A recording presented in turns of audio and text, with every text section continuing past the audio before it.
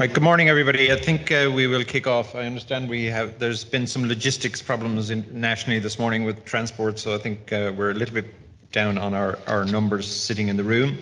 And apologies to those online. We're a few minutes later than our planned start time. But I'd just like to say welcome everybody to the NPEC Study Day for 2024. And this is basically the kind of title for the day is From Pre-Pregnancy to Postpartum, Understanding Maternal Adverse Outcomes. So I suppose just in the welcome, I'd just like to say that the focus of today is that we would to highlight the work of NPEC with the maternity services, because the maternity services that really leads to improved care and outcomes. It's their input with us that actually achieves that kind of change. I suppose to acknowledge the effort and the time spent participating in the work with NPEC and to learn, discuss and plan. Thanks to all of those who are joining us online, and we appreciate the time and effort, and I suppose particularly to call out the time and effort put into the work by our audit coordinators in the individual hospital sites, by those who sit on our national audit governance groups, and a particular mention to our patient public interest members who sit on groups and actually provide us with some really good feedback. We're delighted to be in Portlaoise, and I just wanted to thank Easter Kensler, who's the Director of Midwifery locally, who was going to chair with me, but unfortunately is not able to do so. But just to acknowledge that she has been assisting us with this. So I know many of you will know what NPEC do. I mean, I suppose today has really come out of discussions around our kind of severe maternal morbidity audit. We also undertake a couple of other big audits, including the perinatal mortality audit, the therapeutic hypothermia audit nationally, and we support the maternal death inquiry and look at the very low birth weight audit and bonds. But we're also doing work around cesarean section and other areas. One particular one, and I suppose it's a move that we're all beginning to do now, is the Postpartum Hemorrhage Quality Improvement Initiative. And just to say, all 19 hospitals are actually involved in this. And this is where we've taken the learning from some of the audit work that we've all done and actually said, okay, how do we actually begin to impact on this? And so there's a very active quality improvement project going on nationally with all the hospitals being involved, and all of them actually producing inputs and tools and training and all the rest of it that's being used by the other hospitals. So it's a really collaborative piece of work, and I think it provides a real model for us to do change in the future. We have many collaborations, and I'm just putting, you can have a look at the screen here and you'll see, no doubt, some of you are associated with some of these groups, but it's just to point to that these collaborations are very important, and they cross all of the work that we do, and indeed cross into the maternity services on multiple levels. So the NPEC, I suppose today, just to call out, we have the NPEC Study Day oral presentations, which are very important. We have the Study Day posters, which are equally important. And I suppose one of the things is we've had a relatively small response to the Study Day kind of abstracts and stuff like that. And I suppose we're just calling out to people that would be suggesting that maybe start thinking now about what is it that you're doing that you could actually do an audit or present on next year. So in terms of the collaboration with the units, I mean, we do individual hospital reports, we do hospital presentations, we've began to kick off, we do additional work for those hospitals based on, maybe data requests that they have specifically. And we have our study days, and you'll be aware we're now doing a series of webinars as well for the coming year. So one of the things we did in kind of end of 21, early 22 was we actually did a call out and a survey to people that interact with us in NPEC, and to find out some of the things that what are we doing well, what are we maybe need to improve, and all the rest of it. And one of the things that came back to us was communication was identified, how we communicate our audit findings with hospitals and senior management, how we communicate with patients and the public, and ways we could improve that, and we're working on all of those. How we communicate with policymakers and collaborators, and indeed how we communicate with students who are coming through our training colleges and training schemes and stuff like that, so that they begin to learn about this early. And to be honest, when we were talking about today, the whole story of communication kept on coming up. It was a theme that kind of kept on giving, if you like. So before I move on to show you what we're doing to reflect back on what we've learned about ourselves, I actually began to think about communication myself, and I began to think, how do I communicate with patients, or with new staff, with colleagues? I began to reflect on things like, do I listen? Not do I kind of stand there and pretend to listen. Do I actually listen? Do I actually hear what's being said to me? And it made me reflect on an awful lot of experiences I've had over the years with patients who have had bad outcomes. And it's fascinating how often their issue is not with what happened, or necessarily with anybody for something bad having occurred, but it's actually with how they were treated, how they were spoken to, how they were communicated with, how people were not listening. And I think today we're looking at a whole lot of, the day is built around things that are bad outcomes, if you like. So I'd really like people to reflect today during the day as they hear stuff being discussed. How do I communicate with patients in that setting? Are there things I could do better? Because the one thing that absolutely impacts us all as human beings is if we feel that people are speaking to us, listening to us, and really hearing us. So I think it will be a really valuable kind of reflection for the day.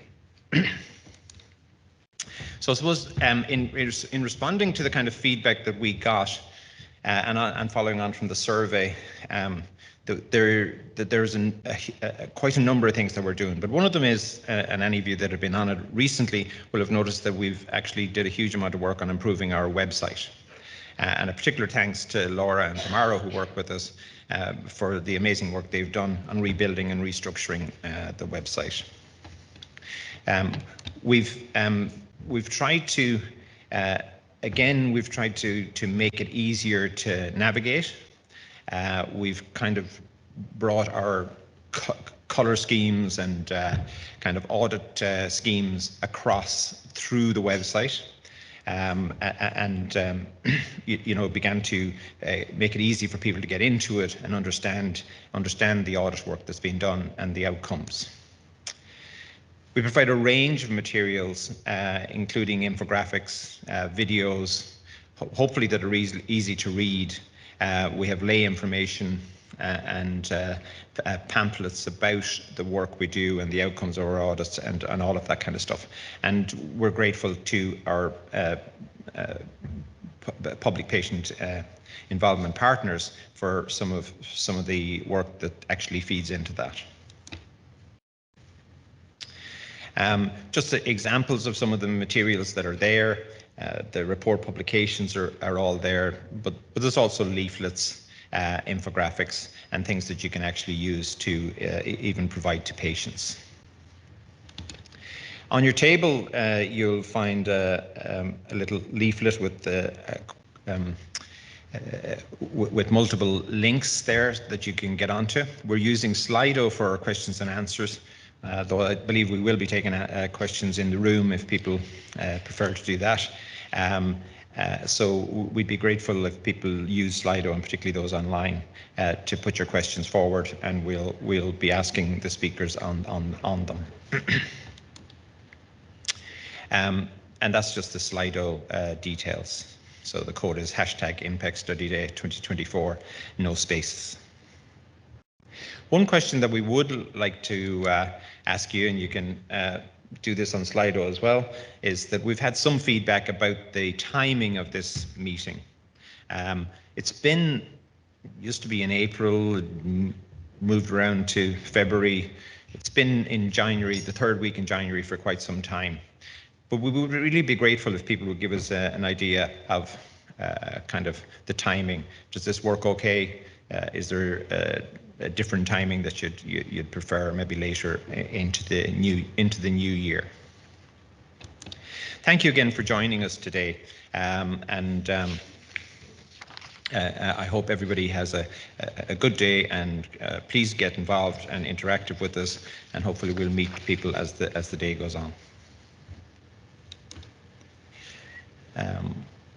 So I'm going to move on then and introduce our first speaker, who has come to. I haven't got the timetable in front of me, sorry.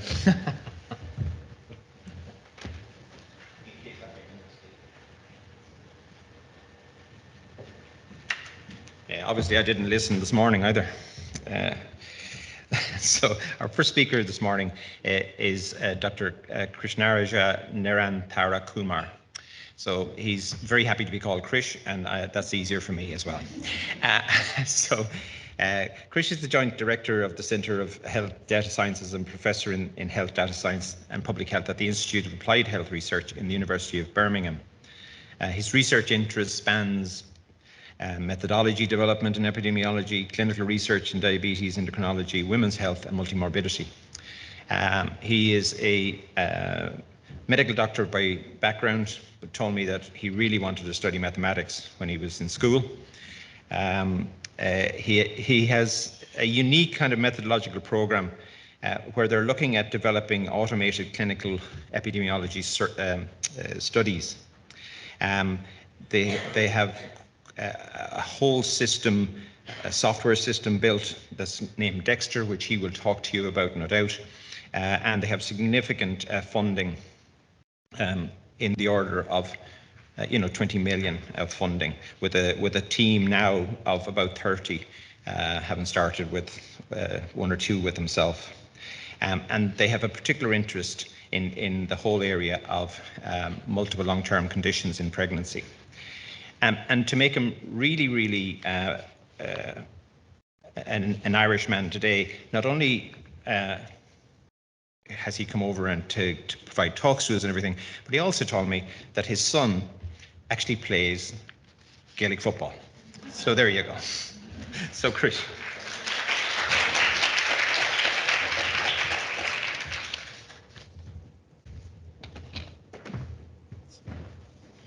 Should be okay there. Yeah, it should be okay. Thanks.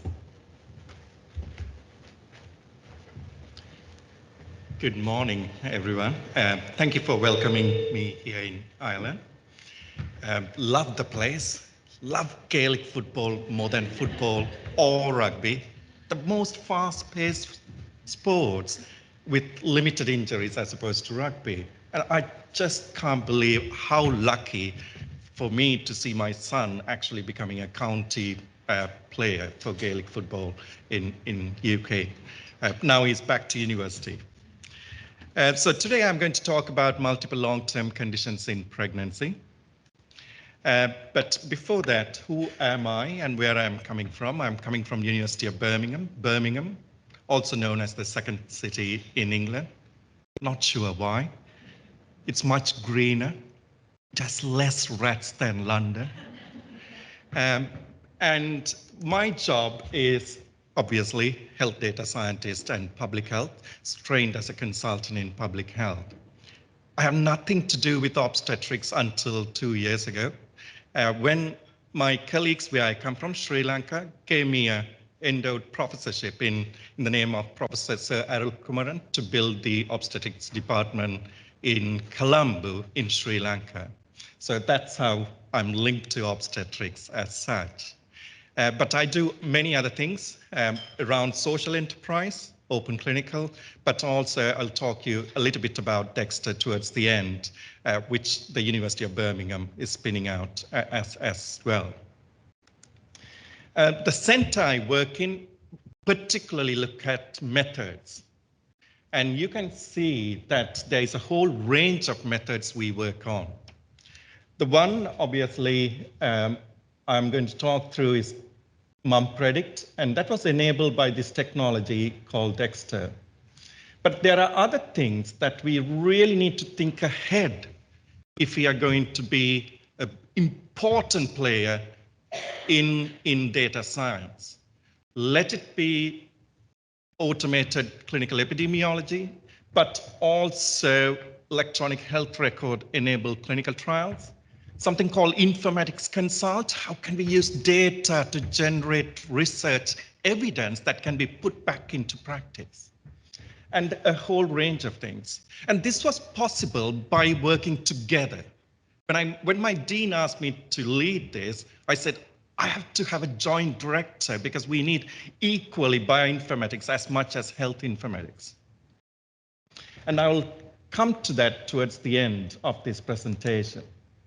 So back to MumPredict, because that's what I'm here for, but I will go through it a little bit quicker so I can also give you what data science will be like with automated processes and research.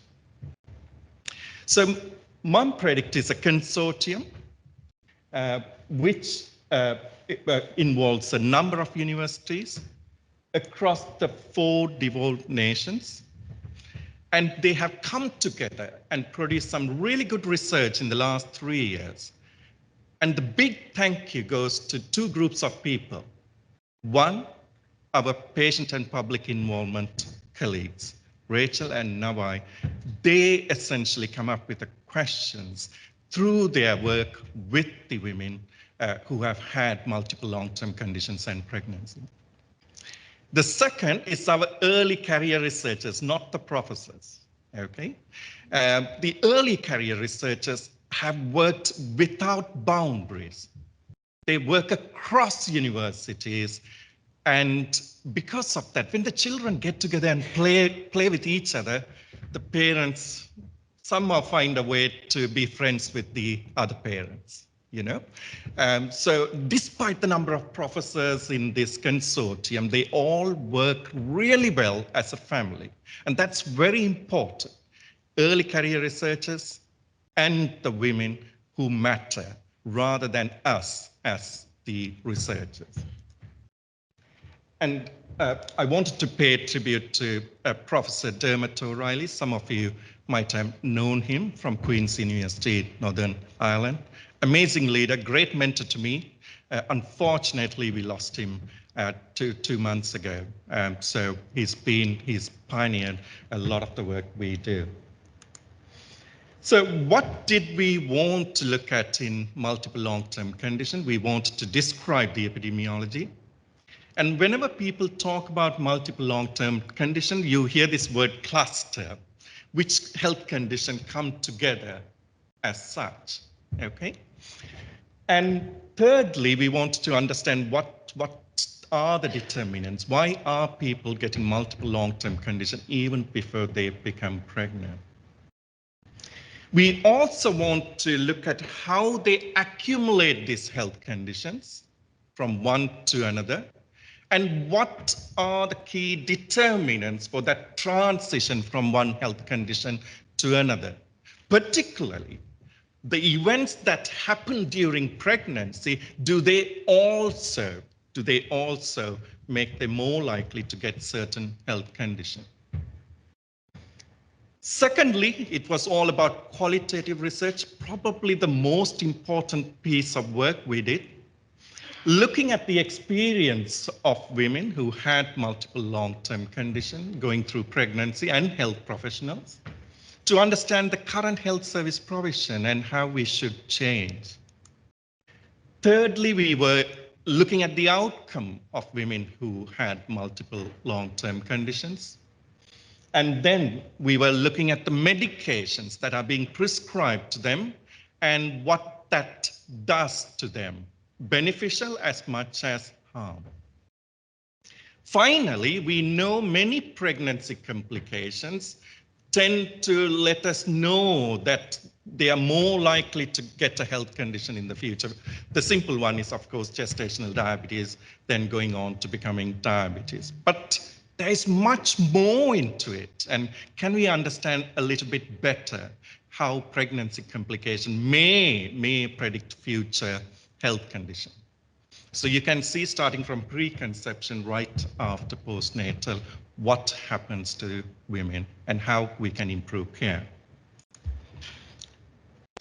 So very basic definition for multiple long-term condition. Having two or more conditions, long-term could be physical or mental health. We defined it as pre-existing before they come into pregnancy, and we looked at 79 health conditions. And in the first piece of work, we found 4 in 10 women have experienced, not have, but experienced 2 health conditions before they come into pregnancy. Out of that 40%, around 30 to 33% had a mental health condition. Only 7% had multiple long-term conditions because of 2 or more physical health conditions. So mental health condition is the main one that affects them before they become pregnant. At the time of pregnancy, 1 in 4 or 1 in 5, depending on the databases and the health conditions you consider, were having active health conditions as they come into pregnancy. And naturally, you would have suspected what may be the reasons. Of course, this is more common in those who are obese and who have a history of smoking.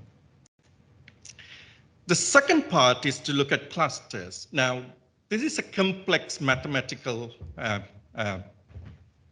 issue, which we spend volumes of time, but have to admit, not the most beneficial way of looking at things. Okay, I'll say why. So clusters mean you look at women and then you put them into smaller groups based on the health conditions they have or the likelihood of them getting a health condition. So they don't have to have the health condition. Okay. And it is very difficult to do these clustering approaches when you have as many as 60, 70 health conditions. You can do it when it is 30, 40 health conditions. So we needed to develop methods to do so. And we had an amazing Professor Christopher Yao from Oxford University who did that. But then we need to understand, why are we doing this? Is it meaningful to do it? Is it reproducible? So we developed methods. We did the clusters, so obviously you can't read it, but on the y-axis you have the clusters 1 to 30, and in the x-axis you have the health conditions. Okay, and what we found was it was something reproducible. That is, we were able to get it in another database, similar clusters. And in terms of, is it going to be meaningful? We didn't really find it hugely beneficial because the key finding was most of the clusters had mental health condition within them, and those clusters that had mental health condition were likely to go on to have more adverse outcomes, like miscarriage, like pregnancy-induced hypertension, and so on. So less important to look at it, but more important to look at the combinations. That is, if a person has polycystic ovarian syndrome, what are the outcomes along with if they were to have mental health conditions. So those work is ongoing. Thirdly, you might have heard all these large language models or the ChatGPT type sort of foundation prediction models. Okay, so we are using large databases of 5 to 10 million pregnancies to understand how women accumulate health condition over time using these models. So that at a given time, if there is a calculator, if you put what the health condition, etc., it should be able to tell you what is your probability of getting the next health condition, which can be useful to intervene early to prevent or detect health conditions. Okay, that's an ongoing piece of work. The second part is qualitative study. A huge amount of high quality research done across the 4 devolved nation, interviewing around 60 women and 55 health professionals who had a whole range of health conditions. As you can see, the common ones were mental health conditions along with allergic and thyroid disorders and ulcerative colitis and Crohn's disease. And when we interviewed women and health professionals, the results are combined together. There were 5 key themes that came, that to look after them, it takes a team. And the way one woman put it, I was always under the care of an obstetrician consultant. They never really knew what to do with my arthritis. And likewise, the rheumatologist didn't know how to actually manage in the presence of pregnancy. And by the time they got together and did something, it was only useful for the second pregnancy. Okay. So despite us having moved on and having really good joint clinics, for example, epilepsy, diabetes, we need to think a little bit more wider. How do we go about providing this sort of care? And the second thing, they always felt they had to take the burden of navigating their care. There was no one to help them coordinate that care. Like this woman said, she was happy to do it because she's proactive. But imagine the other women who would not be able to be in the same position. Thirdly, most health professionals knew their boundaries of expertise, particularly midwives, always very honestly say, look, we don't know how to deal with your Crohn's disease. They acknowledge the woman knew about their health condition far better. And quite often, when you go to a specialist, if you have Crohn's disease, that specialist will know about Crohn's disease, but wouldn't know much about mental health condition. Okay? And the woman is likely to know better, and you need to respect that boundaries. And that leads to this, where everyone is looking after one part of a person as opposed to as a whole, as a person, which is a common issue we have with multiple long-term conditions. And finally, the logistic of care, how clinics are coordinated, organized, the difficulties with information flow from one place to another has resulted in a huge amount of poor quality care. So that were the key findings. Now they are co-producing a bundle of care to be trialed in hospitals and hopefully led by Dr. Myra from Scotland, who has been leading this work along with Dr. Beck Taylor and Louise Lowcock, and of course the amazing early career researcher Stephanie. I hope I have done some justice to their hard work because I'm not a qualitative researcher. Third, we said we will look at outcomes. And in the outcomes, first we wanted to define what are core outcome set, so that people, when they do research on multiple long-term conditions, they're measuring the same thing when looking at outcomes.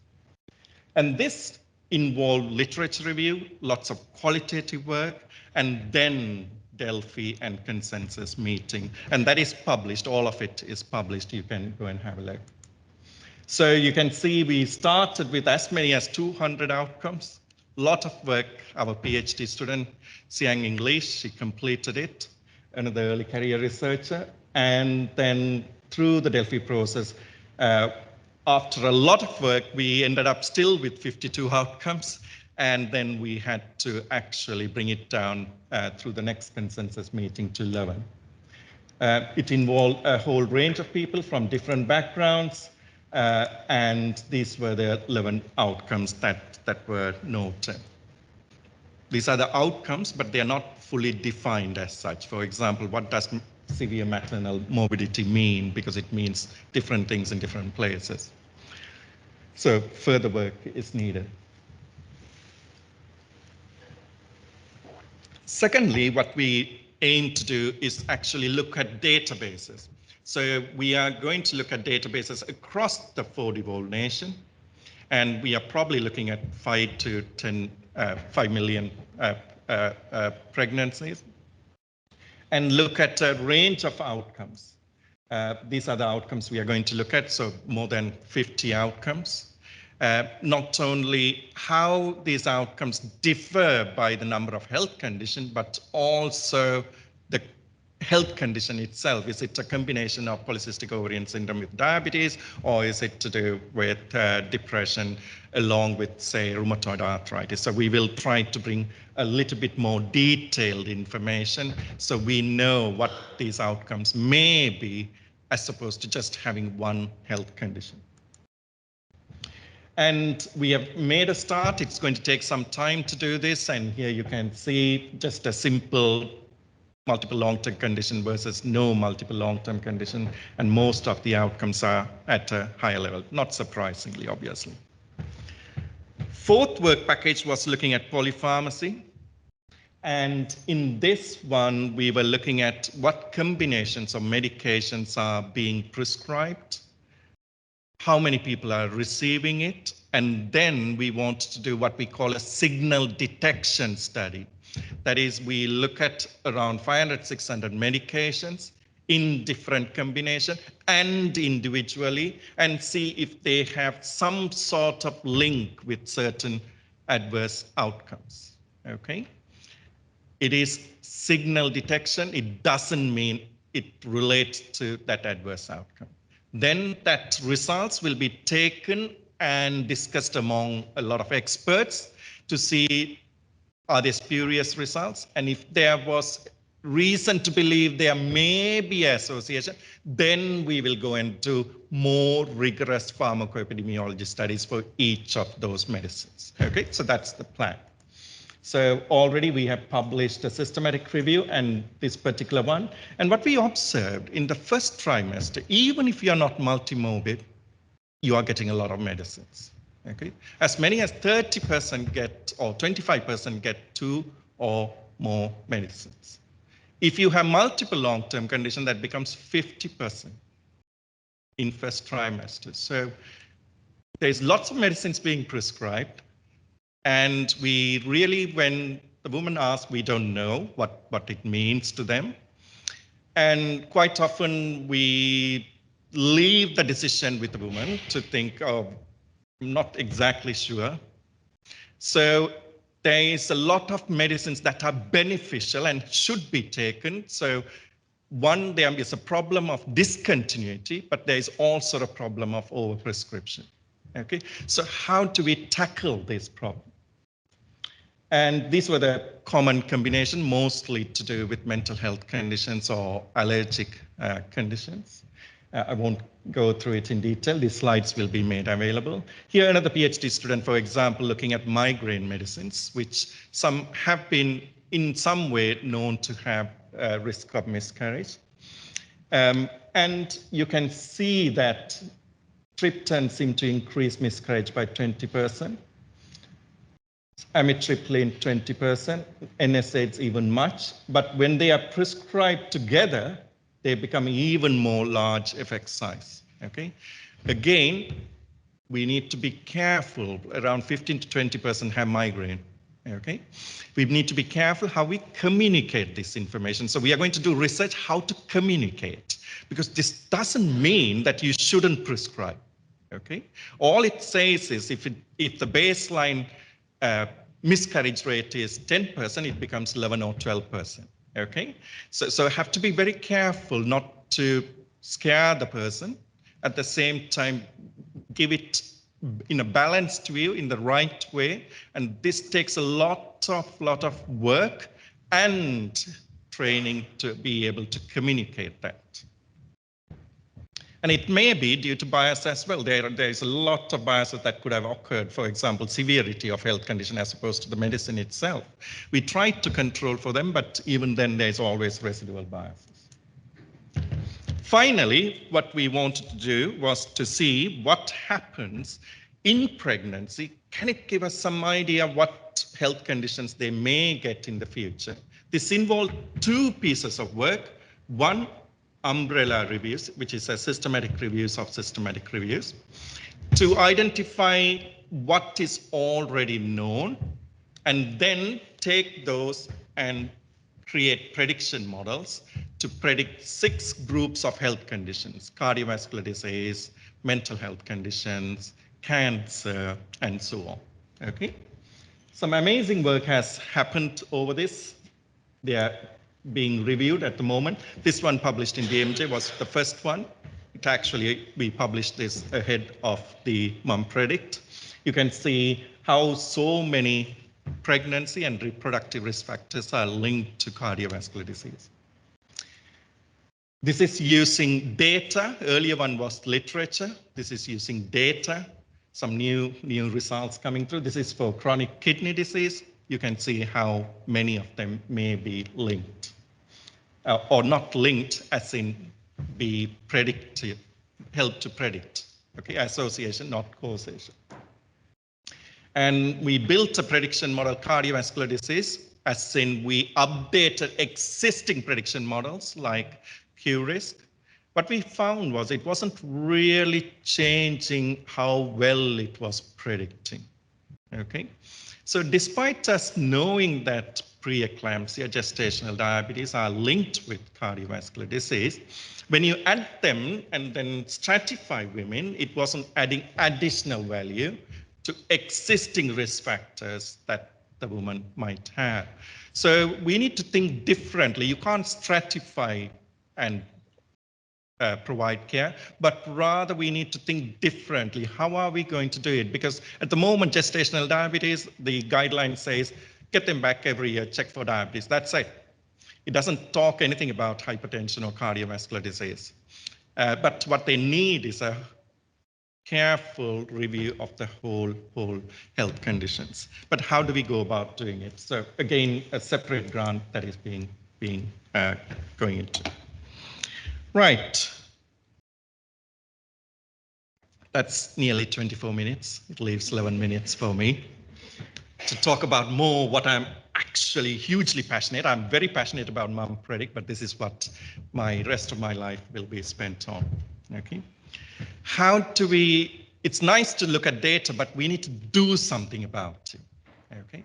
So how do we implement learning health system in maternity care? If it was a primary care place, I would have talked about primary care. Okay, so I'm going to take you through a few slides. All of you who work in maternal health would have heard about Shrewsbury Hospital in West Midlands and the Ockenden report. Yes, most of you. Okay, and these were what was said. Mistakes were not investigated. Parents were not listened. And there wasn't transparency and honesty. And there was repeated and almost identical failures, which means it shouldn't happen. Can happen once. It will. We are all humans. But it was repeated identical failures. So we are working with the hospital. And we are seeing how data can help us to understand better what is going on, being honest about what is going on, be transparent, real-time audits that are driven by the frontline health professionals, not top-down. Okay? So everyone feels the passion about giving good quality care. Okay? But there are problems with our data, isn't it? They're not very nice. They're missing all over the place. There's lots of errors. There's lots of biases. Okay, but that shouldn't stop you from starting the process now. Okay. So what we did was we already have a technology, which I'll briefly talk. We are implementing that within the hospital setting. In UK, the commonest electronic health record is Badgenet. Are we recording what the presentation? Yes, okay, so I have to be careful with what I say. So the Badgenet is electronic health record. If there was to be a regulatory process in looking at this electronic health record, I don't think it will go through even stage 1. Okay, 150 tables, poorly structured data, which is only useful to document things. Okay. The best part of any electronic health record comes when it can help you to make decision support systems. And if it is not doing that, we need to rethink how we are collecting data. Okay. So what we have done is use this technology. So quickly, what this technology is we hold large primary care databases, like 30, 40 million patient records. You can imagine how much data is there, billions of drugs, blood results, and so on. So when we had to do studies using this, you want to do, let's say, a matched cohort study to look at drug effectiveness study. There's a number of processes we have to make sure as epidemiologists to reduce the bias and extract that information, what we call as analysis-ready data. And this takes 3 to 6 months. So I was wondering, why are we doing this again and again? And if I give it to 10 different people, they will give you 10 different data sets with the same specification. So we automated or knowledge engineered the epidemiological study designs, let it be cohort, case control, and even more complex study designs, put it into what we call ETL. He's the clever guy, obviously, the computer scientist. And that meant we were able to do what used to take 3 to 6 months in 60 minutes. Okay, major transformation to look at data of 30 million patient records. If you don't believe it, I'll show it to you, okay, if you come to me. Maybe not 60 minutes, if it is 40 million, maybe 90 minutes, okay? And we have been extending it to now pregnancy research slow and steadily, and which meant it gave me an automated promotion as well, because publications came very easily. Okay, everything was fast. PhD students were very happy. They weren't having to do all this terrible data cleaning and all this learning the clinical codes, etc. And more importantly, funding came. And it meant we not only started doing observational research, which is like MumPredict, but started using the technology of trials. I can't go into detail, but artificial intelligence, this is a 2.5 million funding to look at artificial intelligence in multiple long-term conditions, mostly older people. And this is what I'm talking about now, how we are working in Shrewsbury Hospital. So let's get back to Shrewsbury Hospital. So what we have done is put it in Shrewsbury Hospital. So the data doesn't come out of the hospital because you can't have the data coming out. So I don't have access to that data.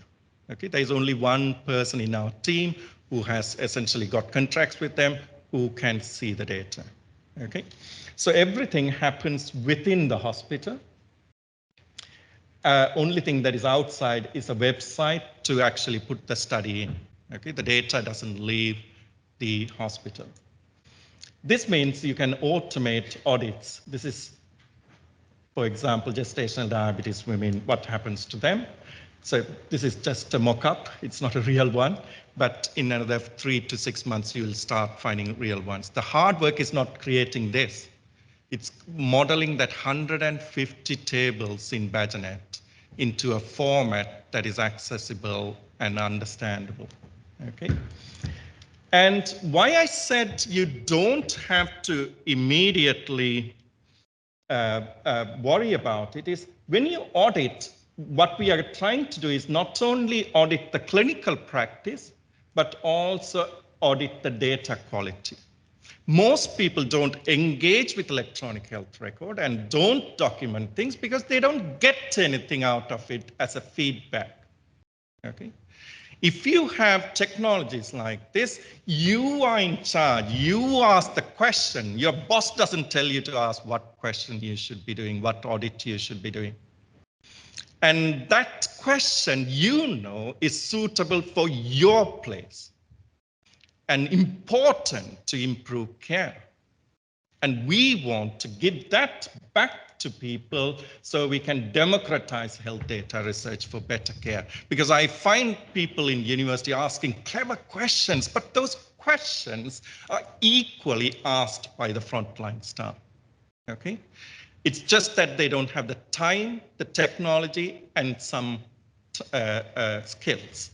So we want to, through technology, give the technology that reduces the time by 90%, and then for them to train them to enable research. And imagine if this is implemented in multiple hospitals, not only people can do it in their own hospital, but we can do it across hospitals as well, nationally, for example. So this is my passion, and now I chair the secure data environment. You might have heard in England, there is this secure data environment they're creating for data to come. We'll see if it is successful or not, but the idea is to do all this type of research and quality improvement. And hopefully we will reach there and show that we can do it in maternity care as well. Finally, I got 2.5 minutes to my 35. Finally, I want to say another thing I'm passionate about, doing this in low middle income countries. I obviously come from Sri Lanka. Most of you know it's bankrupt. You would have seen it in the news. So is Birmingham City Council. So as I told you, I started working with the obstetric department, but I also work with the primary care, and I'm very pleased to say last week we heard great news about the primary care system. A large millions of pounds grant has been funded. But for maternity care, we are working towards it. And the objective is to create a learning health system. And as part of it, to use 2 technologies. So I only talked to you about Dexter, but there is something called OPS, which is open source technology to build clinical decision support system. So bringing knowledge to practice through decision support system using the OPS technology. And then what is happening in practice into data using electronic health record, and then generating knowledge from data using Dexter. Okay, so we have all these different technologies we are bringing. So OpenMRS is an electronic health record. Arogya is an industry in Sri Lanka who is going to work on OpenMRS to build the system. Open Clinical is the decision support. I have left out Dexter, terrible me. Okay, and Dexter together to make this work. That's the team in who have done all the hard work. There's a saying, you know, if you're a public health physician, you do all the talks, but someone else does the work. And I'm here doing the talk, and all the hard work in MumPredict was done by these amazing people. So Scotland Myred Black and Louise Lowcock have been pioneers, senior staff. Obviously, sadly, we lost Dermot from Northern Ireland, Sinead from Wales, and also Colin Macaron, also from Scotland. And of course, in England, we got Catherine Abel, Catherine Nelson Piercy, who wrote the textbook, I think, for obstetric medicine, and so on. So 34 minutes, 56 seconds, 57, thank you. And that makes it 35. Happy to take questions. Stay there. We'll do a few minutes of questions. Thank you very, very much, Chris. That was absolutely fantastic. Really was. A couple of questions here for you, and I might start with the last question that's come in, which, oh, I've just lost power. Anyway, I know what it was. It was Could somebody try and get this going for me? The last question that came in was basically, do you, along the lines of, do you think that the investigation of real-world data with the likes of Dexter actually will surpass randomized controlled trials as a way to provide evidence for frontline practice, which was along those lines? Yeah. Anyway. So, obvious question. Okay. So, real-world data can help you to create hypotheses. That's the first thing for you to go and do a randomized control trial. Okay. Secondly, it can help you with looking at adverse outcomes of medicines, for example, which happens over years. You can't rely on a randomized control trial. Thirdly, you can use it where randomized control trial evidence exists for one health condition, but you know very well they were selective patients because they always, in their exclusion criteria, exclude pregnancy, exclude people with multiple long-term condition. In that circumstance, you can see if it works in subgroup population. Okay, so those are the key things. Never ever it can replace randomized control trial. However, it has its place, and it has to be used along with randomized control trial. But the more exciting bit, which I showed you, which is informatics consult, is not only about using real-world evidence data, but also doing trials real time. Imagine if you are seated in a clinic looking after a hypertensive patient, and you don't know, for example, in Asians, you should initiate a ACE inhibitor or thiazide diuretic for hypertension. With a click of a button, you randomize every Asian patients who come to you. One receives thiazide, one receives ACE inhibitor, and after some time, randomized control is over, and you get a result. This is the future. Obviously, you have to go through your ethical approval, et cetera, just like any randomized control trial. But then it becomes trial efficiency that can be looked at over a short period of time. Very good. The next question I have for you is the prevalence of mental health a primary etiology or more often secondary related to chronic disease, or is it added to by the disconnected services? I think that was from your early work, which was talking about the amount of mental health in your clusters. Yeah. Simple answer is all three are true.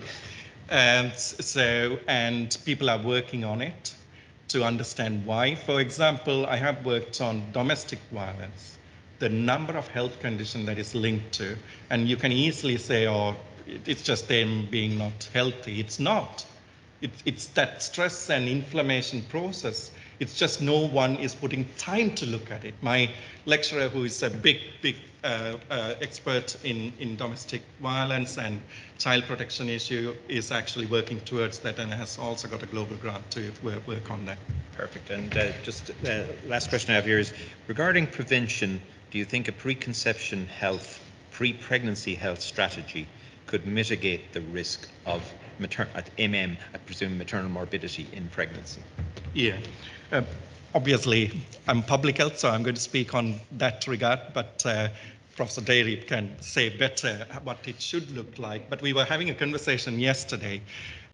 Yes is the answer. There's no second question about it. We need really high quality preconception care. And what is preconception care? We should start thinking about it very early in their life rather than just a year before pregnancy. Okay, and I go back to saying how the British came to Sri Lanka and implemented this public health midwifery system, which even exists today, which means every single woman is known to a public health midwife from the age of 16. And no wonder Sri Lanka has one of the lowest maternal mortality rates in the whole of South Asia. And it is that sort of knowing the person, being part of their journey, that is missing. They implemented there and probably discontinued here. So back in 1920s, 30s. So very important piece of work. And I think the maternal medicine network, so they are also thinking how to bring strategies to tackle this. And maybe the last question then, and goes back to the data part. How do you ensure that data is clean? Is it a data quality officer, or is it also automated? Mm-hmm. So a lot of the process is automated, but there are two elements to it. There is the raw data, which our providers of data make it what they call research ready. So they have done already lots of quality check when it comes to us. And then we make it analysis ready data. So we then process that bit only we have automated. This bit is actually should be automated as well. But don't forget, data quality at the end depends on your question. Okay, sometimes you are okay with low quality data for a specific question. Usually I put a slide showing, struggling all of a sudden, you know, when crude oil comes through, you have this fractional distillation. Crude oil comes, and as it goes, at the bottom is the bitumen. As you go up, you go to kerosene, then petrol, and then LP gas at the end. Yep. I'm loud enough. I'm sure everyone heard me, but so, yeah. Oh, yes. So the video is going. So what it means is each of them are useful.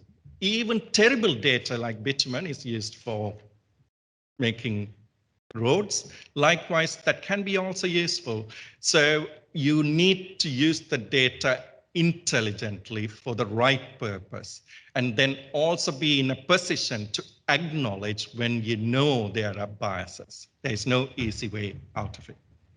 Very good. Listen, Krish, thank you very, very much.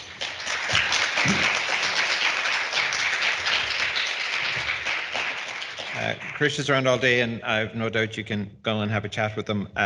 Having gone back to what he told me this morning about wanting to be a mathematician, I'm glad he ended up doing medicine, and his mathematician work is actually in and around healthcare.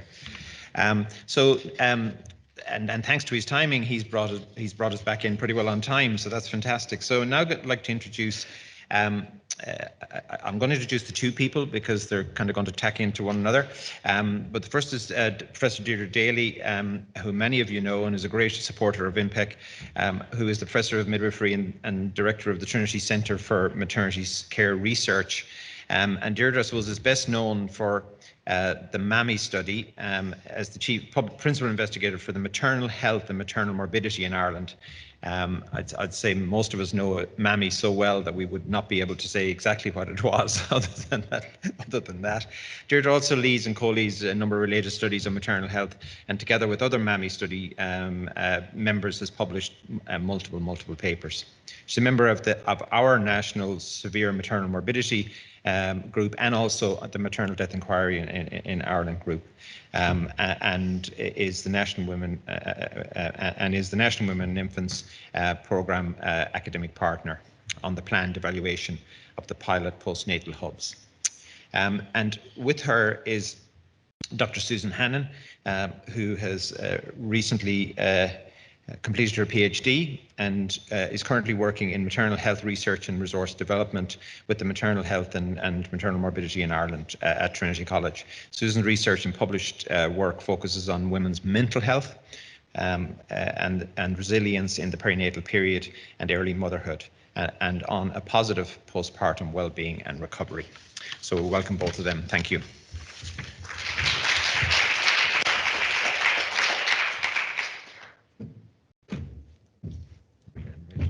Okay.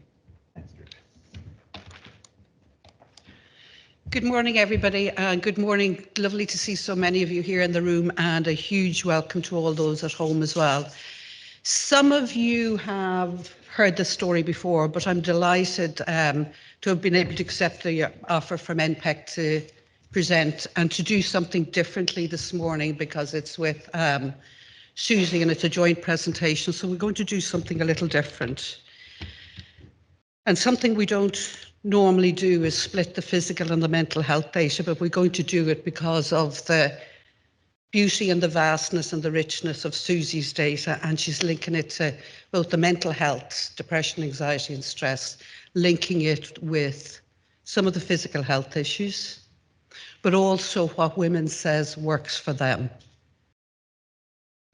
So that's what we're going to try and tell you, the story of what we have learned from women from before their first pregnancy up to 12 months postpartum. What they said about being asked about their health and health problems, and Susie's going to deal with most of that, and what matters most, what works for them and what matters most. So all of you at this stage know that we collect fabulous data on women's health during pregnancy, during labour and birth. We're up there with many of the best performing countries, but we stop once women leave the maternity hospital. And we know, well, we don't know what's happening to them. We don't know if they're thriving, if they're just surviving, if they're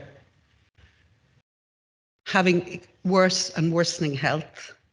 And we know as well that the focus, even the legislative focus, moves from the woman to the baby. It's for child health surveillance. And nobody's not going to look after the woman, but that's its real purpose and stuff. And even the women will say repeatedly that they became invisible and they felt invisible.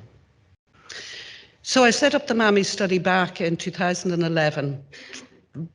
10 and 11 I was planning it, but it was modelled on an Australian study, and it was set up to identify the existence, extent and severity of maternal morbidity, so health problems in first-time women before and during pregnancy and up to 1 year postpartum. What was it like? What was happening at different time points? So it was survey data. Now, these surveys are anything from 60 to about 72 A4 pages long. They're well spaced out, but they're long. And they ask women about all sorts of issues, including physical health and well-being, general well health, all of their history before pregnancy as a child and then as an adult. Mental health, anxiety, depression, stress, back pain, pelvic girdle pain, their sexual health, all of that. So you're getting the full picture of what it's like for this woman. And some of the questions that we haven't analysed yet are on domestic violence, and we have that from the postpartum data right the way through. And it was repeated in 3 sites in Rotunda, Galway and Coombe.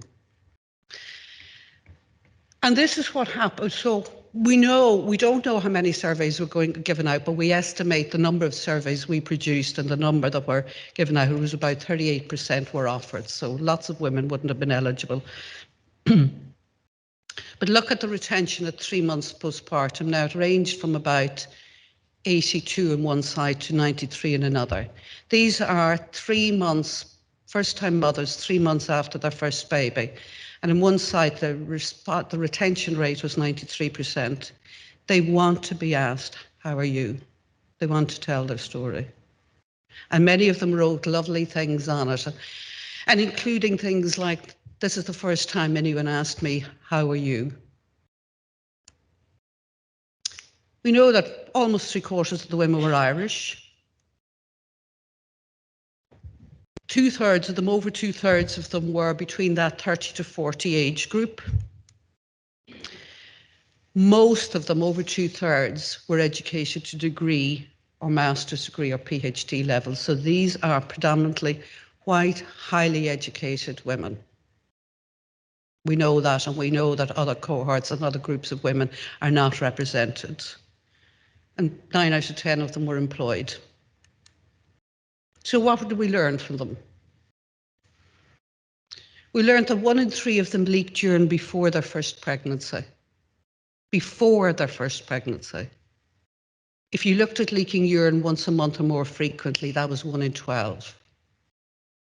Track it at 3, 6, 9 and 12 months, which we did, but at 12 months, almost 1 in 2 women are leaking urine 3 months after their first baby. 1 in 5 are leaking urine once a month or more frequently 1 year afterwards.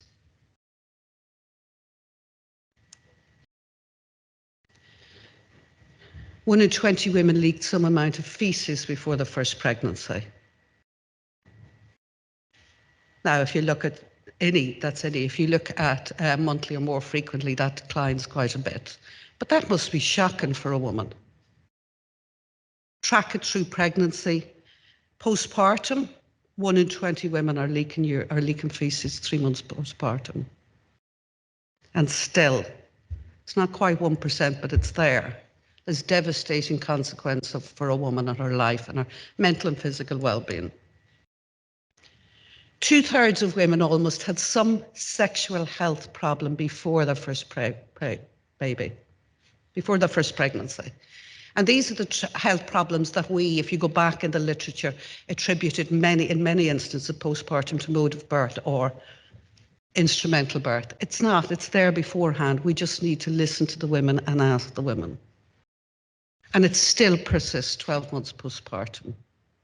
Now, some of the ones postpartum will be new, some others will be resolved, but the prevalence is shocking. Back pain and pelvic girdle pain, when you begin to look at these two together, the numbers are staggering of the proportion of women that are affected. And the proportion of women who have, and our colleague Francesca looked at it, who has this prolonged pelvic girdle pain. Like 70% postpartum, 1 year postpartum. So this is where I begin to split the data really, and Susie's going to talk about interactions with the healthcare professionals, but for this, we don't collect data in Ireland on the number of women who are readmitted or reattend emergency room, but this is a snapshot. So 12% of women attended a general practitioner 3 or more times. So they are now, for most of these women, they're outside the maternal and infant scheme, so they're beginning to pay for these again. That's 1 in 8. 1 in 8 attended the emergency room for their own health reasons, not for their baby's health. 1 in 5 were readmitted. If you multiply that up, and these are first-time mothers, multiply the numbers up, they're staggering. And we're not counting them or addressing them. And we're hoping to begin to look at this in one study that we've planned for the next 1 to 2 years and look at the readmission, because we know that the top 3 reasons for this are breast problems, mastitis, etc., perineal and wound breakdown. And that is creeping up and up and up if you listen to anybody. And the other one was hypertension. So before I hand over to Susie, I just want to leave you with this. This is what the woman's health, physical health looks like. I've taken the mental health off it. That's what it looks like over the before pregnancy up to 12 months.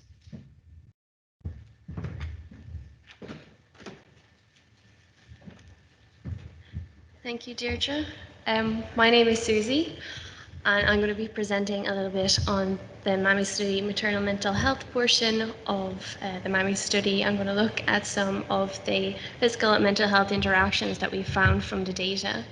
And I know that the theme of today is on adverse outcomes, but I thought it would be nice to kind of close on some of women's experiences and what they told us helped them to have a positive postpartum experience. So first, what is mental health in general? Well, the World Health Organization explain it in a very holistic way. They talk about mental health as being a state of well-being in which an individual recognizes his or her own abilities, copes with the normal stresses of life, works productively, and contributes to his or her community. In terms of perinatal mental health definitions, typically they encompass 2 things. So a time frame, the perinatal period, generally it's considered from pregnancy all the way through to 1 year postpartum, although a few might argue that we should be considering the 2nd year as well. But also then focuses on distress, disorder, illness. So while the World Health Organization looks from a well-being focus and from a positive functioning focus, the focus in perinatal definitions are typically on distress and disorder. And there is a solid reason for this perspective in perinatal mental health because of the very serious potential outcomes that can occur from perinatal mental illness. So the Embrace's most recent report found that maternal suicide from pregnancy through to 6 weeks postpartum is the most common cause of direct maternal death, and found that at 19%. And that most recent report is 1% higher than the previous report, which was 18%, which had also found that there were an increased chance of maternal suicide from pregnancy through to 6 weeks in the year 2020 in comparison to previous years. And in Ireland, the figures are just as concerning. The confidential maternal death inquiry found that 8 of 24 maternal deaths from 2019 to 2021 were due to maternal suicide. And again, that's an increase on previous years from, say, 2009 up to 2018, where there were only 9. So we could consider that COVID has had a social and economic implications on women's mental health and is potentially the reason for these increases, and I think there's solid evidence for that.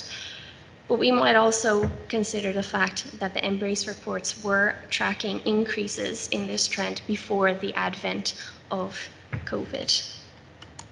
Oh, sorry, we could just go back. And of course, even though maternal suicide is one of the most extreme and most serious outcomes of perinatal mental illness, there's also implications for women in terms of their well-being, their quality of life, their mother and infant bonding, their child's development, the family unit, and then of course there's also costs to the home in terms of the household and costs to get care and to the economy. So that's a very brief overview of mental health, perinatal mental health, and hopefully it also makes clear why we need to be researching this as an issue.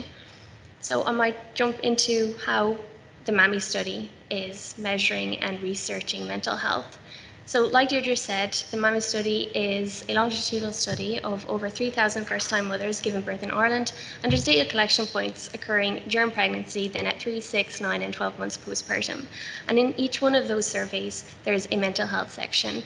And one of the tools that are used is the DASS, the Depression, Anxiety and Stress Scale, which shows exactly what it says on the tin. It measures depression, anxiety, and stress, but is also useful in measuring comorbid anxiety and depression, which is getting a little bit more research interest lately just because of how much more difficult comorbid anxiety and depression is to treat than, say, anxiety alone or depression alone. But before I jump into MAMI study figures, I might just provide a little bit of context as to what mental health figures look like internationally. So postpartum psychosis is relatively rare, affecting only 1 to 2 women per 1,000.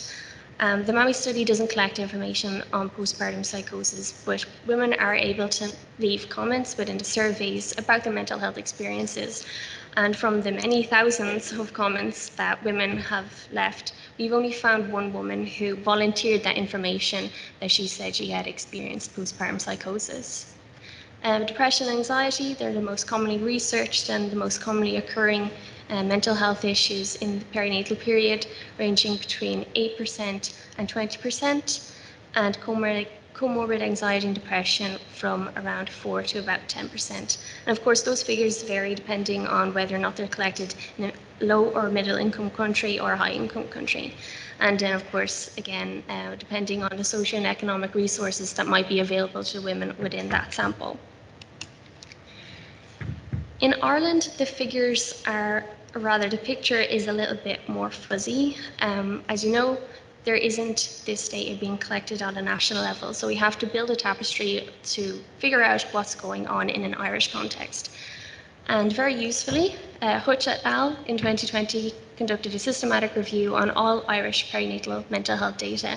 And what they found was that there's quite large margins in reported prevalence rates. So we can see here that one study is reporting depression as low as 1% and another as high as 86%. And we see similarly wide margins for anxiety and for stress.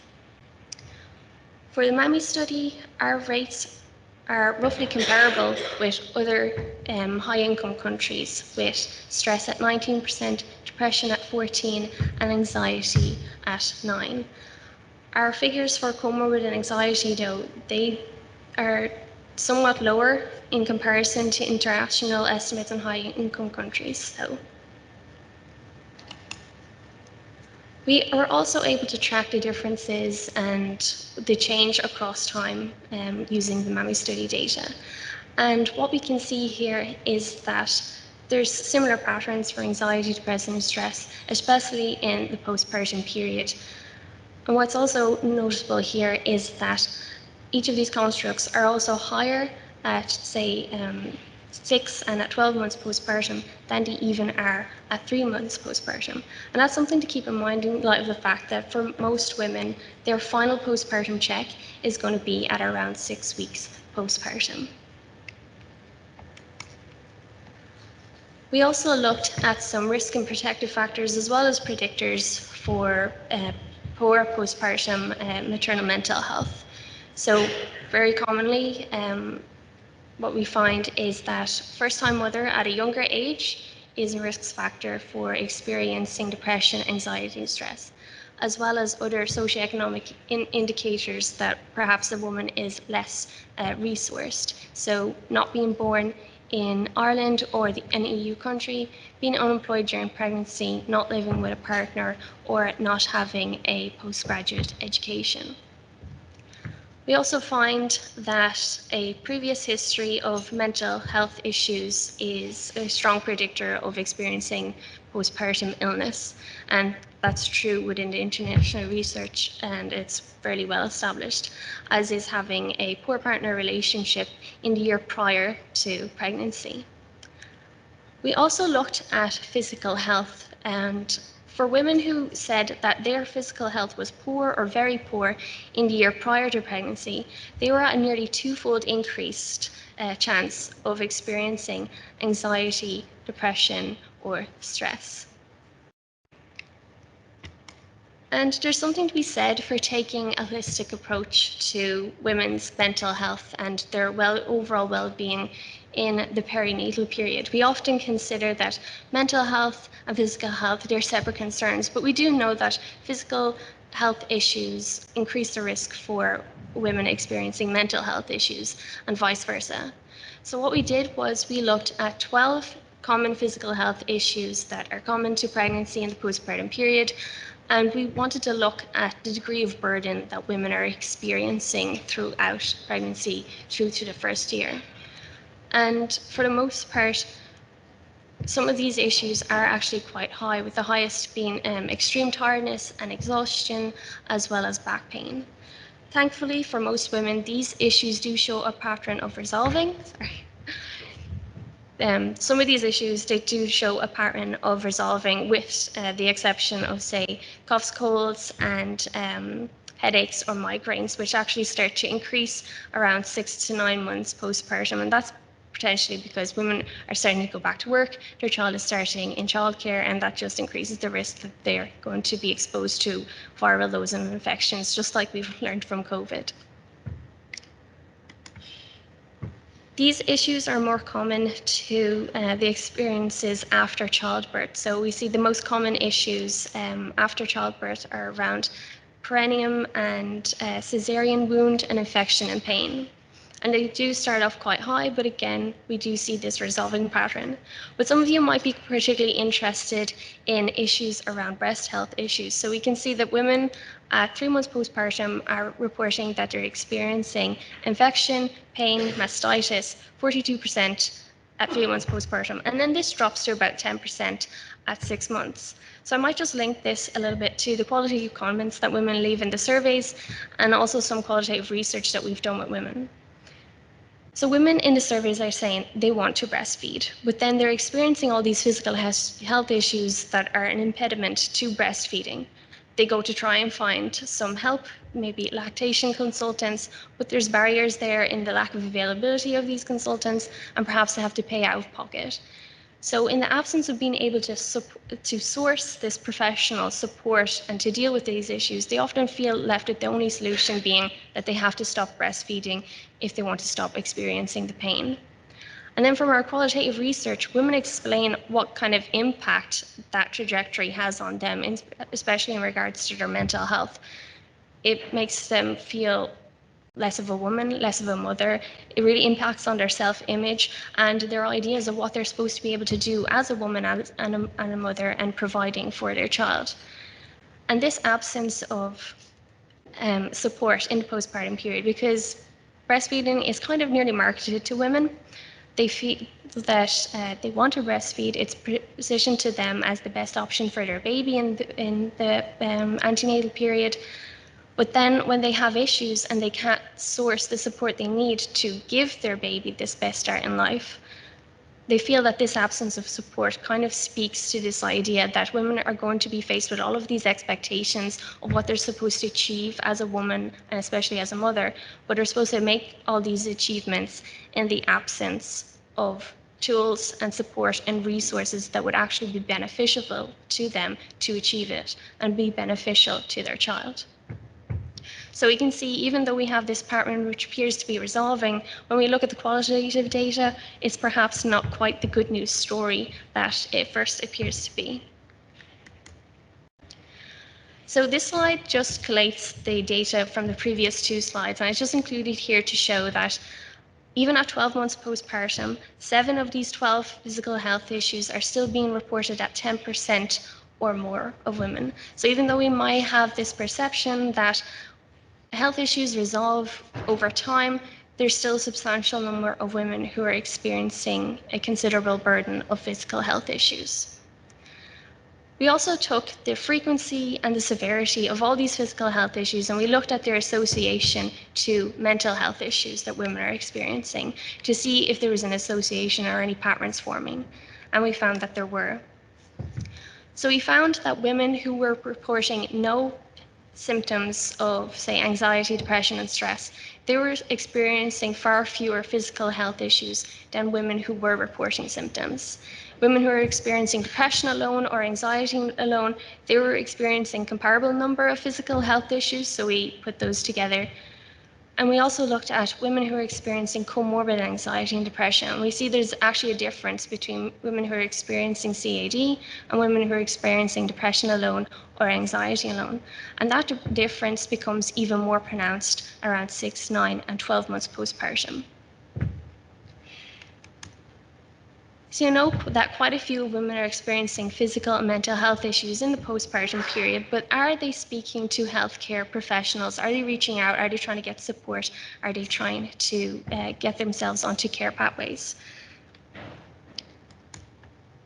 So to find out how women are sourcing support, it would be helpful to know what is their frequency of contact with healthcare professionals, particularly in the postpartum. And we can see that the numbers are actually quite high. Most women are seeing a public health nurse in the first 3 months. They are seeing a GP at about 87% for their baby's health and a little bit less at 78% for their own health. But that also means that roughly 23% of women are not receiving or simply not attending that postpartum check for their own health within those first 3 months. And these findings are also quite similar to the maternity care experience survey that was published recently. So we also asked women whether or not they were being asked about their physical and mental health issues. So we focused on public health nurses, midwives, doctors, and GPs, and we're just going to cover these 2 questions that they could have been asked around tiredness and exhaustion, which is the most common health complaint that women were having and reporting, and whether or not they were feeling depressed and low. And we see that the figures are actually quite good. 71% of women were saying that a public health nurse or a midwife had asked them about tiredness and exhaustion, while about 64% had asked about feeling depressed or low. For GPs or doctors, the figures are a little bit lower, standing around 50%, and we see as time goes on that those numbers kind of peter off as well. So while it is good, it's quite high, there is still some room for improvement. We also asked women to leave some comments about their experiences with healthcare professionals, and through the many thousands of comments that women left, something that came across repeatedly was the need to be asked direct and intentional questions about their physical and mental health.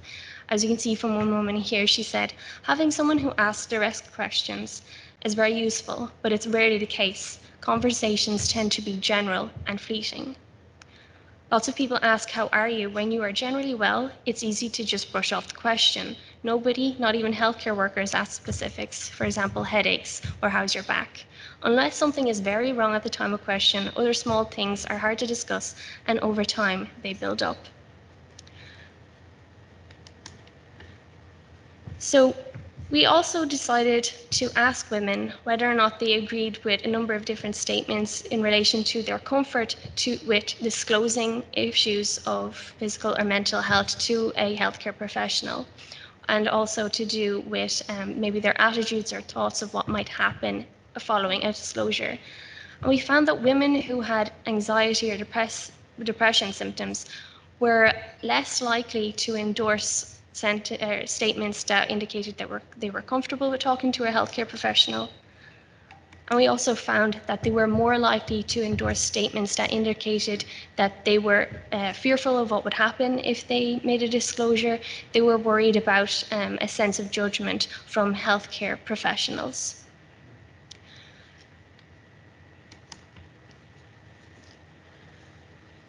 So we were also concerned with what are the reasons women do or don't make disclosures to healthcare professionals. And we decided to open a little bit on the positive, though, what women are saying about their interactions with healthcare professionals, because overall, most comments actually were positive. Women were saying that having an empathetic and compassionate healthcare professional who they were able to talk to really helped them to get onto pathways towards care. Like this woman here, she said, I have postnatal depression, but an amazing husband and doctor, and they've helped me through along with medication, and I'm feeling much better. So women were very appreciative of healthcare professionals who took time, who were empathetic to their concerns, and who really validated them and gave them that space to open up. And that space to open up also led onto more positive pathways of care. But women's comments also revealed some internal barriers that they had towards opening up towards a healthcare professional, and those centered around stigma, embarrassment. Women felt silly to be struggling in motherhood, were embarrassed to admit it. There was also a strong fear of being judged as not coping. And we've also done some qualitative research where women were saying that the word coping in motherhood is really a charged word. It's really functioned or presented to women as a question of how are you coping? Are you coping? And it leaves only a yes or no answer. And there's no real space within that question for women to be able to say, there's an adjustment period. There's a time where I need to be able to gain new skills and just take that time to transition into motherhood. So they felt that that question of coping needs to be replaced with how are you finding the transition of motherhood? Women are also very worried about receiving labels, and they were worried about potential outcomes to making disclosures of mental illness, specifically around possible treatment pathways. And though women's concerns around treatment pathways, like this woman here, she didn't want to be medicated, she didn't want to be a zombie or falsely happy. In some regard, you might consider that this is based on a stigma around what medication means. But again, some of the qualitative research that we've done, women really explored that a little bit more. And it's not always based in stigma. It's really based in an evaluation of what their options are in terms of they don't know what's going to happen if they decide to take medication and the potential side effects that they might then experience. And women's foremost priority was about maintaining function and being functional to be able to take care of their family and of their children. So bringing most of this together, we know that quite a considerable number of women are experiencing both physical and mental health issues, that these are not always experienced in isolation, and that physical and mental health issues can and do occur together. We know that healthcare professionals, quite a good proportion of them, are asking women about their physical and mental health, but because of women's internalized fears and worries, healthcare professionals really need to be the one who open that conversation and initiate those intentional and direct questions towards women. So how does that match up with the current system? Well, if the current postpartum system is any indication, then the expectation is that women will be at least physically recovered by about 6 weeks postpartum. But we know that most women are actually experiencing quite a few physical and health issues, even at 3 months. The current system also indicates the need for GPs, who are often the first point of contact for women, to have a greater awareness of the different trajectories and care pathways that women may need access to.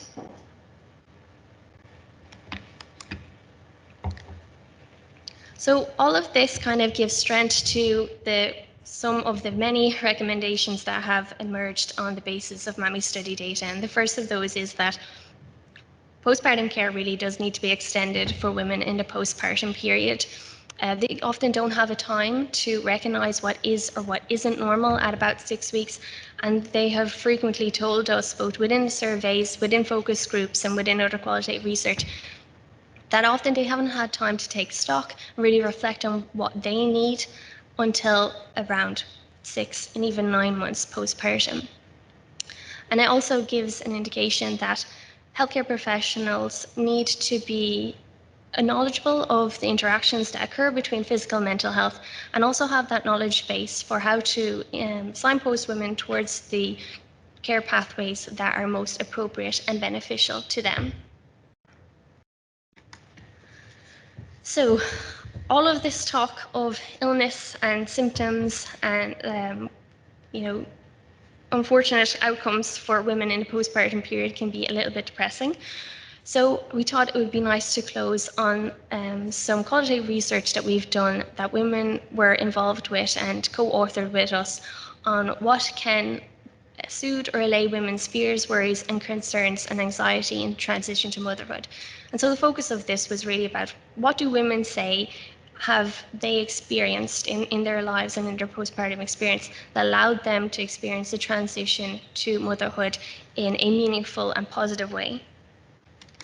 And this research produced 3 themes: tone of care, postpartum presence and support, and flexibility for new families. But we're really just going to focus on the first 2 here. So tone of care was a real key concern for women, especially in the postpartum period. The interactions that they have with healthcare professionals can be really pivotal to their sense of competence and their sense of confidence as they begin life as a new mother. So one of the first issues that they brought up was really having a healthcare professional who sat with them, talked with them, helped them to understand what their options were so that they could make decisions that they felt were fully and truly informed, so that they could have confidence in decisions that they were making for their care. Women also said that when healthcare professionals actively involved their partner in processes, that helped them in 2 ways. Firstly, it helped for those partners to feel involved and to gain confidence for themselves as a new parent, but it also took some of the pressure off of women, because a healthcare professional recognizing the couple as a unit would also then recognize that the partner is equally and willingly responsible for the care and provision of a child. Women also talked about having an attentive presence of a healthcare professional in the postpartum, and women really acknowledged the fact that so many times they had interactions with healthcare professionals. They really did understand that their workload was very heavy. They were often very pressed for time. That's why they so much more appreciated when a healthcare professional would just take a few minutes to offer them guidance, support, and validation. And those few moments really helped to boost women's feelings of confidence and competence in their transition to motherhood. And that effect is really encapsulated by the theme of postpartum presence and support, and also brings us back to that need for healthcare professionals to be direct and intentional. Women were saying that when they had someone to ask, someone who asks, and someone who listens, this made all of the difference to their experiences in the postpartum period. Having someone to ask who's knowledgeable about pregnancy and childcare meant that women could understand that the person they were going to was not Dr. Google, that they could be reliable, that they could receive reliable information from this person. Having someone who asks was hugely important. So often in the postpartum period, the focus is almost entirely on the baby, and women start to feel invisible. Having someone who listens and takes them seriously. Just like we've seen on one of the previous slides, a woman had said that she had a GP who took her seriously and didn't think she was mad. So having that validation, having that validating ear, and being able to open up and talk about the struggles of motherhood is hugely important. So that's really our take-home message for you today. Just as it is important for women to have someone to ask, someone who asks, and someone who listens, it's also hugely important that healthcare professionals are equipped and prepared to ask those difficult questions that perhaps they would feel more comfortable not opening up. As some research has said, some healthcare professionals are worried about asking about mental health in case it opens up a can of worms. But women really need those healthcare professionals to be that solid base, to ask those direct and intensive questions about physical and mental health so that they can start on that pathway towards care. And so we have some of our social medias and the publications from the MAMI study if anybody is interested to read them. Thank you.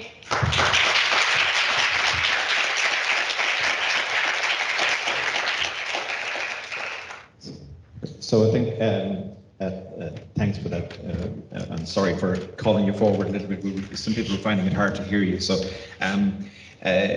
so thanks to both Deirdre and Susie for doing that. Okay, so a couple of questions here. And the first one is, maybe Deirdre, I'll give this to you. Not saying you can't answer it, but how do you distinguish between quotes expected or quotes normal symptoms and a disease process through a population survey, e.g. if the majority is leaking, is that normal? So I think that was the piece about the urinary incontinence in the women prior to having pregnancy. It was so it was, thank you. So that was 1 in 3 women leaked any amount of urine before pregnancy, and 1 in 12 leaked urine once a month or more frequently. So I think, is it expected or is it normal? Is it normal for a young woman to be wetting herself when she doesn't mean to? And I think that the answer to that is no. But you've got to go a little bit further, I think, and maybe look at it even from a sociological perspective. And that I laughed so hard I nearly wet myself. I did wet myself, I peed my pants. This is common language, and it's language that women used in one-to-one interviews I did with them. The other thing throughout pregnancy that we didn't present here, and we have a lot of data on it, is do women discuss about these issues during pregnancy? And the answer is no, because the vast majority of them felt that it was normal to leak urine in pregnancy. So we have, as a society, even gone back to adolescent girls and stuff, going back to say this isn't normal. We're beginning to see it in a separate study as well in elite athletes. 60% of elite athletes, sportswomen, leak urine. Now they have different reasons for it and stuff, but so it's that. Okay. Do you want young women to be like that? And the answer is no. No.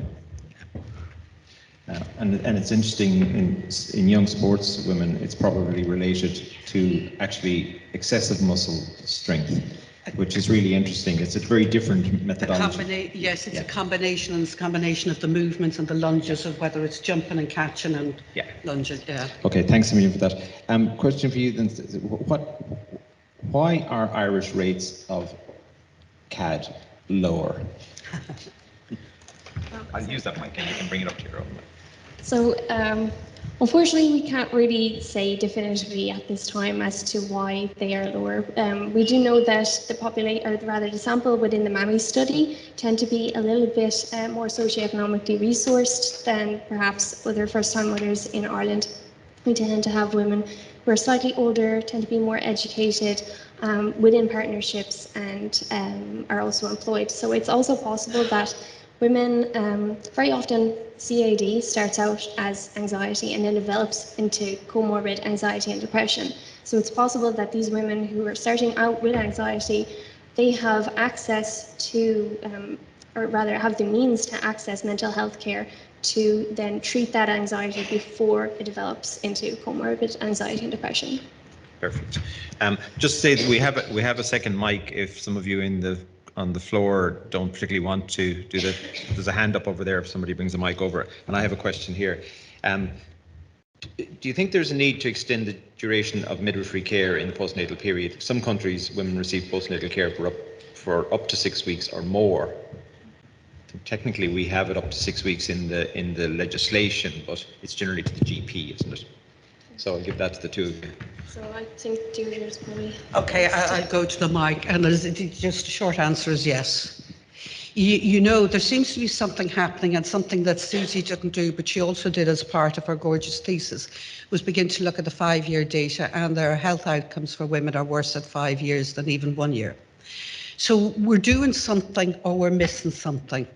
And we're missing a window of opportunity to look after the woman herself, and the woman as a mother. So the two things, the woman's health and her mothering capabilities and skills and confidence and all of that, and the family unit, so that what we're seeing persisting and dragging on and going on and on is addressed. And it's like Susie talked about access and access. Traditionally, it's been a GP. There has to be multiple sources of open access, so that the woman, she knows, and she knows where to go. And one thing I would say about it is, and what women said, and it's on the take-home message in the context, what they wanted was a trusting relationship with you, with all of us. And that means continuity of carer. You know what it's like when they get to know you, they'll tell you their story and they'll begin to open up. But what we've managed to do in services at every level, and even within the hospital, is fragment them so that we're all going on different pathways, both within and out. So they need to know how to find us afterwards too. Perfect. Do you want to respond to that? No, you're happy with that? Okay. We have a question then. Yeah, go ahead. Hi, my name's Liz Greene. Thank you, Deirdre and Susie, for a fantastic presentation. I was particularly struck by the 2 slides that Susie discussed on the barriers to discussing the anxiety, depression issues. And I know you already acknowledged that the population were maybe skewed to be more highly educated than maybe a national baseline norm. But I was curious, and I was just discussing with my colleague, was it even possible within the analysis, or maybe your background reading of the qualitative research, was there a link between the issue around the barrier, not being concerned about acknowledging the coping issue with being more highly educated? Because we were speculating between ourselves, was there a connection with expectation of themselves in that higher education and employment bracket, and that struggle? Was that obvious at all in the analysis? Thank you.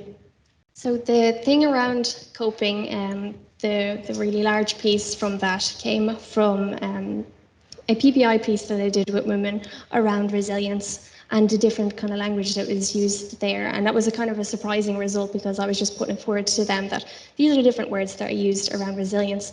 And about half of the women took issue with the use of the word coping, and they had really kind of almost a revulsion effect to it. They really didn't like it.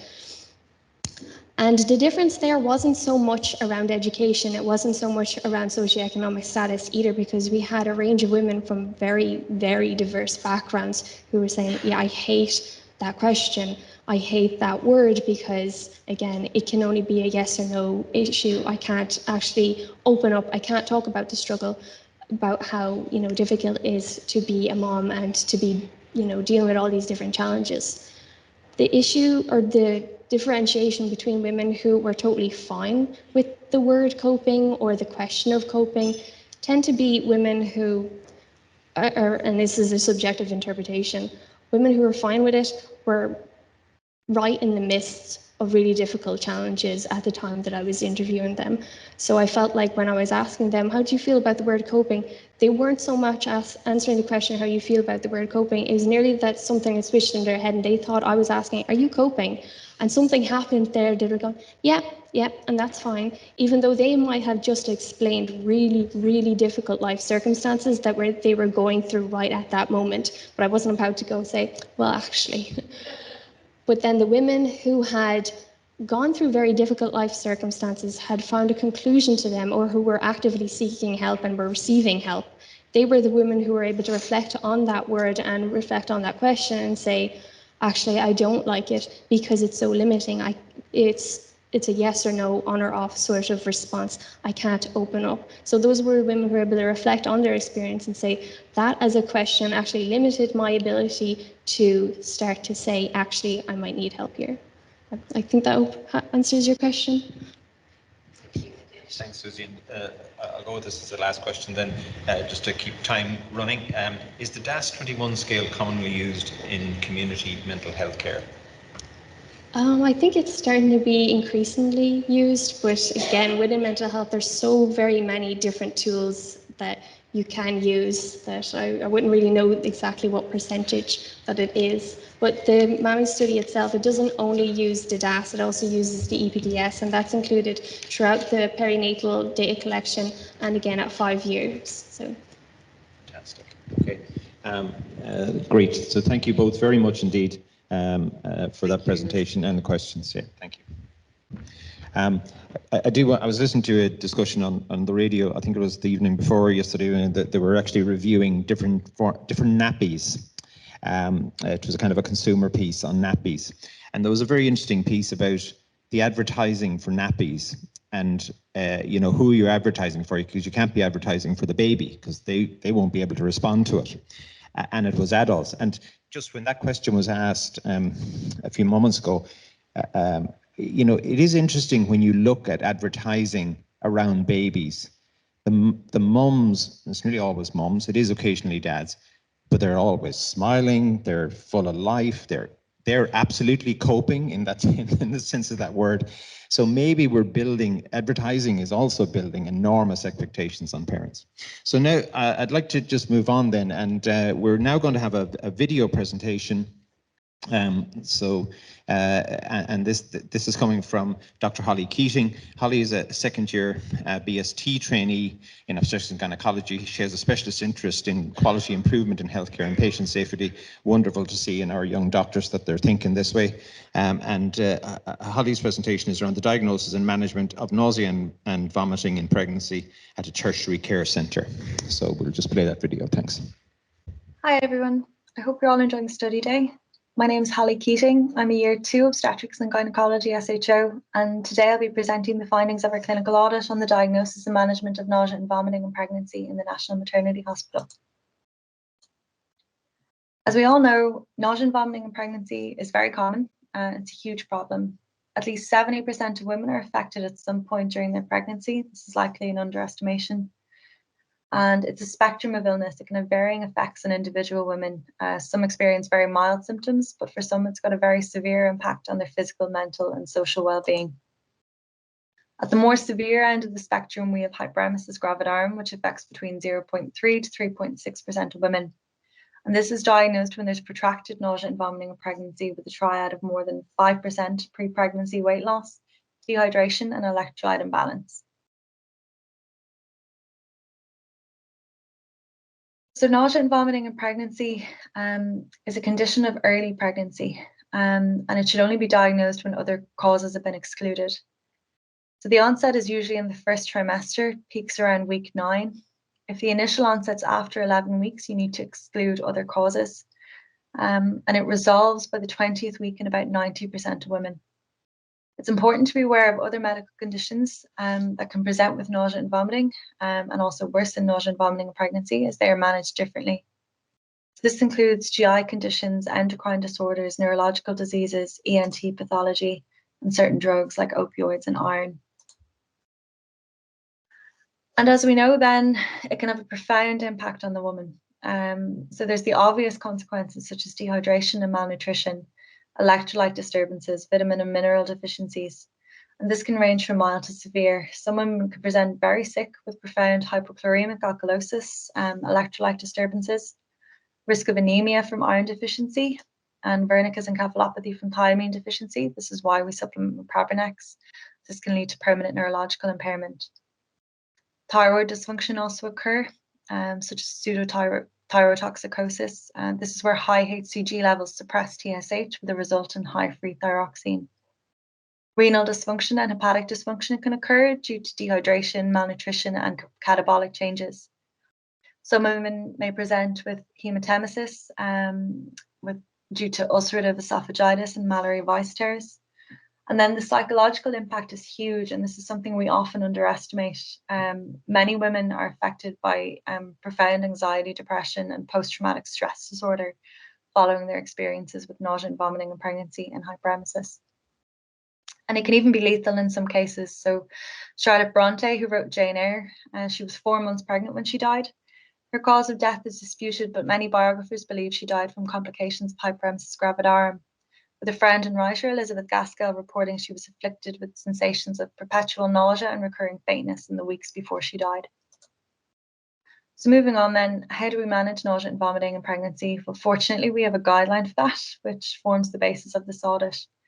So this is the RCPI Clinical Practice Guideline, Hyperemesis and Nausea/Vomiting in Pregnancy, and this was published in 2015 and revised in 2018, and it's currently under review again. And it sets out the goals of care for nausea and vomiting in pregnancy, and it's the standard against which we conducted our audit. So this flowchart is taken from the guideline, and you're probably all familiar with it. It sets out a pathway for assessing a woman who presents to ED or clinic with NVP. And this involves assessing the severity with the PUC score, performing baseline investigations, and then based on these results and the overall clinical picture, the patient is triaged into outpatient or inpatient care.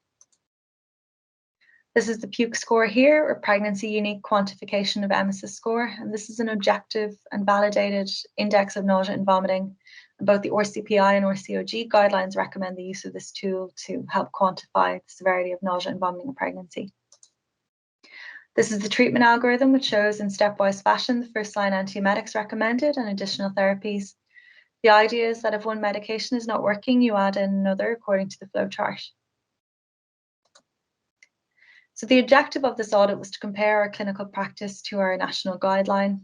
This was a retrospective audit of 100 attendances to the emergency department with nausea and vomiting. The MNCMS electronic records of patients who had been triaged as nausea and vomiting by the midwifery staff were sampled consecutively from the 1st of November 2022 until January 2023 until the sample size was reached. And then anonymized data was inputted into an Excel document and analysed. And these are our findings. As you can see, nausea and vomiting in pregnancy occurs in all age groups. Nulliparous women accounted for 46% of our attendances, while multiparous women accounted for 54%. And the majority of women attending are in the first and early second trimester, with a decrease seen thereafter as expected. As you can see, the PUC score was underutilised in the assessment of women with nausea and vomiting in our audit. Only 26% of women had a score recorded. Only 36% had a weight documented, whereas our national guideline recommend that all women have a weight checked after IV fluids. And 98% of women had a urinalysis done, which was great, to check for protein, leukocyte, and ketones. Of note, the RCOG guidelines on hyperemesis are currently under peer review, and they explicitly recommend that ketonuria is not an indicator of dehydration, and it shouldn't be used to assess the severity of a woman's symptoms. In the National Maternity Hospital, we use specific gravity of urine in conjunction with patients' self-reported fluid intake to determine whether treatment with IV fluids is indicated. And here's a further breakdown of the PUC score. So as you can see, again, 74% didn't have a PUC score recorded. Of the 26 patients who did, 2 had a score less than 6, 13 had a score between 7 and 12, and 11 had a score over 13. These scores are significant as the clinical guideline advises that admission to a day ward is indicated if they have a score of 7 to 12, and that admission to a ward for inpatient management is indicated if the score is over 13. The majority of patients had bloods done, most commonly to measure U&E, followed by FBC, then LFTs, and then finally TFTs. Our national guidelines don't explicitly reference when blood should be performed. They leave it to the clinician's discretion. But the RCOG guidelines that are under peer review advise a U&E for every patient to guide IV fluid and electrolyte replacement, assess for hypokalemia, hyperkalemia, hyponatremia, CKD, and AKI. And an FBC should be performed for every patient to assess for infection as a cause of their symptoms, to screen for anemia. and also to check if they have a raised hemoglobin and hematocrit, which can be seen in dehydration. And they suggest that LFTs and TFTs are reserved for refractory cases and in those with previous admissions. And in these people, they also advise a calcium, a phosphate, an amylase, and a pH should be performed to check for metabolic alkalosis or acidosis. The guideline also recommends that an ultrasound should be confirmed. One, to confirm a single viable intrauterine pregnancy, and then two, to rule out a molar or multiple pregnancy, as nausea and vomiting is more severe in these groups. And as you can see, we have excellent compliance with this. So 93% of patients either had a previously documented ultrasound assessment, had a bedside ultrasound done that day, or had an ultrasound booked, and only 7% did not have an ultrasound assessment documented or arranged. In terms of treatment location, to point out, all the women in our audit were initially assessed in the emergency department, but 73% of patients were assessed, treated and discharged from the ED. 23% were admitted to the ward for inpatient management and 4% to the day ward for further management. The guideline advises that anyone with a PUC score of 13 or above should be admitted for inpatient management, and anyone with a PUC score of 7 to 12 who remain unwell at close of daycare should also be admitted for inpatient management. Just to point out as well, there's consistent messaging in the National Clinical Guideline as well as the RCOG guideline and the Embrace reports. There should be a low threshold for admission for women with diabetes, thyroid dysfunction, epilepsy, or other pre-existing conditions that may be adversely affected by nausea and vomiting. And the standard wasn't captured in our audit. Of the 100 women who attended with nausea and vomiting, half of these are already taking at least one medication for nausea and vomiting in pregnancy. The most popular medicine was Caraban, followed by Stemidil, then cyclizine and ondansetron. Only one patient was on promethazine, and 9 were taking a PPI. 61% of patients received IV fluids in the ED to correct dehydration. And the majority of patients received at least one IV or IM antiemetic as part of their acute management. So 66 patients received IM Stemidil, 21 got either IM or IV cyclizine, 9 got ondansetron, and 12 were given an IV PPI. And overall, 64% received a discharge prescription for an antiemetic and 36% did not. The most prescribed medication was Stemidil or prochlorperazine, which featured on 53 prescriptions, followed by Caraban at 48, PPI on 15, cyclizine on 12, and ondansetron on 2. And 36% of patients attended with nausea and vomiting were referred to the dietitian. 22% were already previously known to the service. And the rationale for dietitian referral is to obtain an accurate dietary history, to advise the woman on coping strategies, to optimize nutrient intake, minimize weight loss, and recommend nutritional support when necessary. And this is particularly advised for women with a PUC score over 12 or women who are admitted for inpatient management. In conclusion, there's overall good compliance with the National Clinical Guideline, but room for improvement in some areas. We're underreporting the PUC score and underrecording weights, which means we are not capturing the severity of NVP in some women. And the lack of recording of symptom severity makes it difficult to determine if antiemetic therapy is being escalated appropriately. So this may be an area of future audit when there's higher compliance with PUC score recording. The majority of patients are being assessed and treated for NVP in the emergency room, with only 4% of attendees being transferred to the day ward. This should be a consideration for allocating resources in the future, keeping in mind that patients with NVP may spend long periods of time in the ED while receiving IV fluids and antiemetics and require a comfortable setting to do so. There were some limitations to this audit in that it included all patients presenting with nausea and vomiting. Therefore, there may be some patients with conditions such as gastroenteritis who were included, to whom the treatment algorithm was not applicable. Psychological support wasn't assessed, as we weren't able to capture this on the electronic record. And inpatient management wasn't reviewed. This is an area of future audit. And just to say again, it was difficult to assess compliance with the overall treatment algorithm, i.e. the addition of antiemetic therapies, as symptom severity was not recorded for most women included in the audit. These are my references. So that's the end of my presentation. Thank you all for your attention, and I hope you enjoy the rest of the day.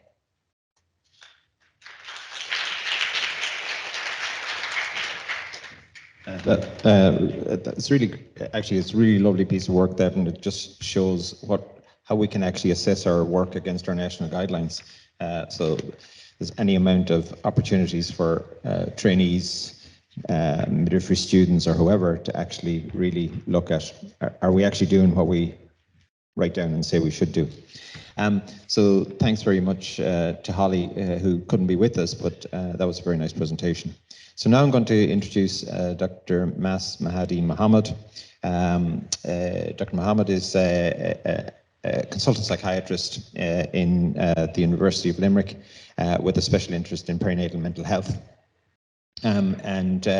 He's a member of the Specialist Perinatal Mental Health National Oversight Group, has been very involved in the development of the National Patient Leaflets and National Information App for that service nationally. He's a graduate of University College Cork, so obviously we taught him something while he was there.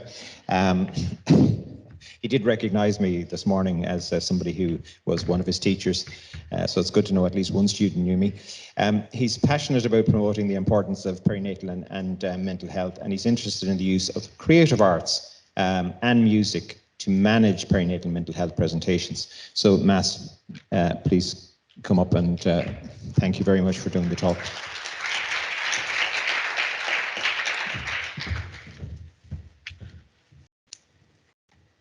Great. Thanks. Thank you, Professor Greene, for that introduction. Yes, so I did learn quite a bit from UCC, and I hope my presentation today, I'll be talking a bit about UCC at some point through this presentation. So, my name is Mas. Let's see if this works. Yeah. So I'm the perinatal psychiatrist based in University Maternity Hospital in Limerick. So we're not so much famous for Gaelic football, but we are kind of All-Ireland hurling champions. And as you can see there, the maternity hospital is just a stone's throw from Thomond Park, home of Munster Rugby. So my I suppose foray into perinatal and I suppose maternity care started about 10 years ago as a pesky junior doctor who was obsessed about highlighting the obvious. So what I knew was that we weren't screening for mental health issues in pregnancy, and I persisted in doing an audit. Really started off with an audit in the booking clinic, looking at antenatal screening of mental health issues. So forward on 10 years on, and many more gray hairs, we have through the support of NWIP and the launch of the Specialist Perinatal Mental Health Services Model of Care in 2017, we have now across the country mental health services covering all the maternity hospitals now.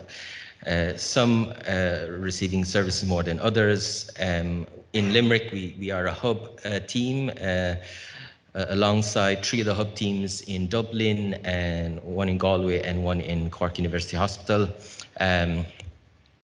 We are in the hub teams, we provide multidisciplinary services for women, whereas in the smaller spoke hospitals, you have mental health midwives supporting women. So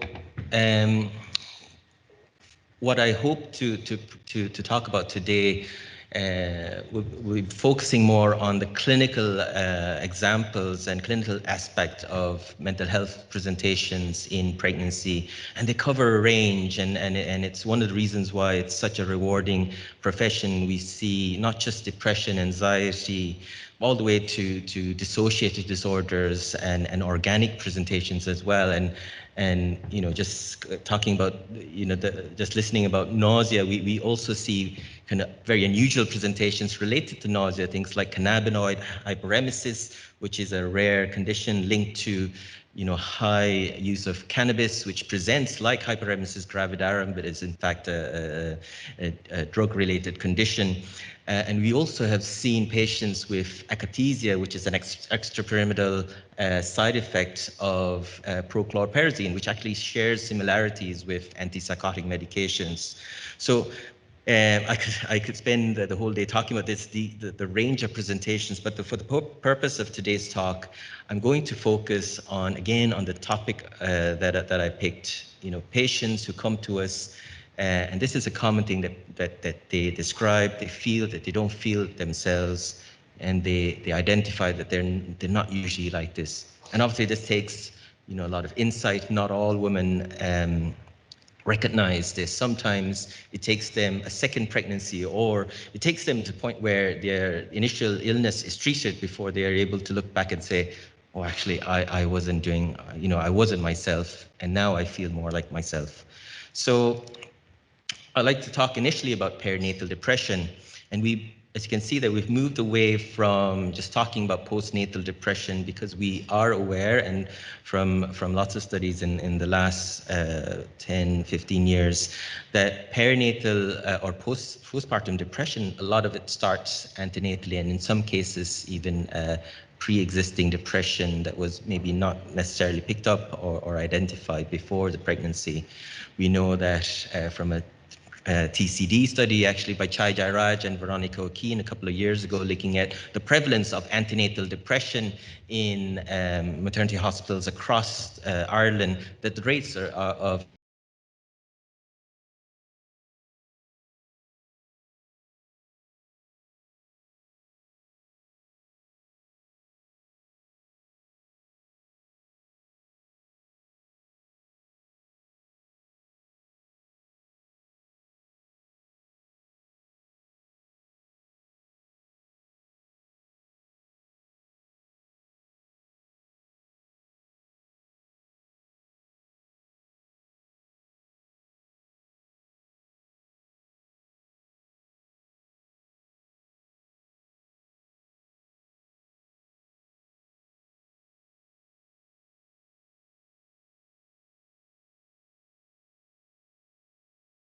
activities and hobbies that maybe previously even defined a person, that they find difficult to engage with them or difficult to gain joy out of these. Low energy is another key symptom, and again, difficult to tease apart from some of the symptoms that you see in pregnancy due to other organic causes. But one of the key symptoms that we also see is irritability, and we know that when there's significant depression, this can sometimes present as irritability, can lead to different outcomes, including maybe a breakdown in relationships, say with parents, with partners, and once the depression is treated, things can improve again. Often women who are depressed feel like wanting to isolate themselves from others, so they cut off ties with people because they don't want people to see them struggling, and it's really unfortunate because it's actually a time when they need the most support. The other symptoms include poor sleep, and even with opportunities. So not just women who have poor sleep because they're up breastfeeding throughout the night, say with baby with colic, for example, but we see patients who maybe a partner does all the night feeds, but they still find it difficult to settle. They're still up ruminating, or they're up checking the baby every hour. One of the key features as well would be negative thoughts, and this feeling of guilt, feeling that they're not enough. And sometimes it's exacerbated by the language that we use as medical professional, healthcare professionals. So for example, there was a lady who, I suppose she had a traumatic, I suppose, upbringing herself, very negative parenting from her own mum, who had kind of, was very hypercritical. But one of the things she mentioned, because she had a cesarean, emergency cesarean section, was that she said to us that as she was wheeled out of the theatre towards the postnatal ward, she saw her name on the board in theatre, and beside her name was failure to progress. which is a term we use often to describe the need for emergency section. So this lady saw beside her name, failure to progress. She then felt that she failed to breastfeed. And again, this compounded her negative thoughts and feelings of guilt. And this is often related to this feeling of inadequacy, this loss of confidence, and I think and one of the red flags when we look at embrace studies and when we look at maternal deaths is this feeling of estrangement. So one lady, not only recently, who felt that she wasn't the best person to look after her baby, to the point where she rang the guard saying, you need to take my baby. I'm not a good mom. So this is the level of distress that we see in women, and I'm obviously highlighting the extremes, but we see this in varying degrees as well. Again, echoing what Dr. Hannon mentioned there about anxiety and comorbid anxiety, we do actually see quite a bit of an overlap. There's often comorbid anxiety with perinatal depression, either in relation to tocophobia or just general and worries about the pregnancy and the baby.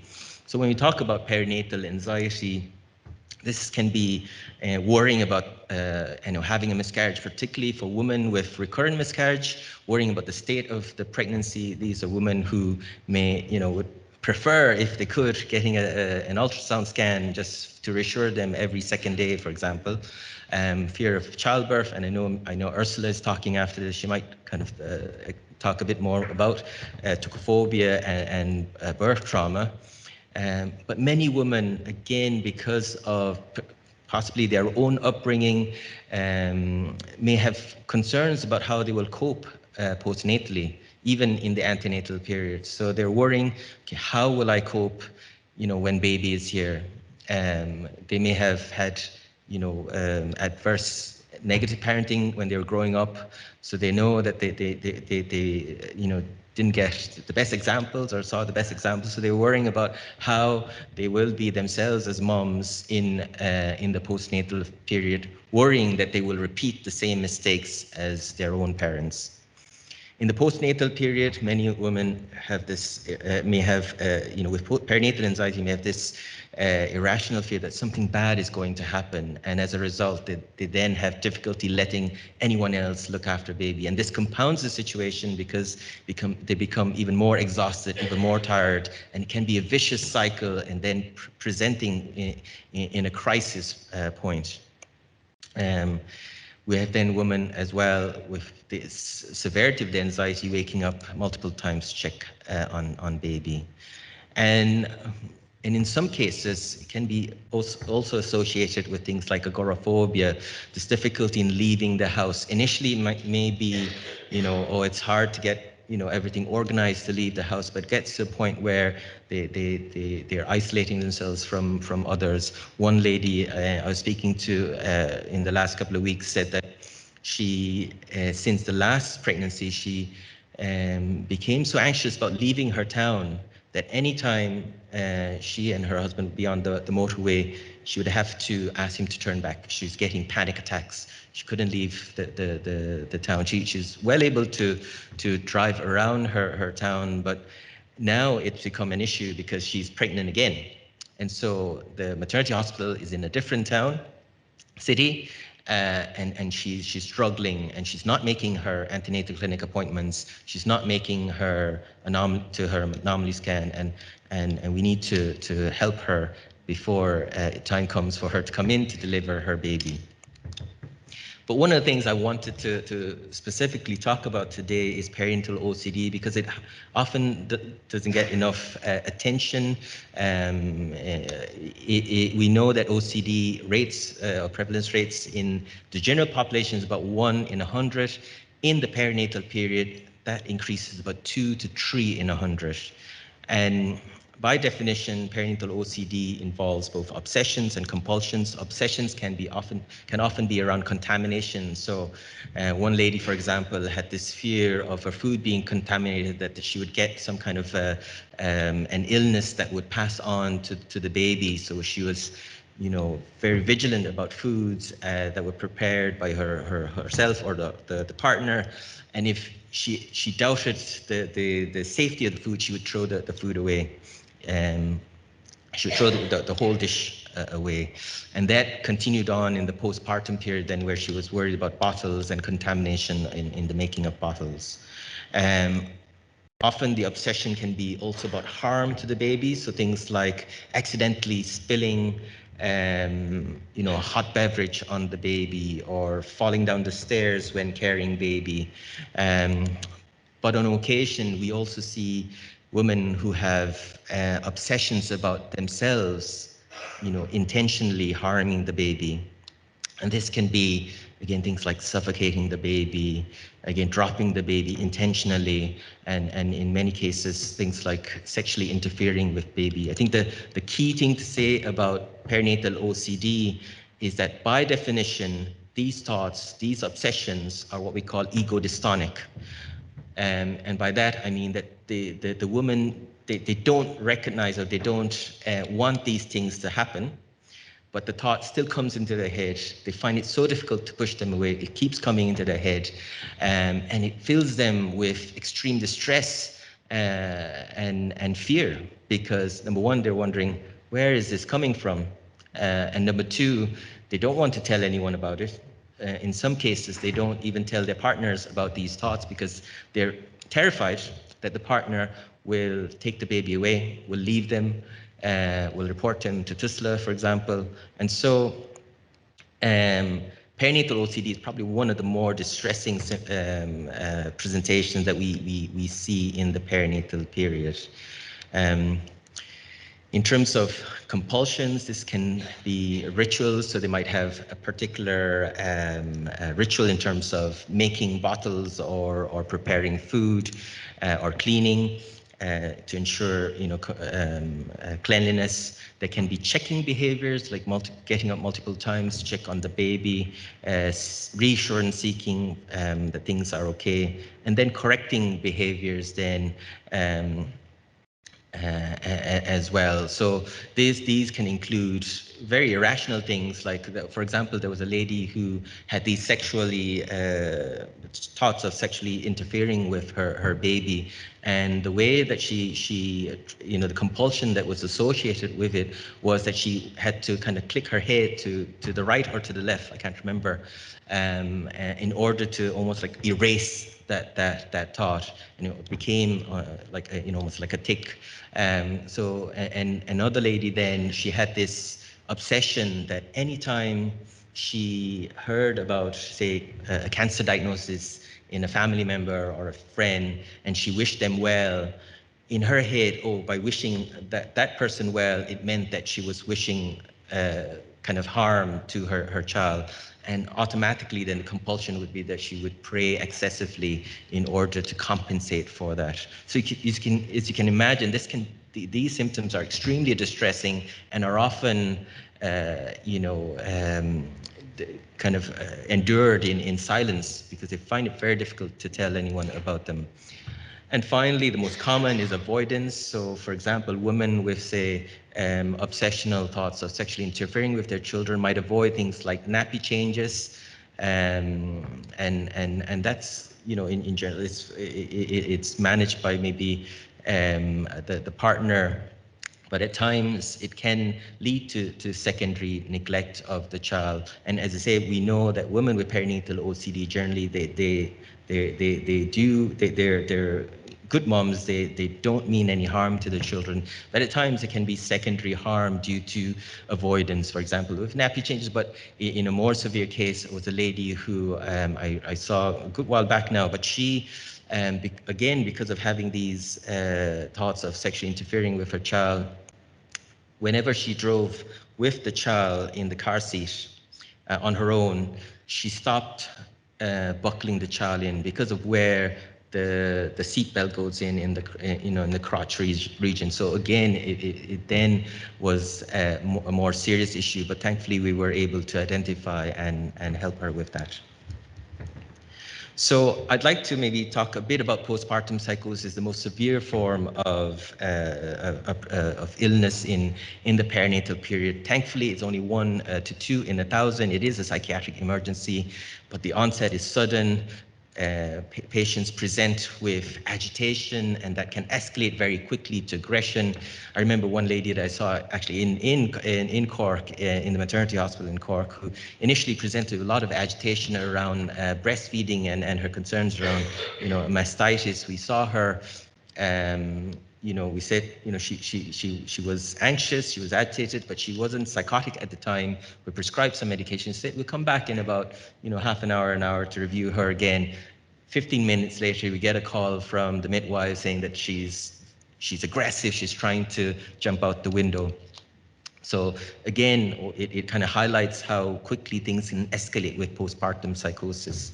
They often present with disorientation or perplexity. There's often delusions about the baby, the partner. One lady that we saw had this delusion that the baby was the son of God and the baby could communicate to her telepathically. She was so unwell that at one point she tried to hijack a car as they were going to hospital. And when she got to the hospital, she was so well because and that she was actually discharged home by the NCHD. But actually what happened when we saw her the day or two later was actually that she thought that she had defeated the devil just by being at the maternity hospital, and so the calmness that she had was a delusional calm, and so it's often useful to get a kind of a broader picture and get the collateral from the patients. When these patients improve and when they start to gain insight, the fear is that of the risk of suicide. Sometimes the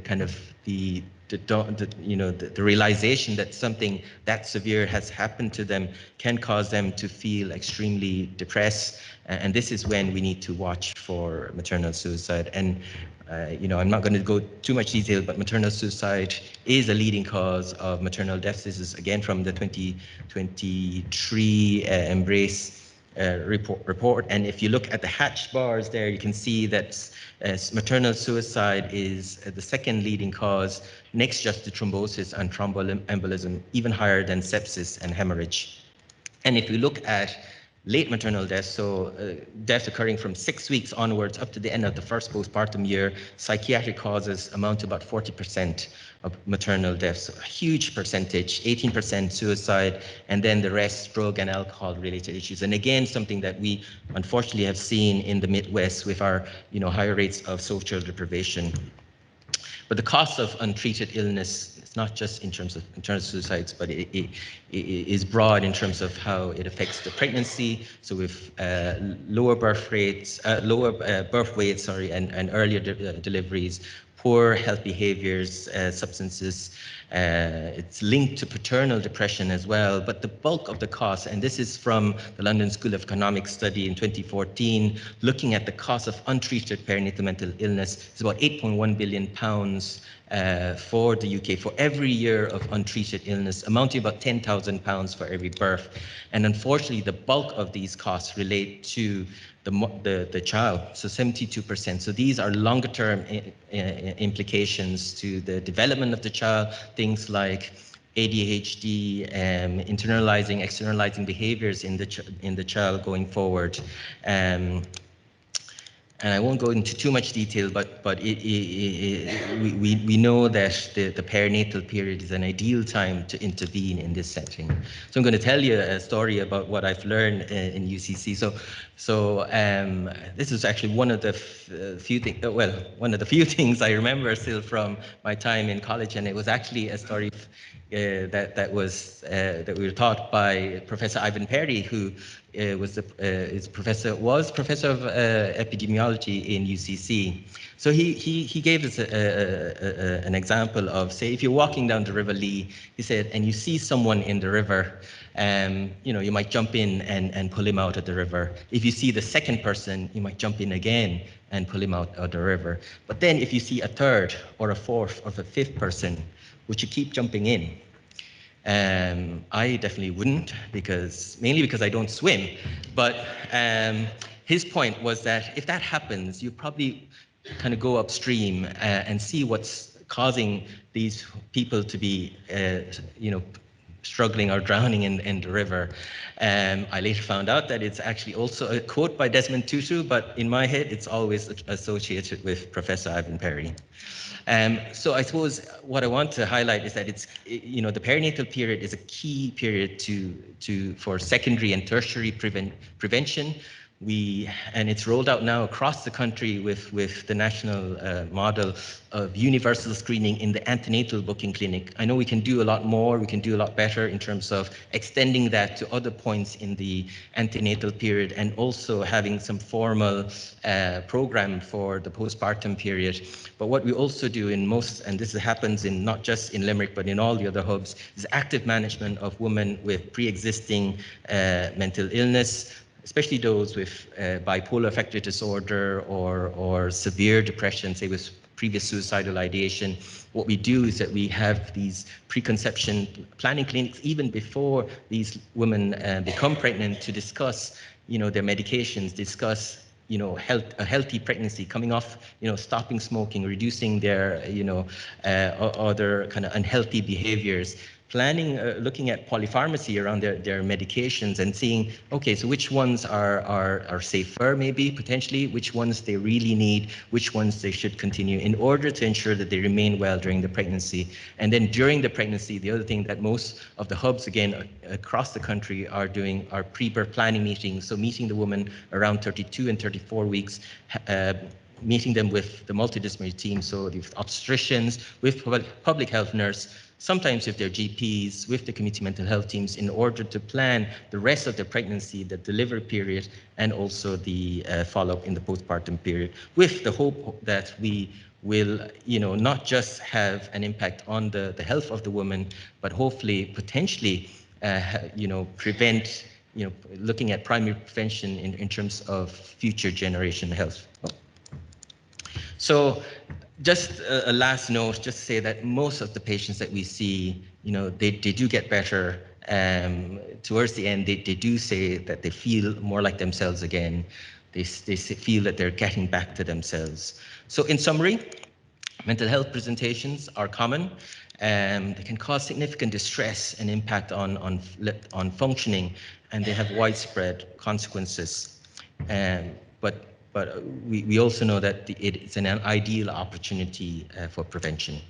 So thank you very much. These are just some of the, again, that you can see some of the leaflets that we've developed over the last few years on perinatal mental health. They're freely available on the website, but there's also a free national perinatal mental health app for anyone who's interested. Again, lots of information there. Thank you.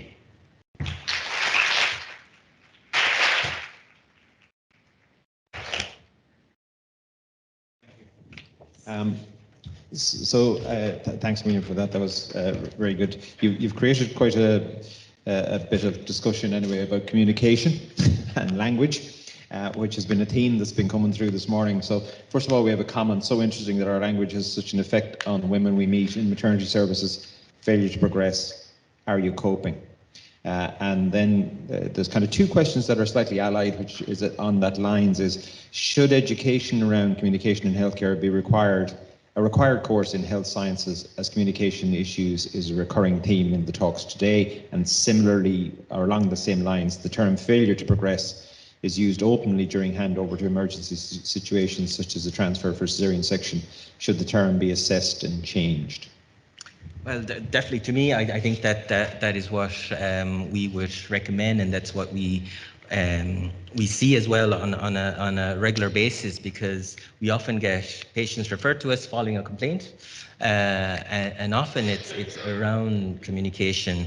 And what we've started in the Midwest is, with collaboration with the University of Limerick as well, is that we developed this training specifically about stigma, and in that program, there's a big section on communication and the words we use with patients. So it's been piloted in the Midwest, but we hope that it can be adopted elsewhere as well.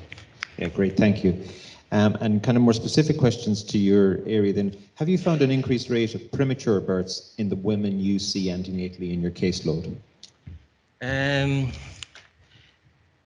Anecdotally, maybe yes, but again, I wouldn't have the data to show this. We have, I think, at the start, about 5 years ago, we did do a study on looking at antenatal anxiety and the outcomes, but we didn't see. Now again, it was a smaller group. It was only about 100 patients, but we didn't see any increased rates. But anecdotally, we probably have seen a bit more in the last couple of years. Yeah. And if anybody in the audience wants to put their hand up, we can get a mic to you. The last question I have here is: Are you recognizing undiagnosed neurodivergence in a lot of the women too? I think it's in a lot of the women. Yes, yeah, and not all of them get referred to us. Not all of them, necessarily require, specialist mental health services. But that definitely has increased the combination of, ASD or autism or ADHD. Definitely. And then there's a nice comment to you here in that you didn't mention the recent HSE Excellence Award of the Lavender Clinic that your unit received, and so well deserved. Congrats, fantastic for the women. Thank you. Claire Jones. Claire is it's the shortest bio I have here, which is unfair. Claire is a patient representative on the Severe Maternal Morbidity National Audit since 2016, and she's been a fantastic asset to that group in terms of her input into things and providing a very strong patient public involvement component. And Claire is going to talk to us from the patient point of view. Thanks, Claire.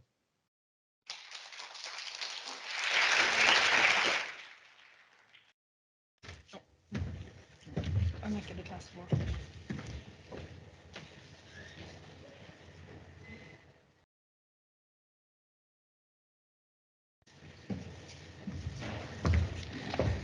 Hello, as Richard said, my name is Claire Jones and I am the patient representative on the Severe National Morbidity Audit since 2016. Firstly, I want to thank Richard, the NPEC team and the Morbidity Study Group for their support and for asking me to speak at today's study day, to share my experience as a patient and a service user of our 3 national maternity units. When Richard and Joy asked me to speak, my complete trauma was reignited. It took me nearly a week to consider. Today's study day, from pre-pregnancy to postpartum, understanding maternal adverse outcomes, is a massive topic. So much can be learned if you are prepared to listen. Listen not only to me here today, but listen to each woman you meet in your hospital tomorrow and every day after that. I am here to share my antenatal and postpartum experience. I am not here to conduct a medical assessment or review of my antenatal or medical files, and neither are you. That has already been undertaken. I hope and believe that we can all learn from the shared experiences of your patients. See the woman in front of you. See not her file number. See the woman, listen to her, and hear what she has to say. I cannot believe I am standing here today. I never wanted to have to tell my story again. It has caused us so much trauma. But I am here, and I hope you can hear me. I have moved forward from my experience, but I do not understand how it could occur, nor will I or my family ever forget.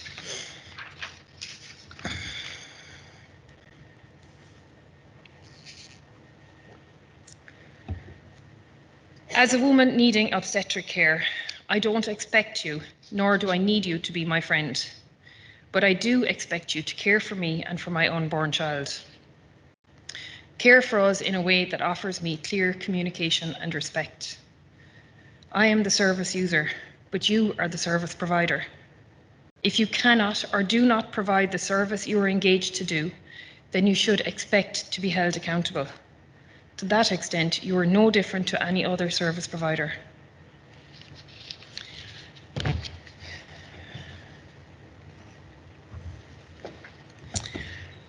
I'm very nervous, sorry.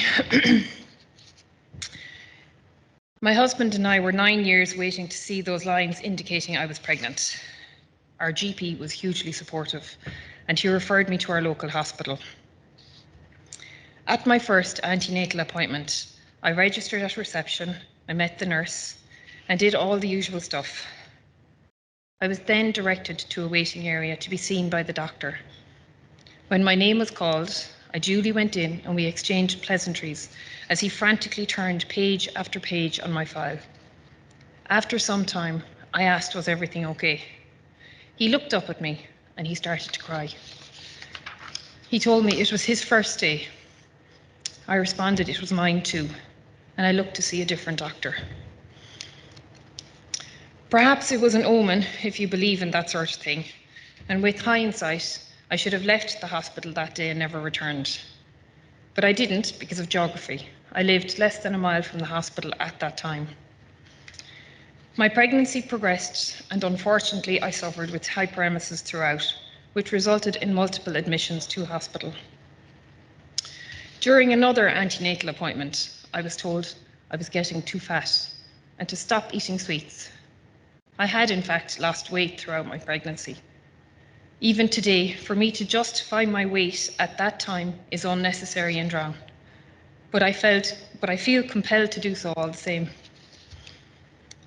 The morning I went into labour, my husband and I arrived at the hospital, and shortly thereafter, we were brought into the labour ward, where we had a wonderful midwife with us. She spoke with us both and kept us informed and encouraged in the unknown that was childbirth.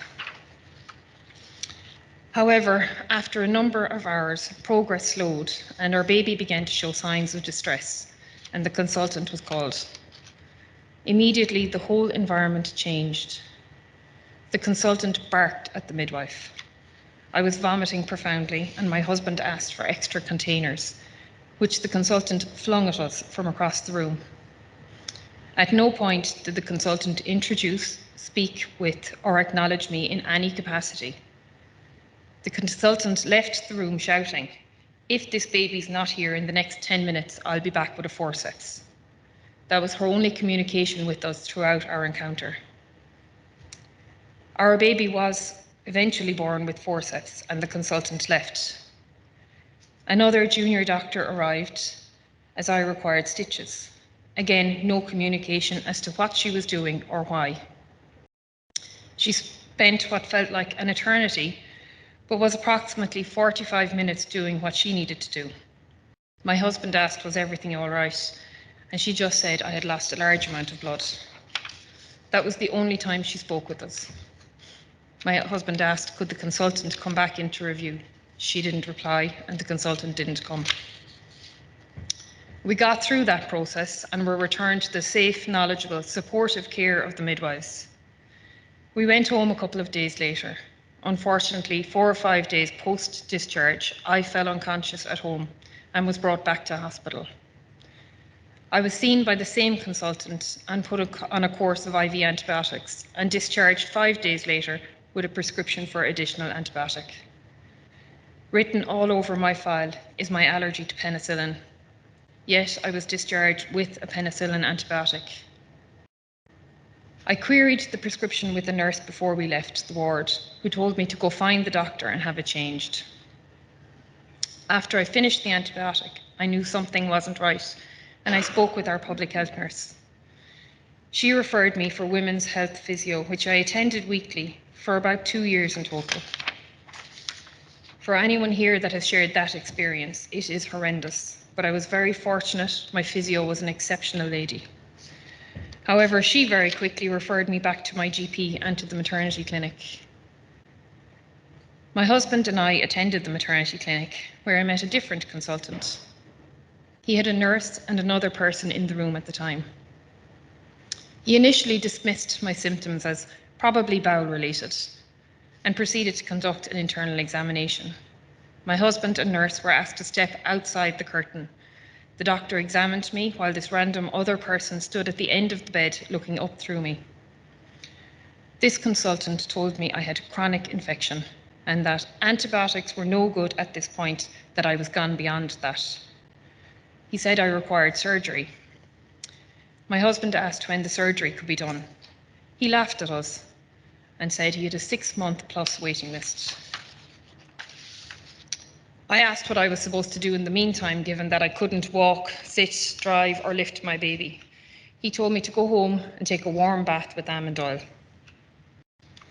Now I want you to consider if your daughter, wife, girlfriend, sister, or friend recalled any part of this experience to you. What would you say? How would you advise her? Well, we left that day flabbergasted. I phoned a consultant in another county and I booked a private appointment for the following week. The day of that appointment, my husband drove me to the door and lifted me from the car, and I shuffled my way into the appointment. At this stage, I couldn't walk with the pain. I had the first of multiple surgeries the following week, following which I discovered the extent of the trauma from the delivery. This is a brief extract of my antenatal experience in one hospital. I knew what I experienced was not okay, and I wrote a letter of complaint to the hospital, and so began the review of my care and the further trauma. We met with successive hospital group CEOs, successive ministers for health, internal review teams, the chief medical officer, and the HICWA investigation team. Each meeting brought additional trauma.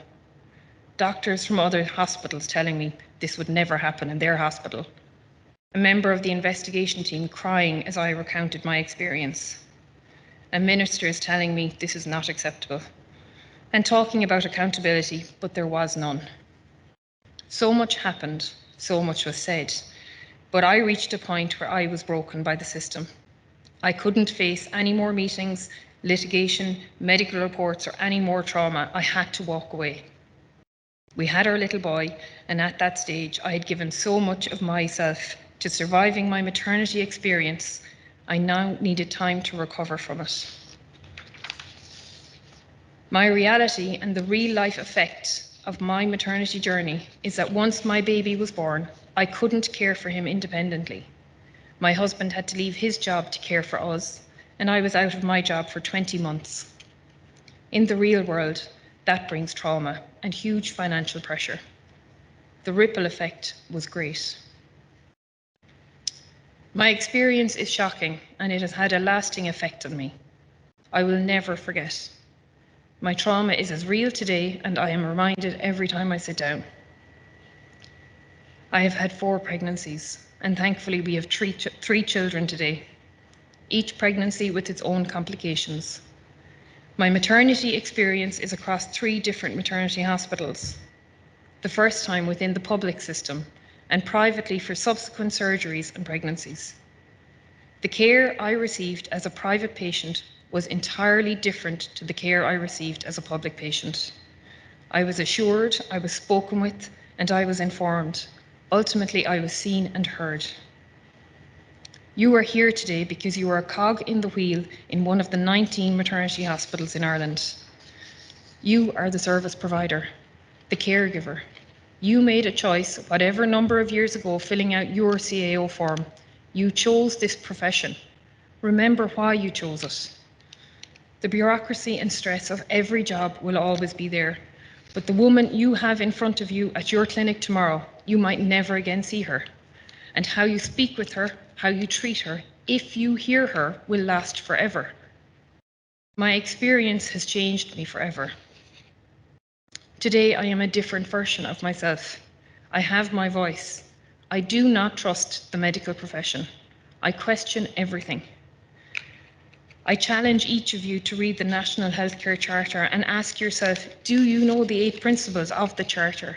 And does the service you provide meet those standards? I suffered an adverse outcome 10 years ago, but the trauma is real because the people I trusted to care for me did not see me, nor did they hear me.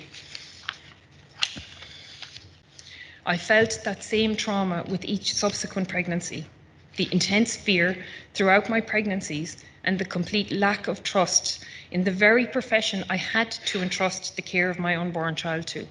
My choice to have further natural deliveries was taken from me.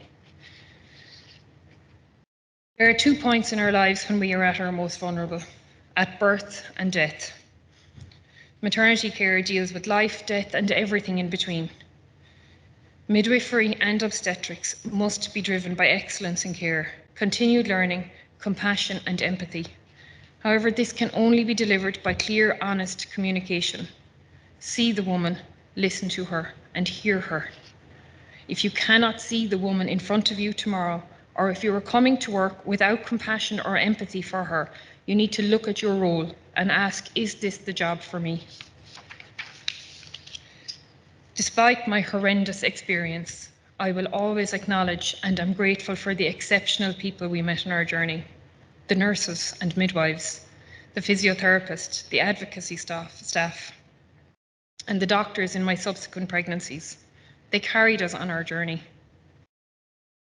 What made my encounter different with these people? They saw me, a woman at my most vulnerable. They listened to me, they heard me, and they spoke with me. And for those women, I will be forever grateful. Ultimately, a chain is only as strong as its weakest link, and every person in the pre-pregnancy to postpartum process counts. Thank you.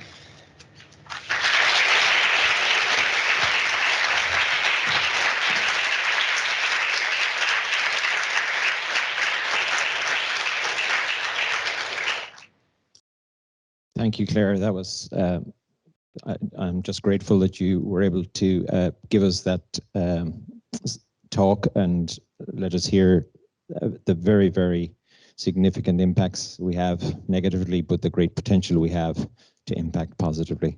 So thank you. And myself and Claire had a chat about a week or 10 days ago, and it was quite bothersome to me that she said that it had reignited a lot of her trauma, and I'm truly sorry for that, but I am grateful for you overcoming that to talk to us.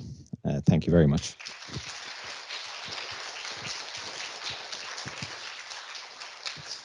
So I think, are we okay to go with Ursula? Yeah. Oh, sorry. I'm going to kill myself today. To finish off the session this morning, then we have now have Ursula Nagle. Ursula is going to do this online with us, and she's presenting online. Ursula is an advanced midwife practitioner in perinatal mental health trauma at the Rotunda Specialist Perinatal Mental Health Service in Dublin. She's currently undertaking a PhD in the Trinity School of Nursing and Midwifery, and her research interests include childbirth-related post-traumatic stress disorder, perinatal trauma, and trauma-focused interventions. So thanks very much, Ursula.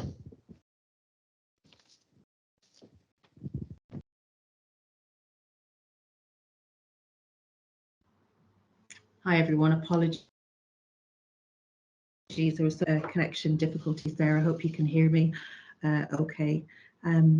So thank you for the introduction, and again I'd just like to say thanks to Claire as well for sharing her experience.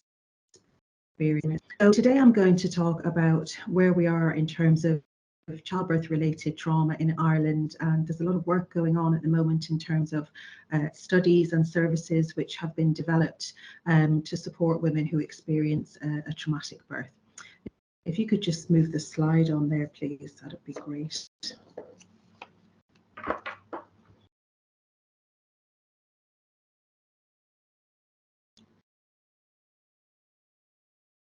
Okay, so we know that approximately one third of women will report experiencing a traumatic birth experience, and also it's something that has been over many years largely unrecognised in maternity services, and it's something that we haven't routinely screened for either in pregnancy or in the postnatal period.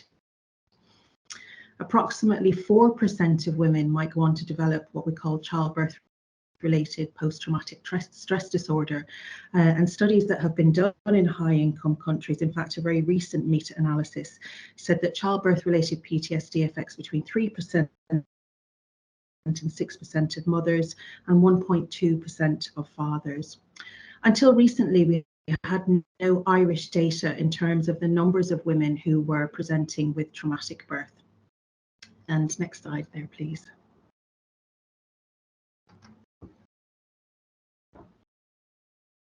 Thank you.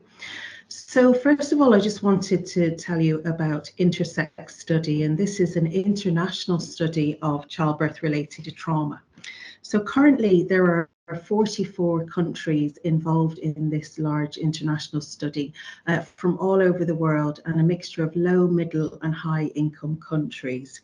The purpose of Intersex is to identify the prevalence of birth trauma and PTSD across different countries and cultures, to also determine the difference in symptom presentation across countries and cultures, and to the of childbirth PTSD symptoms.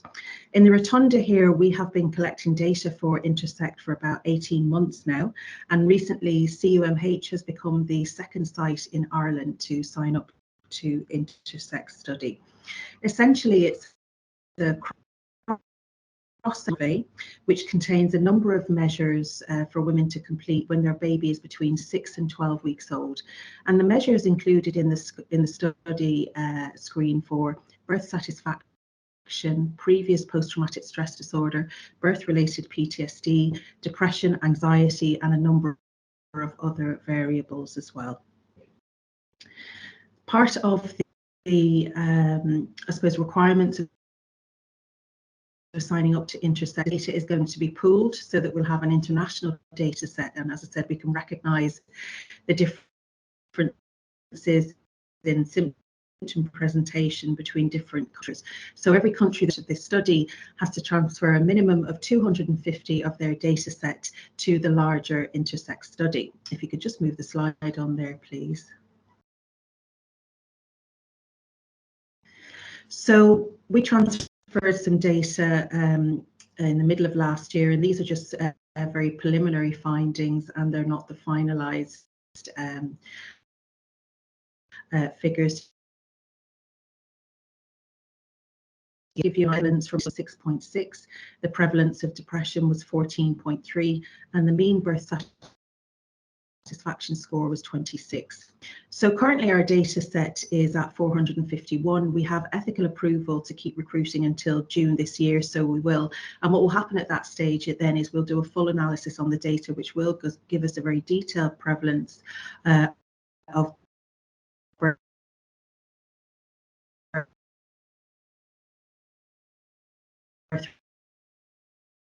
related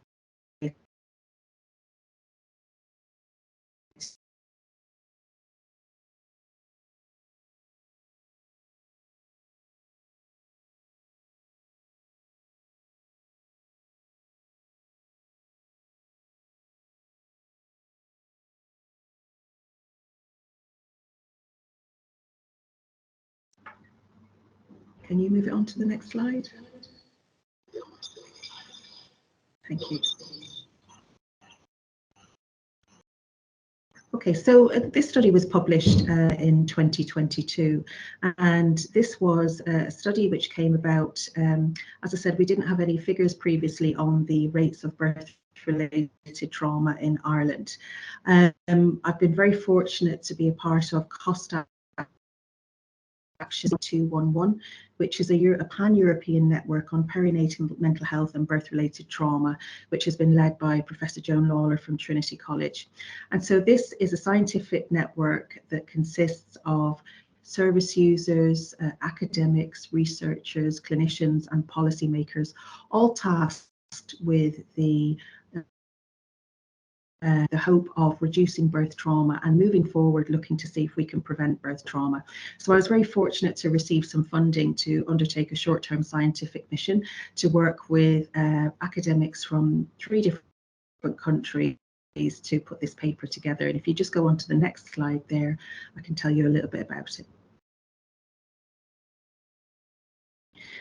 Thank you. So this initially was a quality improvement that we were trying, as I said, to identify the number of women who experienced traumatic birth. We also wanted to look at what factors were associated with traumatic birth and what was the degree of trauma symptoms that women were experiencing and the impact of that. Next slide, please.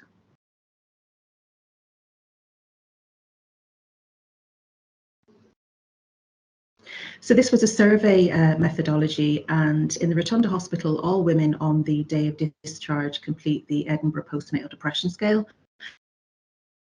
So for anyone who isn't familiar with the EPDS, it's a 10-item questionnaire which screens for symptoms of depression, anxiety, and there is one question on there about self-harm.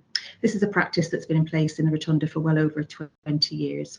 So we added 2 additional questions to the postnatal survey, very simple questions. Do you think your most recent birth was traumatic, yes or no? Would you be happy for a midwife to follow you up in relation to this? For the women who did consent to be followed up, if they had suggested that their birth was traumatic, they were asked to complete a city birth trauma scale at about 6 weeks postpartum. Now, the city birth trauma scale is a 29.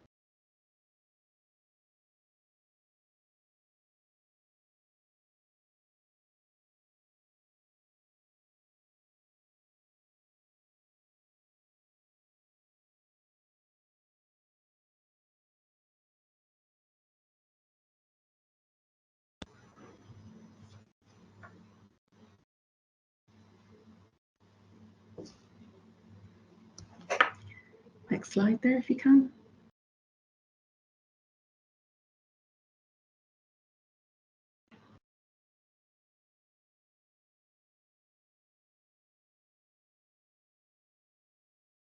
So ethical approval was received and contacted within 6 to 12 weeks postpartum.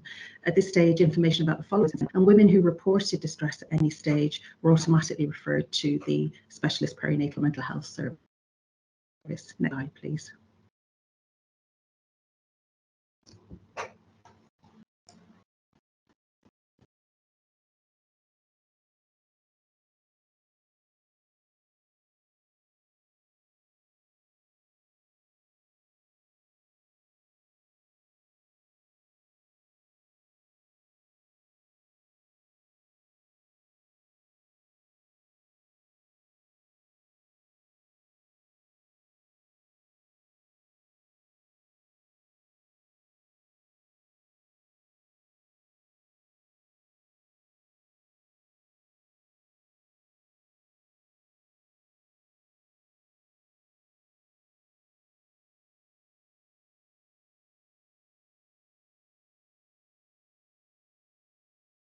I'm so sorry.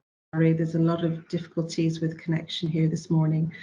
Sorry, so the data was collected in 2 phases. The first stage was the postnatal questionnaire, and then the second phase was the women who agreed to be followed up. So 209 women agreed to be followed up at 6+ weeks postpartum, and of those women, 134 completed the city birth trauma scale. Next slide, please.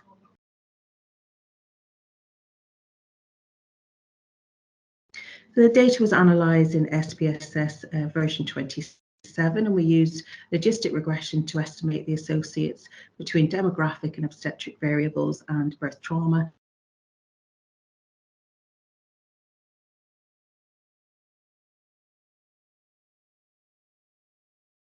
After adjusting for all variables were retained. Next slide, please.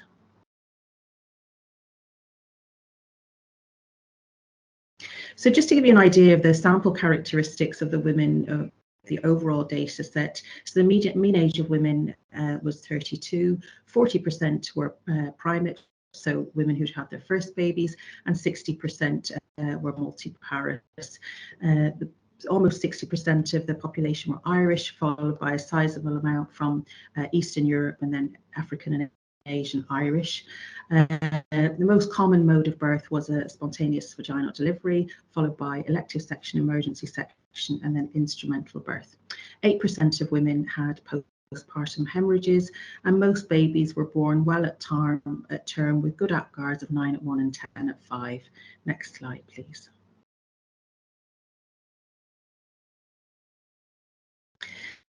So this hierarchical regression model just shows you some of the risk factors which came up as important in our study. So the first personal factors was, first of all, having a history of depression, and also women who reported current depression. So we measured that as women who scored 12 or above on the Edinburgh Postnatal Depression Scale.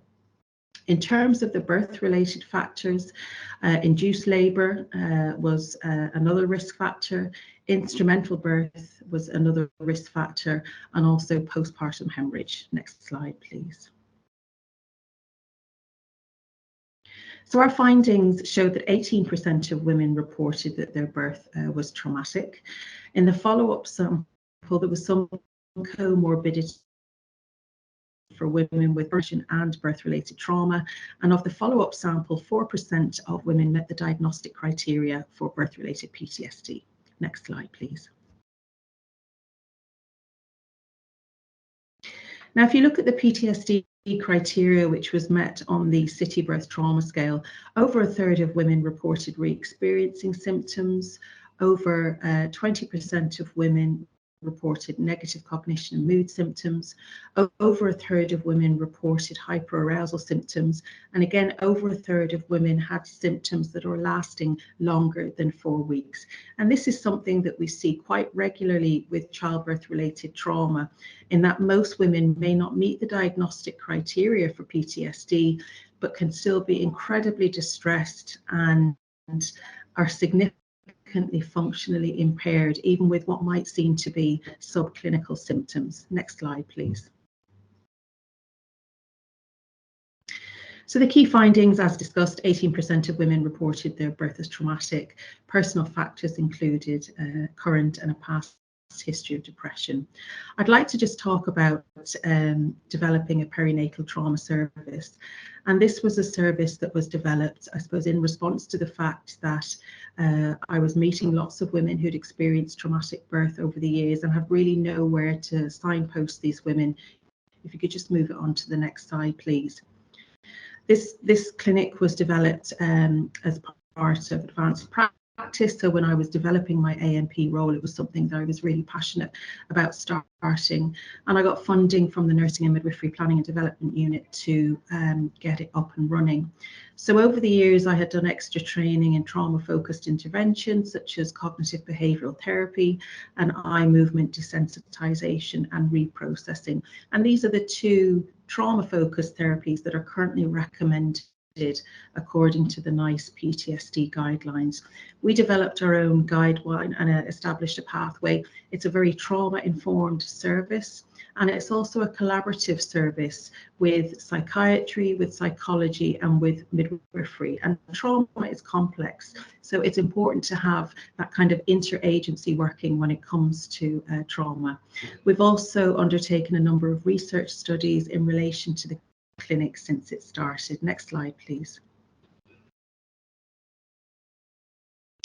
So the way the service works, when we meet women at the initial contact, what happens there is not that we go over the events of what happened in the birth. It's not a birth reflections appointment, and women can avail of that if they want to. But we go through psychoeducation around trauma, what trauma looks like, how it can affect women, partners, families. And we also do some screening for current trauma symptoms. We also screen for anxiety and depression symptoms, and we also do some qualitative measures really to understand the woman's subjective experience.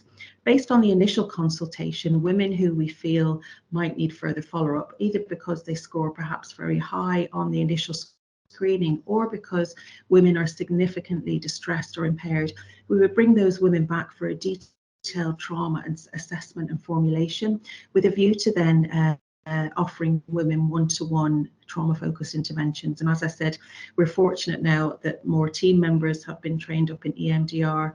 So much of the work we do with women therapeutically is either trauma-focused CBT or EMDR. Next slide, please. So just to briefly show you an audit of our clinic. So the clinic started in 2020, so this will be our 4th year. This audit is not complete. I think we've had about 350 women attending our service since then. But just to give you an idea, I suppose, of the numbers that we're seeing and the women who are attending us, about 75% of women who we have seen would be postnatal. A quarter of those would be antenatal. Of the women we see in clinic, about 80% were followed up for interventions. Now that could be EMDR or trauma-focused CBT. It could be for a group antenatal intervention for women with high fear of childbirth. It could be for medication as well as psychology. So there's a range of follow-up that we offer. Interestingly, about 50% of the women who attend our service already had a pre-existing diagnosis of a mental health difficulty, and that was anxiety, which came out highest, followed by depression.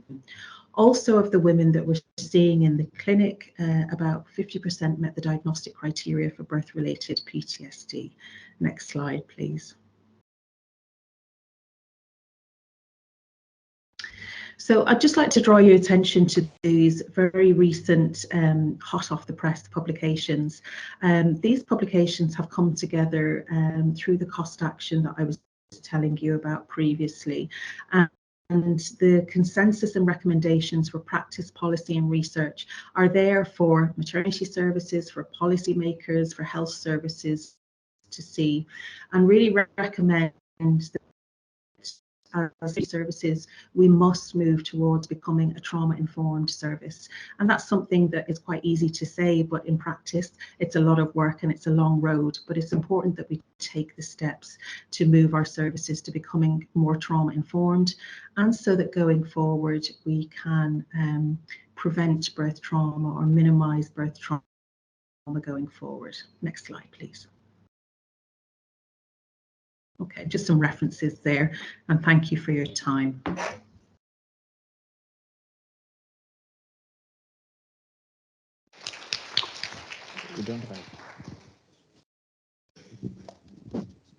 Okay, thanks very much. That's fantastic, and thank you for. We were having a little bit of difficulty hearing you at sound, so once you turned your screen off, we had you in full flow, Ursula. So thanks very much. Don't know if anybody on the floor have any questions for Ursula. I suppose in reality you're learning a lot. So if you were talking to the policymakers with respect to women's health, what would you be advocating for? So I think it's it's something that is kind of multi-layered. I think, maternity services are often short-staffed. We know that this has an impact on women's experiences of care. So this isn't just something that can be kind of sorted out overnight.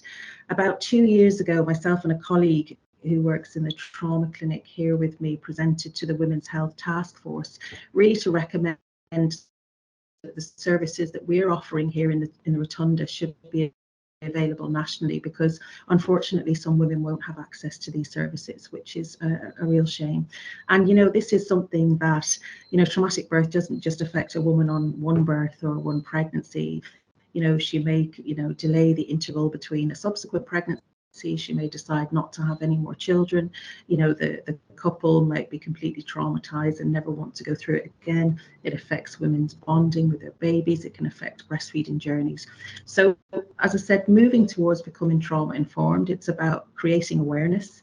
And I think for services to really commit to be involved in this, and that's something that in Rotunda, it is part of our strategic plan. And that means that, as a service and as a hospital, we're moving towards that in the years to come. So it's a big piece of work, but I think it's important for all services really to try and come on board in relation to that. Very good. Thanks very much, Ursula. I don't seem to have any other questions for you. So we'd just like to say thank you for joining us and giving us that talk.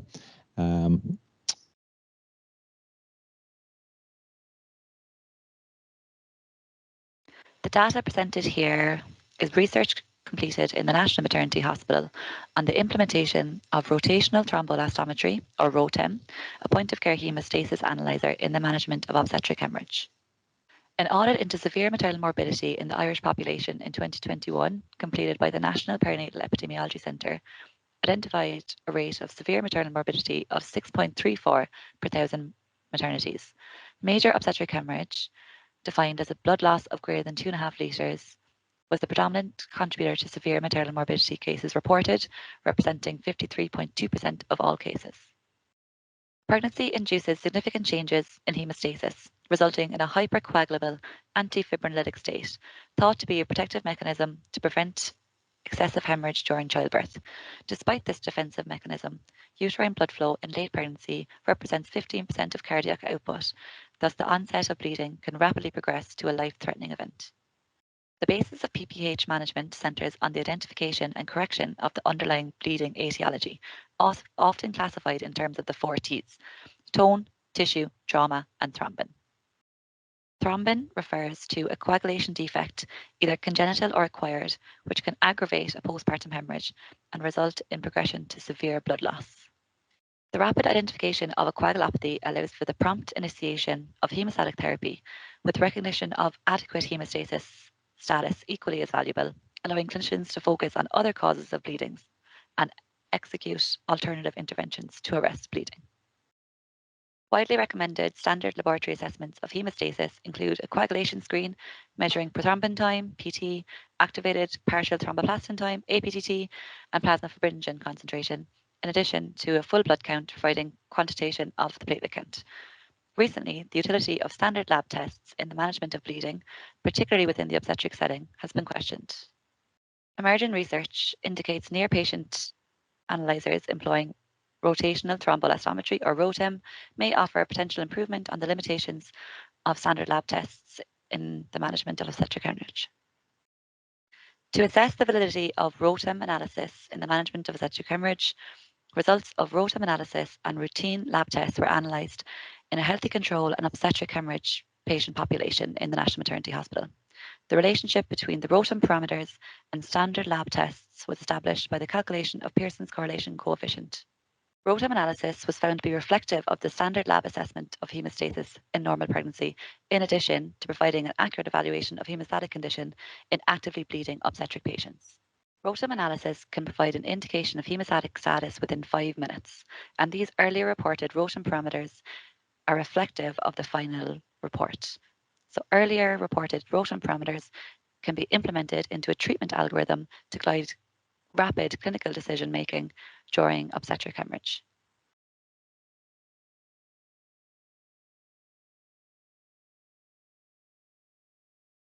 Major obstetric hemorrhage, or MOH, is a global health challenge, as it is the leading cause of maternal morbidity and mortality.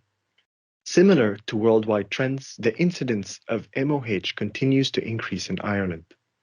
We combine health science research with research methodologies from social sciences to provide a unique and multidisciplinary perspective for the problem of MOH. We utilize top-down and bottom-up costing methods to estimate the economic cost of MOH and the cost of therapeutic blood components used in its management. To do so, we have identified MOH patients using the Severe Maternal Morbidity Database available through the National Perinatal Epidemiology Center.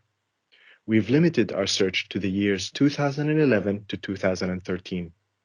Patients with MOH were allocated to diagnostic-related groups, and corresponding costs were calculated. To determine the incremental cost of MOH, we designed a synthetic group using published Irish incidence rates for birth, early pregnancy, miscarriage, and ectopic pregnancies. Figure 1 shows how patients were allocated to the groups and is available through a QR code. We recorded the total number of blood products used in the management of MOH, and we determined its contribution to the total cost. We estimate that the total cost of managing MOH patients during the years studied was approximately €3.2 million, and we estimate that MOH added an additional €1.87 million to maternity care. We also found that blood transfusions accounted for approximately 1/3 of the cost. In summary, this was the first study to describe the economic burden of MOH in Ireland, and we believe that rising MOH rates would lead to rising costs. We would like to thank the Irish Blood Transfusion Service for supporting our research by providing us with blood product cost information.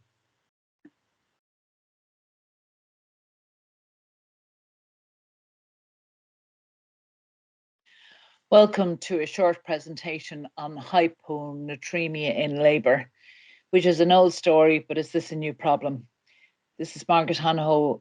I'm the designated midwife officer for home births, and my daughter, Katie White, who's a student midwife at the moment.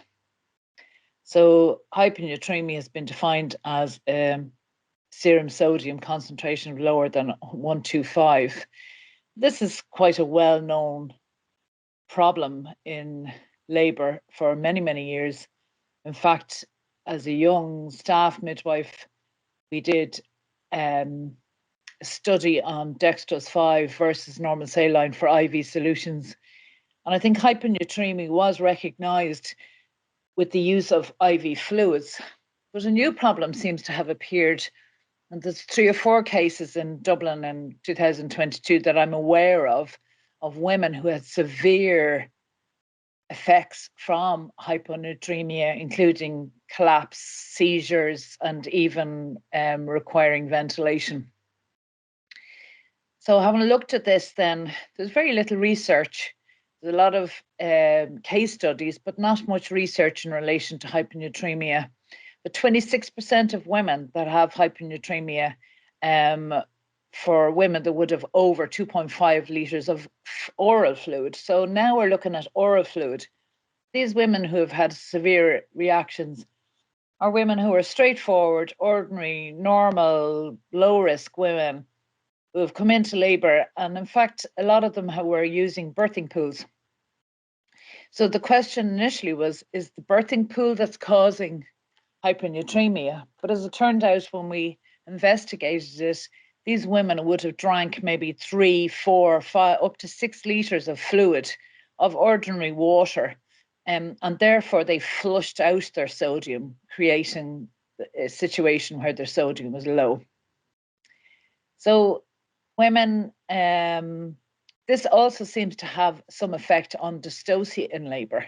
So someone with hyponatremia, they have a higher chance of having dystocia in labour. And also women that have hyponatremia can present, their babies can present with hypoxia, respiratory distress, plus or minus seizures. And this is a well-known fact as well, that babies who end up in a neonatal unit, you'll often look at their sodium, the sodiums are low. So why don't we try and maintain women's sodiums? So the guidelines have been introduced for the recognition, I suppose, and the prevention of hyponatremia. So these would be the recommendations, that we have a strict fluid balance for intravenous fluids, as we always have, but also for oral fluids, and for those women who have oral fluids before they even come into a hospital setting. We should consider using isotonic drinks in labour, or coconut water to prevent hyponatremia, and also maybe to try and prevent dystocia in labour. Women should be able to, we should be able to come up with some alternative way of keeping women cool, and therefore preventing excessive amounts of oral fluid, which is flushing out the sodium and causing hyponatremia. I think women and midwives should be educated on the effects of hyponatremia and the about not drinking excessive amounts of oral fluid, either pre-labour or in labour. And obviously I would suggest that more research is required, because there is very limited studies around this subject. And I definitely think it's something that's easily preventable, but can cause quite traumatic effects if not prevented. Thank you.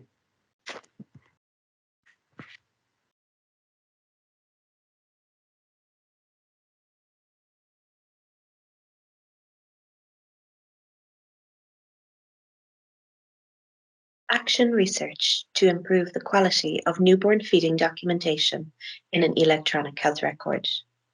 Newborn feeding is key to infant growth and survival. Accurate and up-to-date feeding documentation can inform care decisions and planning of care for clinicians. The aim of this study is to improve the quality of structured newborn feeding documentation for postnatal ward babies and babies in the neonatal intensive care unit. National Newborn EHR and CMS was evaluated for this study, and key users of the EHR were invited to participate. Both qualitative and quantitative methods were used in the study. Firstly, a multidisciplinary end-user expert group of 38 participants was established, including nurses, midwives, doctors, dietitians, lactation consultants. Qualitative thematic analysis from this group were used to design the new feeding data entry and review elements. Newborn feeding data entry was aligned for all users, and new flow sheets designed for reviewing feeding. Quantitative pre-post design was used to assess feeding documentation for both postnatal ward baby charts, which included 134 chart reviews, 67 pre and 67 post, and 188 NICU baby charts, 94 pre and 94 post across all 4 hospital sites using the EHR, which are 3 tertiary sites and 1 local unit. Data quality was assessed using the dimensions of data quality based on the HICWA framework. Descriptive statistics and Parsons chi-square were used to assess pre-post differences and statistical significance. The qualitative results, firstly from the expert review group, showed the overarching themes which emerged were complex data entry and difficulty in reviewing. Following this, the group collaborated to develop a new design which was implemented. The quantitative results post-implementation showed postnatal ward babies displayed here in Table 1 on the left-hand side, with the overall assessment highlighted in the red box, had improvements in structured feeding documentation entry by 91.6%. This was an increase from 17.9% to 34.3%. NICU data feeding documentation displayed in Table 2 on the right-hand side, and also highlighted in the red box, shows an improvement of 25%, increasing from 72.3% to 90.4%. Both these groups had statistically significant improvements. This study has streamlined feeding data entry, reduced duplication, and improved data completeness in an EHR. A collaborative interdisciplinary approach to data entry design within an EHR can improve data quality, as shown by this research. Recommendations include further evaluation to evaluate the sustainment of this change, and a key recommendation from this study is that the nursing and midwifery professions need professional guidance for recording clinical care in a structured electronic format as our health service embarks on digital transformation.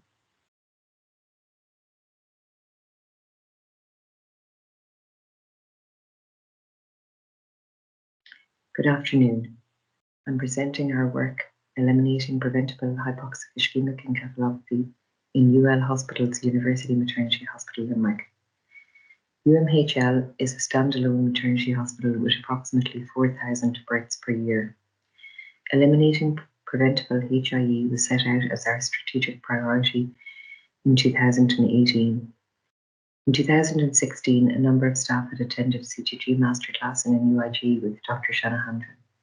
Subsequently, on return to UMHL, it was decided to seek funding to bring the masterclass to Limerick.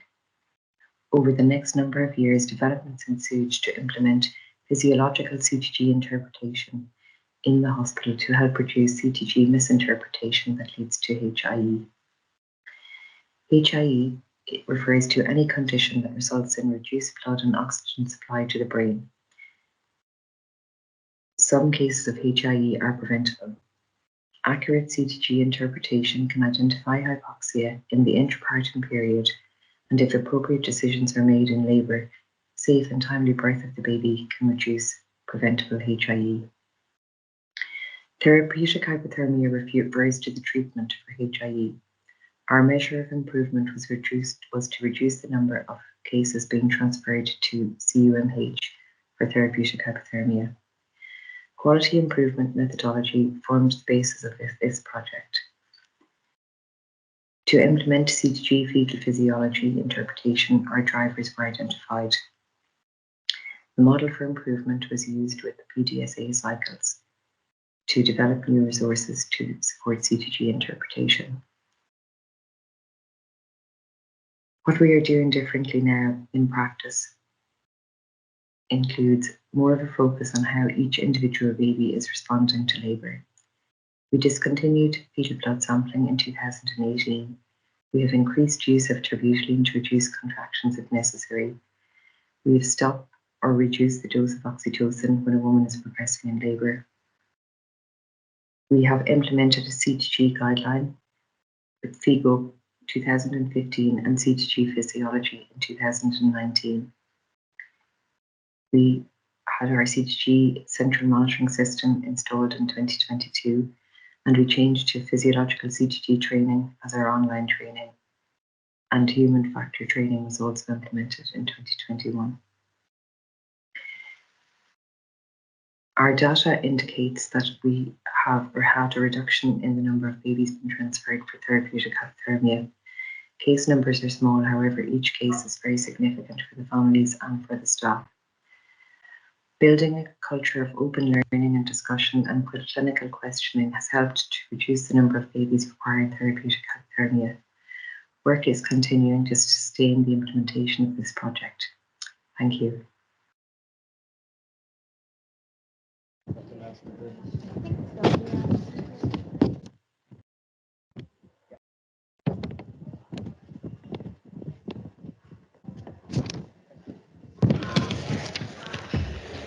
Okay. We're going to be back in the room now. So thanks everybody for returning, and for those online, welcome back.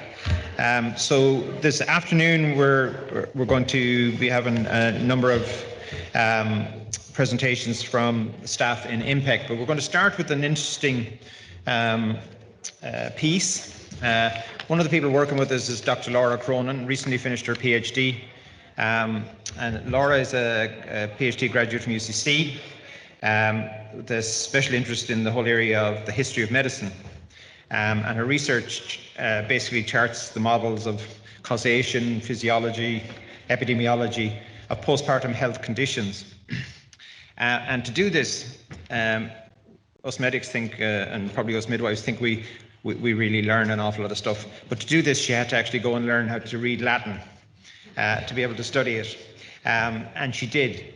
And we thought this was going to be a really an interesting talk for people, because actually, while we've moved on, what, about 400 years or so, maybe we haven't moved on that far. Okay, thanks, Laura. Hi everyone, afternoon. Okay.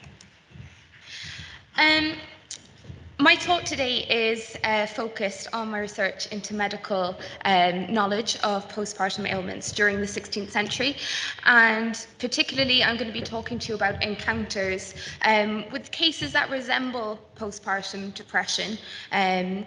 And I will be using language that reflects the primary Latin source material, so it won't encompass modern day definitions or criteria. So just before we delve back 500 years, a quick note on the 16th century concepts of physiology and health, because it relied on an ancient Hippocratic humoral system and pathology system. And essentially what that meant was that the body was made up of 4 different humors or fluids. So you had your yellow bile, your black bile, your blood, and phlegm. And the balance of these 4 humors were particular to each individual, but if they were thrown out of balance, whether that was through excess or deficiency, a person was then deemed to be in ill health. There's also no concept of germ theory or hormones at this point either. Okay. So general forms of psychological disorders were certainly familiar to physicians, but their occurrence within the puerperium prompted a series of questions surrounding correlation and causation. And though a lot of the primary material discussing postpartum mood disorders is available from this period, there was no standard definition of puerperal insanity as such, or its subcategories. So there were few medical writings which unambiguously categorized postpartum depression as it's understood today. And instead, physicians discuss cases of postpartum and perinatal depression and psychosis by presenting symptoms of delirium, which they used as an umbrella term for madness, anxiety, melancholy, frenzy, and temporary insanity of the mother before documenting her quick return to sanity following treatment. And this really reflects a general tendency of early modern medicine to rely on symptomatology rather than etiology in order to classify ailments, with the consequence then that the sources, although they're dealing with these conditions, don't group all of these instances together under a single named ailment. But the physician, Amatus Lusitanis, is generally considered to be the first among his contemporaries to identify and document instances of postpartum depression with the closest resemblance to modern classification. So you get puerperal melancholy, puerperal mania, frenzy, and they're all often attributed to humoral imbalance, particularly of yellow bile and black bile, as well as infection, retention of the lochia, and occasionally demonic possession. Typically, case histories discussing puerperal ailments frequently present the results of treatment without explanation of the reasoning process. So you often get phrases like, but after a few medicaments were administered, she returned to sound mind. And these cases come from theoretical handbooks with the primary objective of pedagogical use and self-promotion within the medical marketplace. And this explains partly why there's an emphasis on theoretical discussion rather than practical treatment. And it's also because of the print tradition that we have a small number of specific cases, about 30 in total, that go into detail, and they survive predominantly from modern-day Germany, Portugal, Spain, Italy, and France. And although the number is relatively small, it's still possible to identify the physicians who were largely influential in this area right down to the 18th century. So it's not until 40 years later, in and around 1560, 1580, that the initial publication of Lusitanis's cases, that we have the influential editor, Schenk von Grafenberg, taking the decision to gather all of these histories from different physicians who just saw them as points of interest in their own practice. And present them in a large compendium of observations entitled Mania and Melancholy of the Puerperium. So it's there we really have the start of a conscious and a collective recognition of multiple women from different countries, ages, obstetric histories and backgrounds suffering from deviations of character in the Puerperium. And on the back of this also, we have a whole number of treatises being published, to name some: Daniel Sennert's Practical Medicine, Rodrigo de Castro's On the Diseases of Women, and John Pesce's A General Treatise of Diseases of Maids, Big-Bellied Women, Childbed Women, and Widows. But Amatus Lusitanis and his contemporary Peter van Forest repeatedly emerge as the leading physicians who treat postpartum mood disorders, and I'll show you the cases in a moment. Just go back for a sec.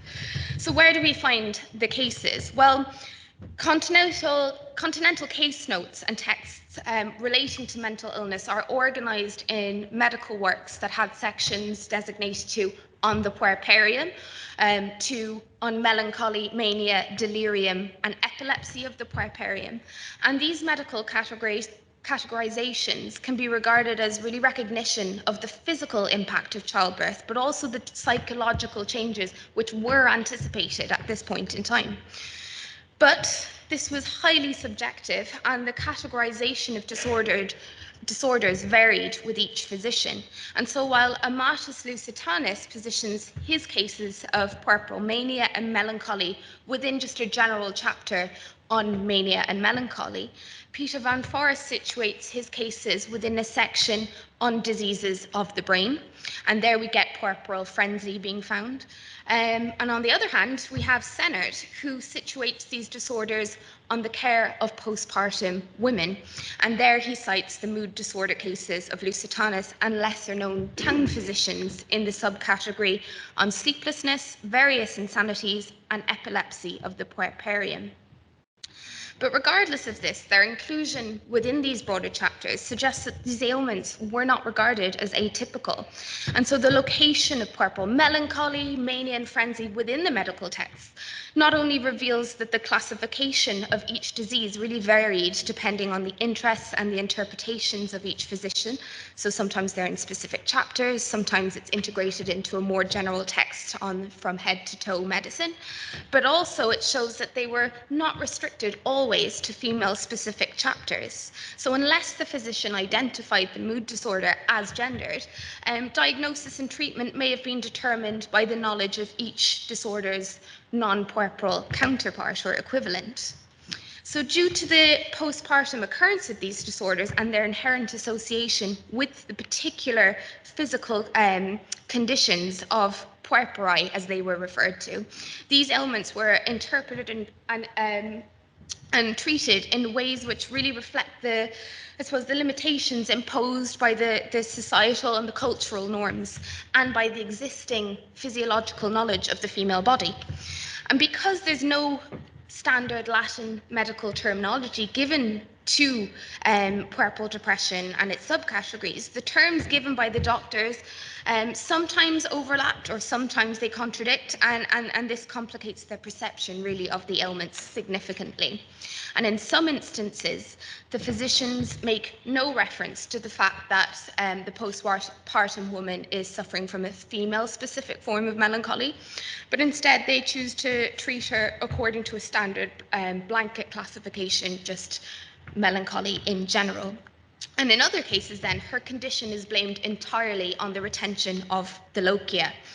And so while the cases didn't always fit neatly into specific categories, and at times they resemble kind of something amorphous because of their fast development from one form of delirium to the other, they contributed to an expanding canon of literature that made provisions for further study. So the main cause, as I said, attributed to manic and melancholic behaviour in these women was the retention of the lochia. And physicians expected mothers to naturally purge themselves of the lochia during the 6-week lying-in period, but the allocated time varied depending on the sex of the newborn. So female babies were understood to be inherently more moist, and according to the Hippocratic tradition, they produced more fluid in the womb. And because of this, it necessitated longer postpartum purgation, and rather than the dry male infants. And so mothers who gave birth to daughters were deemed to be at higher risk of developing this. And this matter was also raised by De Monte, who we'll get to in a moment, and it's concerning recurrent episodes of postpartum melancholy. But again, he touches on it, but he doesn't really comment any further. But it's his contemporary, Peter Van Forest, who suggests that women who gave birth, again, to daughters were more susceptible to postpartum delirium. So while not all of the cases in this period discuss the sex of the child that was born to the melancholic or the manic mother, Van Forest's query really reveals the extent to which female physiology in all its forms at this point was understood to play a role in women's illness. And it was based on this understanding that the physicians determined the treatment required. And women who were naturally melancholic in temperament were understood to have their conditions exacerbated by childbirth. And so we have the physician Daniel Sennert, who stated in an anecdotal comment, "I myself know a woman who is generally inclined towards melancholy, who, after giving birth for the first time, was seized by a melancholic delirium." And so given the importance of the postpartum bleeding, or the cleansing as it was referred to, in the mother's state of health, it's frequently found as one of the first lines of inquiry. Giambattista de Monte, he's another physician practicing in the early 16th century, and he provides one of the earliest accounts, really, of the initial stages of diagnosis and treatment in grappling with what this is in terms of postpartum depression. And in one case, which you see on the board there, he notes that the pain in a German noblewoman's head occurring some 14 days after childbirth, the woman described her head as an empty space or an empty jar. Suffering from insomnia, she expressed concerns that she could do something evil, and this condition, we're told, lasted approximately 3 months postpartum. But again, he goes further. He says that this wasn't the first time that the woman had suffered from this condition. He notes that she'd suffered with the same ailment when she gave birth to twins. And it's only after considering her food, her emission of blood, her alteration and cleansing of the humours, that he came to the conclusion that the disorder may be a form of what he termed puerperal melancholia. And so De Monte's association of this behaviour with childbirth really suggests that the psychological disorder was brought about by a physical act, which had the power to alter a mother's humoral balance and was in this case confined to the maternal experience through retention of the lochia. Rodrigo de Castro builds on this, and he makes an important distinction between gendered and non-gendered melancholy. Quote, that which commonly affects men and other women differs from that which we are discussing at present, in that the former is derived from some common cause, whereas the latter comes from some particular cause, indeed from a condition that is peculiar to women alone, that is, the movement of corrupted menstrual blood towards the heart. So he develops this point, and he states that melancholy afflicts puerperal women, and that the same treatment used for widows and virgins, which was a new form of melancholy emerging at this point, could be applied to postpartum women, because the change in the behaviour had resulted from a collection of putrid tumours that had heated, turning into vapours, and unable to find an exit that it would normally during either the lochia or the menstruation, instead looked for an escape by travelling upwards to the heart and the brain. But De Castro elaborates that the symptoms of puerperal melancholy differ from general melancholy. Whereas the former brings with it almost nothing but anxiety and sadness and other attributes customary to melancholy, the latter brings weeping, laughter, and various pains. And this then explains the medical approach that physicians apply to postpartum ailments compared with those adopted in non-puerperal cases. De Castro's gynecological compendium was very highly influential during his own lifetime, and then there were several editions published in the 17th century, and they were drawn upon by other physicians like Daniel Sennert. And he states, out of the vapours that arise from the commotion of blood and the humours during childbirth, and while the lochia are flowing, various symptoms are produced in the head, particularly if a fever strikes or if the lochia do not flow properly. These symptoms include sleeplessness, delirium, melancholy, phrenitis, mania, and epilepsy. Generally, however, prognosis remained optimistic for each case, and these women were expected to recover by the end of their puerperium.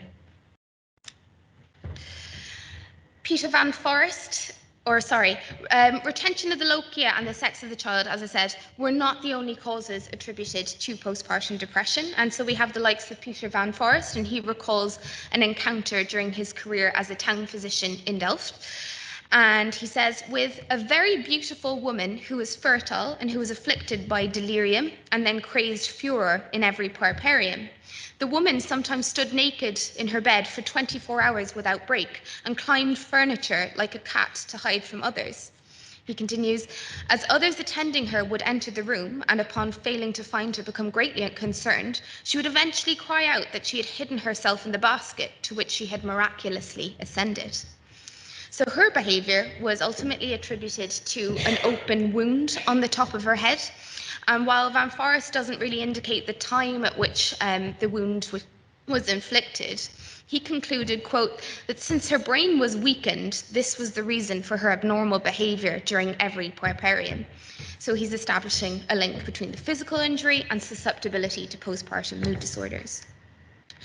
Strikingly, though, Van Forest considers a patient's maternal family history of the lying-in period, and he comments that mothers also suffered, that her mother also suffered from mood disorders during the same time.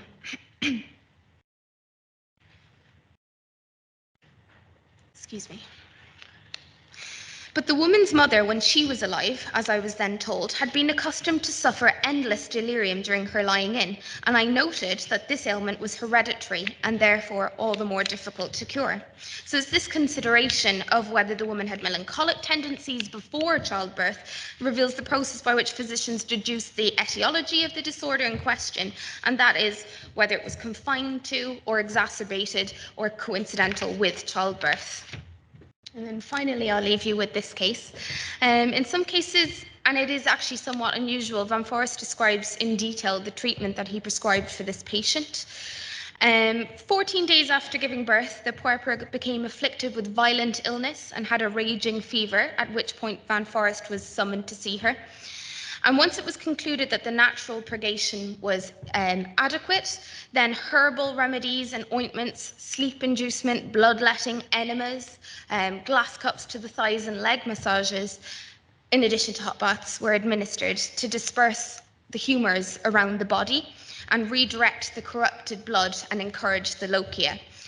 And so upon inspection of what he termed her very red and thick urine, which was at that point an indication of fever, he concluded that the woman needed to be bled in the arm of approximately 6 ounces of blood.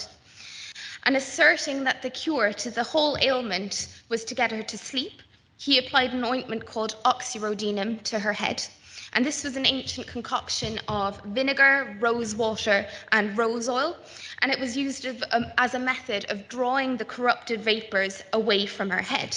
So sleep, again, was essential to maintain her healthy equilibrium. So the physicians wrote extensively on the treatment for insomnia, suggesting a whole variety of cures, from poultice ingredients to enemas. And Van Forest himself says that the key to the whole cure consisted of getting her to sleep. But in this case, the insomnia persisted, and after applying lotion to her arms and her feet for several nights, the puerpera eventually slept and began to recover. However, he notes the delirium had not yet fully quelled. And in Van Forest's observation of a frenzied puerpera, he notes that he applied a live chicken to her shaved head around the coronal suture and successfully hindered the fever. And following the application of this chicken to her head, we're told that the fever was reduced and, quote, never returned. But this was only carried out after the fever had already diminished. And while Van Forest doesn't explain this rationalization behind the so-called chicken therapy, the accompanying note that he provides gives us more detail. And Van Forest verified the use of a live chicken cut through the spine, citing a similar case to that of Felix Platter's observation of genuine phrenitis in a puerpera dated January 1593, in which a woman suffered from delirious behaviour as a symptom of frenzy, but was cured when Platter, quote, cut a hen in 2 parts, hot and bloody, applied it to the crown of her head. This done, a thick vapour flew up in abundance so that it might be seen, and when the hen was taken off, it seemed dry roasted. This did much good. The application of the chicken to the head indicates that both Van Forest and Platter believed that humours from the womb had risen up to that part of the body as corrupted heat travelled, or humours travelled to heat. It was not specific to treating the female body, but it was used to reduce fever because animals were understood to absorb the excess body heat and the vapors. So it's not unusual to find such treatments for the purpose of curing the insane during this period, and psychological and physical illnesses were, of course, interrelated at this point. So with the exception of the chicken, the treatments employed weren't that exotic, and the restoration of normal sleep patterns played an important role in recovery and, of course, ensuring that the lochia ran its course. So just to summarise, puerperal mood disorders were certainly recognised by 16th and 17th century physicians who treated them systematically and integrated them into their humoral theory. But the humoral framework, while it certainly allowed women to be discussed using the same broad principles as men, it really did nevertheless kind of limited the possibility of any serious breakthroughs in this area, as in other areas of medical research, until the late 18th century. Thank you. Thank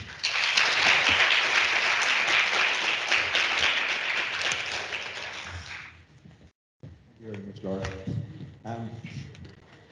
don't have any. You have a question. All I could think about during that talk was, I wonder in 500 years who will be standing up here saying, you wouldn't believe what they were doing in obstetrics and gynecology in the 2021 or 2024 or whatever we're in now. But the one question I have for you was, were they free range or barn chickens? Very good. I think we'll let you off with that.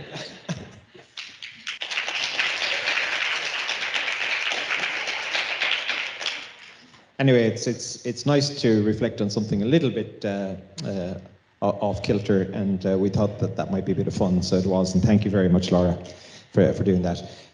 We now have Dr. Sara Leitao, who's a researcher with us at the National Perinatal Epidemiology Centre, working on a number of the clinical audits and related studies. She works on the severe maternal morbidity, which we'll be hearing a bit more about in a little while, and the annual, and on the very low birth weight infant audit.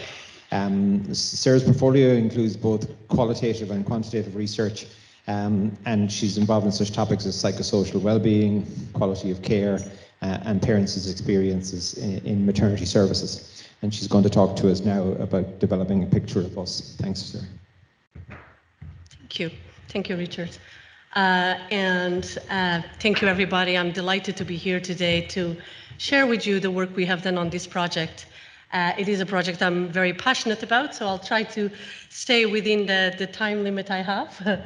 And I'd like to start by thanking Sarah Meany and Prof. Greene, and obviously my colleagues and the parents who took part in this project, without whom it would not be possible for it to become a reality. So this is a Photovoice study we have done of parents' experience of complicated pregnancy. Just a very brief background, because I think at this stage we all have a clear understanding that there are complicated experiences or issues during pregnancy that can add to the experience of anxiety or other illnesses or issues through the pregnancy. And that affects not only the parents and the mother, but then it can also affect the outcomes of the baby. So the aim of this study was to describe parents' experiences of high-risk pregnancies, providing insights into often overlooked issues affecting these pregnancies and these parents. This was a Photovoice study, so it's a qualitative methodology, and data collection for this study was completed in 2019, and I'm highlighting this because this is pre-pandemic and pre all the madness that lockdowns and so on threw into our maternity systems.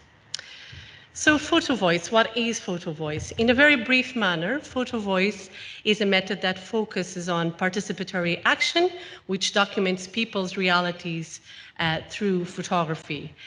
So basically, participants are invited to take photographs or provide images representing their realities or experiences about a certain topic, in this case, the complicated pregnancy they were experiencing, and then discuss these with researchers to explain their personal significance. So basically, we invited parents going through complicated pregnancies to take photographs that would represent their experience, and then we met them so they could talk to us about it, and that just gave us, further in-depth understanding of the difficulties and the good and the bad about their experience through the services.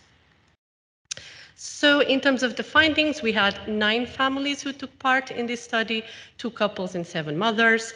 In total, 59 photographs were sent to us. And the participant characteristics are shown there. So very briefly, they were all Irish, 26 to 40 years old, and 2 of the participants had experienced a previous pregnancy loss.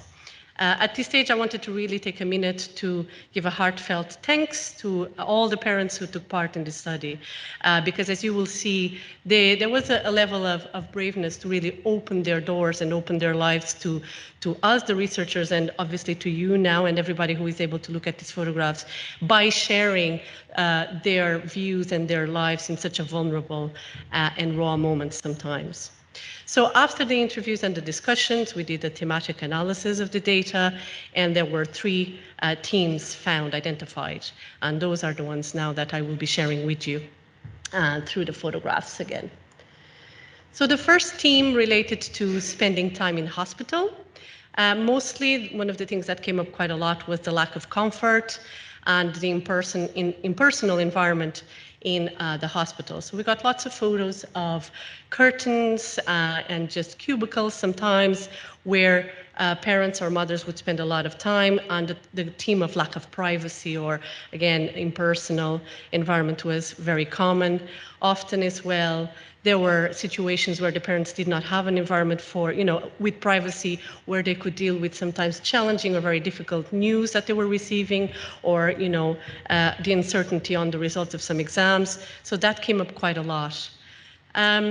And then in terms of, I should clarify as well, the participants were both inpatient and outpatient individuals. So in this case, it's interesting in terms of lack of occupation and activities. That was something that came up quite a lot for inpatients, in the sense that they were left in the wards, in their rooms, for often days without much to keep themselves busy. There's no television, there's no books, there's no specific activities for these parents or the mothers that are kept in hospital. These photographs are interesting because they just also represent that feeling of anger, and again, without malice, but just some sort of frustration with the system and the lack of resources and conditions that some of these individuals had to experience while in hospital. The other topic that came up quite a lot was in relation to separation from home and family. So often these were parents that already had other children at home, or mothers that were separated from their partners or from their other children. And so that can be quite difficult to handle. There's an ambivalence mentioned often between minding the unborn child and minding the rest of the family. So that came up quite a lot. And then that feeling of being, picked up and taken away from their life, their routine, the world that they knew. So the world is continuing outside, but you are stuck in the hospital or you're stuck in your room. So that came up quite a lot too. And then, interestingly, the theme of communication, which seems to be quite common today, came up quite a lot for us here today in conversation. So communication, not just with the patients themselves, and it's interesting to also mention that expression of failure to progress in the delivery came up also in the conversation. We don't have pictures to demonstrate it, but parents did talk about that and associated also to some previous traumatic experiences. That expression did stay with them. So it's very interesting that it came up in previous conversations, in previous talks here. So not just the communication with the patients, sometimes, not just in terms of what is said, but also lack of a kind of a standard approach, mixed messages and so on. But there were also issues around the handover of information. When parents were seen by various doctors or different healthcare practitioners, and just the handover of information was not clear. And then in terms, again, going back to the communication of healthcare practitioners with patients, we had a lot of conversations around this, and I just thought that this statement was very interesting. This mother was saying that the midwife came into her room and sort of poked me a little bit. And she said, "You don't look very good at all. You don't look good. You're in a very bad way. I don't know what's going to happen." And she walked off. So again, sometimes, we all have bad days, and we all have times where maybe we say things that we don't really think about. But as it was said before, sometimes just what you say and how you cross the paths of these parents makes a difference for their lifetime. And then in terms of a second theme, it reflected managing mental health, mental well-being, anxiety, and stress. And this was then mentioned at 3 stages. It was mentioned before the birth, and within this team, we received lots of photographs of the different strategies or activities that parents used to stay positive and stay focused, and sometimes just keep busy, especially if they were in bed rest or in the hospital. And also things that made a difference to them. And again, not just talking about the bad things that are done, but also talking about the positive things. These mothers said, minding mother as well as baby, a 2-minute conversation can mean the world. And they did say that quite a lot, especially the inpatients, that when someone just stops for a few minutes, be that a midwife, a doctor, whoever, to talk to them, it makes the world of a difference. Then in terms again of managing mental health and well-being before the birth, especially if there's, a significant concern about the health or the viability of the baby. Again, strategies were shared with us, and I think this quote talks for itself, so I'll just read it and share it with you. So this mother sent this photograph of a blanket that she had knitted, and she says, "If the baby was a stillborn, I made a small blanket just in case. I didn't want the baby to be naked or something in the coffin, and I got a small bunny as well, just for the baby to have company. It is such a lot to take in and a lot to think about, and such a morbid thing to think about. Nobody wants to lose a baby, nobody wants to lose a child, but I think it was helpful for us to talk about it as a couple, and for me to knit a few things that, if everything came to the worst, to have something to give the baby." In terms of managing mental health and well-being, anxiety and stress, the other side of it that came up was managing that type of health after birth. Mothers also expressed their concern on the repercussions and burden that these pregnancy complications or postnatal difficulties could have on their partners and their families. And they were concerned of being affected by this mental health condition again, as they were preparing strategies to address and tackle these if needed. A lot of these parents or mothers had experienced previous difficult or complicated pregnancies, or as I mentioned, there were a couple of cases of previous pregnancy loss, so they were also preparing to be strong and healthy after the birth. So again, in terms of managing mental health, just dealing with the fact that a previous pregnancy loss had been experienced or a previous traumatic birth experience was also a significant topic of conversation. And again, that carries not just in terms of the loss itself, but also in terms of preparing for the birth. And this was the statement, the contribution of a mother who had a traumatic birth, and she says, "I'll never forget it. I had just had her, and then the placenta came out, and the midwife held up the placenta to me and said, 'Look at this. This is a really unhealthy placenta. Were you a smoker, or were you doing anything to cause this?' And I wasn't, but I blamed myself for it." So again, communication and the simple things that we can say that can make a lifelong impact. Then the last theme was in relation to having a baby in NICU and the feeling of hopelessness and helplessness. Again, a little bit of ambivalence in terms of knowing that that's the best place for their baby, that the baby needs that care, and that maybe the baby's in the best hands, but that they cannot fulfill their role that they see as parents of holding the baby, feeding the baby, touching the baby. So that was quite challenging for these parents. And in this case, this mother shared this image that represented that experience for her of having her babies in NICU. And she says, excuse me, she says, "The person is empty. They took out the inside, and by God is it when you have no control over what's happening in your pregnancy. I have no choice but accept what they are saying to me. When I say I feel empty, there's nothing I can do for her now.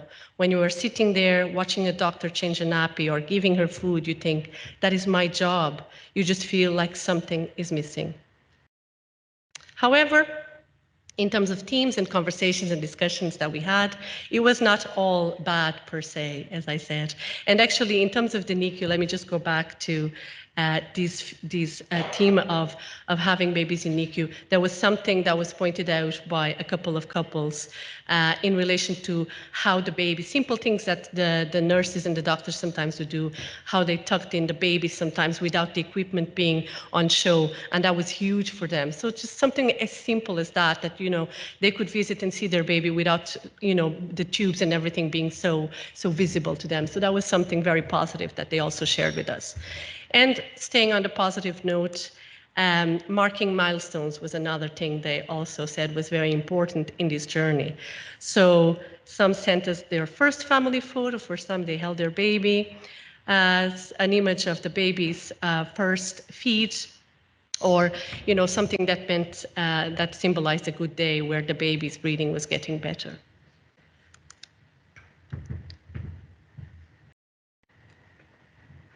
So, in conclusion, individuals experience during complicated pregnancies, excuse me, they experience many challenges, anxieties, and concerns during that process. So there are non-clinical tailored initiatives that can have a significant impact in improving the experience of these families and reduce the anxiety and distress during this period. There are, again, simple things that can be done to really improve the experience of these parents, such as providing support or pastoral groups, enhance the comfort and privacy in the hospital. Again, just sometimes having books or having spaces for more privacy when difficult news are being shared, or having spaces that provide more comfort. One of the things a lot of parents talked about was that it was so hot in the rooms in the summer, and just having access to a window was a big plus for them. So the other thing that has, in terms of interventions that can be put in place that have been very successful, is to implement family-centered care, where there's a focus on allowing more access to women who are in the hospital to their families, be that by allowing the women to go home and see their children in the home environment, or allow rooms where the family can come to the hospital and the families can be together in a more kind of family-centered environment. Again, staff training and communication, is extremely important. Again, communication among staff and with the parents.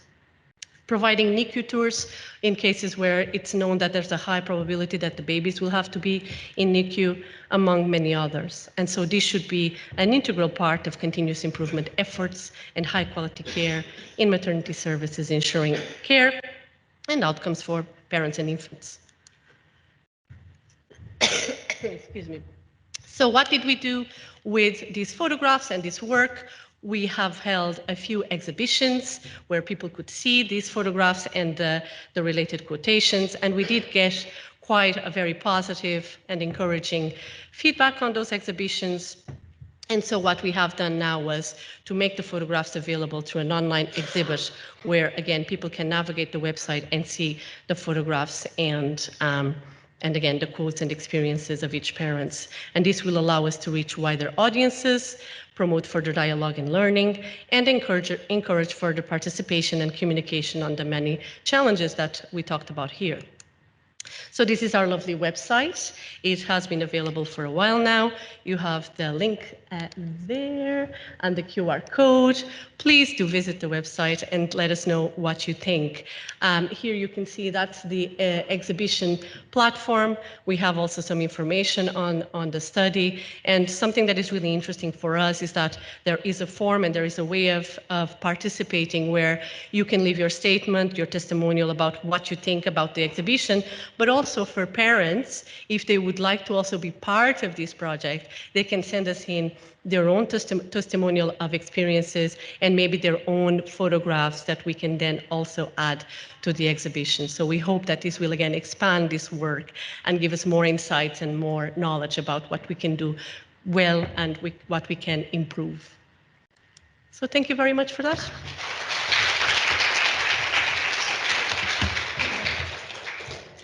Thanks very much, Sarah. I have no questions coming in for you, so you've obviously silenced everybody. So thank you very much indeed. So we've seen that the themes all day have been building around different types of morbidities, And I suppose one of the ones that we're particularly associated was looking at the severe maternal morbidity. And so Dr. Paul Corcoran, who is our senior epidemiologist and senior lecturer in perinatal epidemiology in UCC, is going to now take us through some of the learning from that audit over the recent years. Thanks, Paul. Thanks, Richard. So I think. Okay. Thanks, everybody. I feel, even though I'm a committed fan of data and statistics, I feel like it's been up against a challenge with the last two presentations being so interesting. So I hope a simple look and descriptive look at trends in maternal morbidity in Ireland will be of somewhat similar level of interest. Next. Okay. So I'm presenting on first severe maternal morbidity. Many of you will be aware of our annual report that comes out each year. Most recent one was for 2021 data, and some of you will be the contributors from the point of view of collecting the data on severe maternal morbidity cases. And you can see here the list of different morbidities. And the first thing you see is that there are 16. It's a long list, and therefore that means that what we're talking about is overall is a composite measure. And it means that case finding is much more difficult because each is a different case, a different condition that's been experienced by a woman, and also maybe treated in different parts and by different disciplines within the hospital or the unit. So we have, I won't go through the full list of them there. Some of them are very straightforward. I think in terms of, ICU admission is a very clear thing and probably relatively easy to establish, albeit that sometimes the ICU admission is happening outside of the setting of the maternity services. But some of these conditions are quite difficult to ascertain, perhaps major obstetric hemorrhage, where we're talking about an estimated blood loss of 2.5 litres of blood, or transfusion of at least 5 units. So there's a combination of different mechanisms, and estimation of blood loss is challenging as well. So case definition and case finding is tricky, I think, for this audit. So here's our overall trend in terms of since our first national coverage was established in 2011. And you can see in the first column of data the maternities. In all of the years we had all units contributing, except a few where one unit didn't contribute. So that's adjusted for in the maternities. So the people who are at risk of becoming an SMM case, and then you have the number of cases, and then you have the rate per 1,000 maternities. So you can see an increase in the rate from 3.85 up to 4, up to 5, up to 6, 6.5, and relatively stable in recent years at about 6 or 6.5 per 1,000. So these are relatively rare events, thankfully. They're severe, and obviously it's in the name, but some of these are going to be considered near misses, where the mum may have come close to dying. The rate ratios there just kind of quantifying the extent of the increase. So our rates in recent years have been about 50 or 60% higher than in the early years. But some of that increase may have been associated with, embedding the collection of data for the audit in different units and improving case ascertainment. Here then we have, just for the 2021 data, the list and the number of and percentage of cases that from the different types of morbidities. We have at the top there major obstetric hemorrhage, so 199 cases, just over half of all the cases in the year.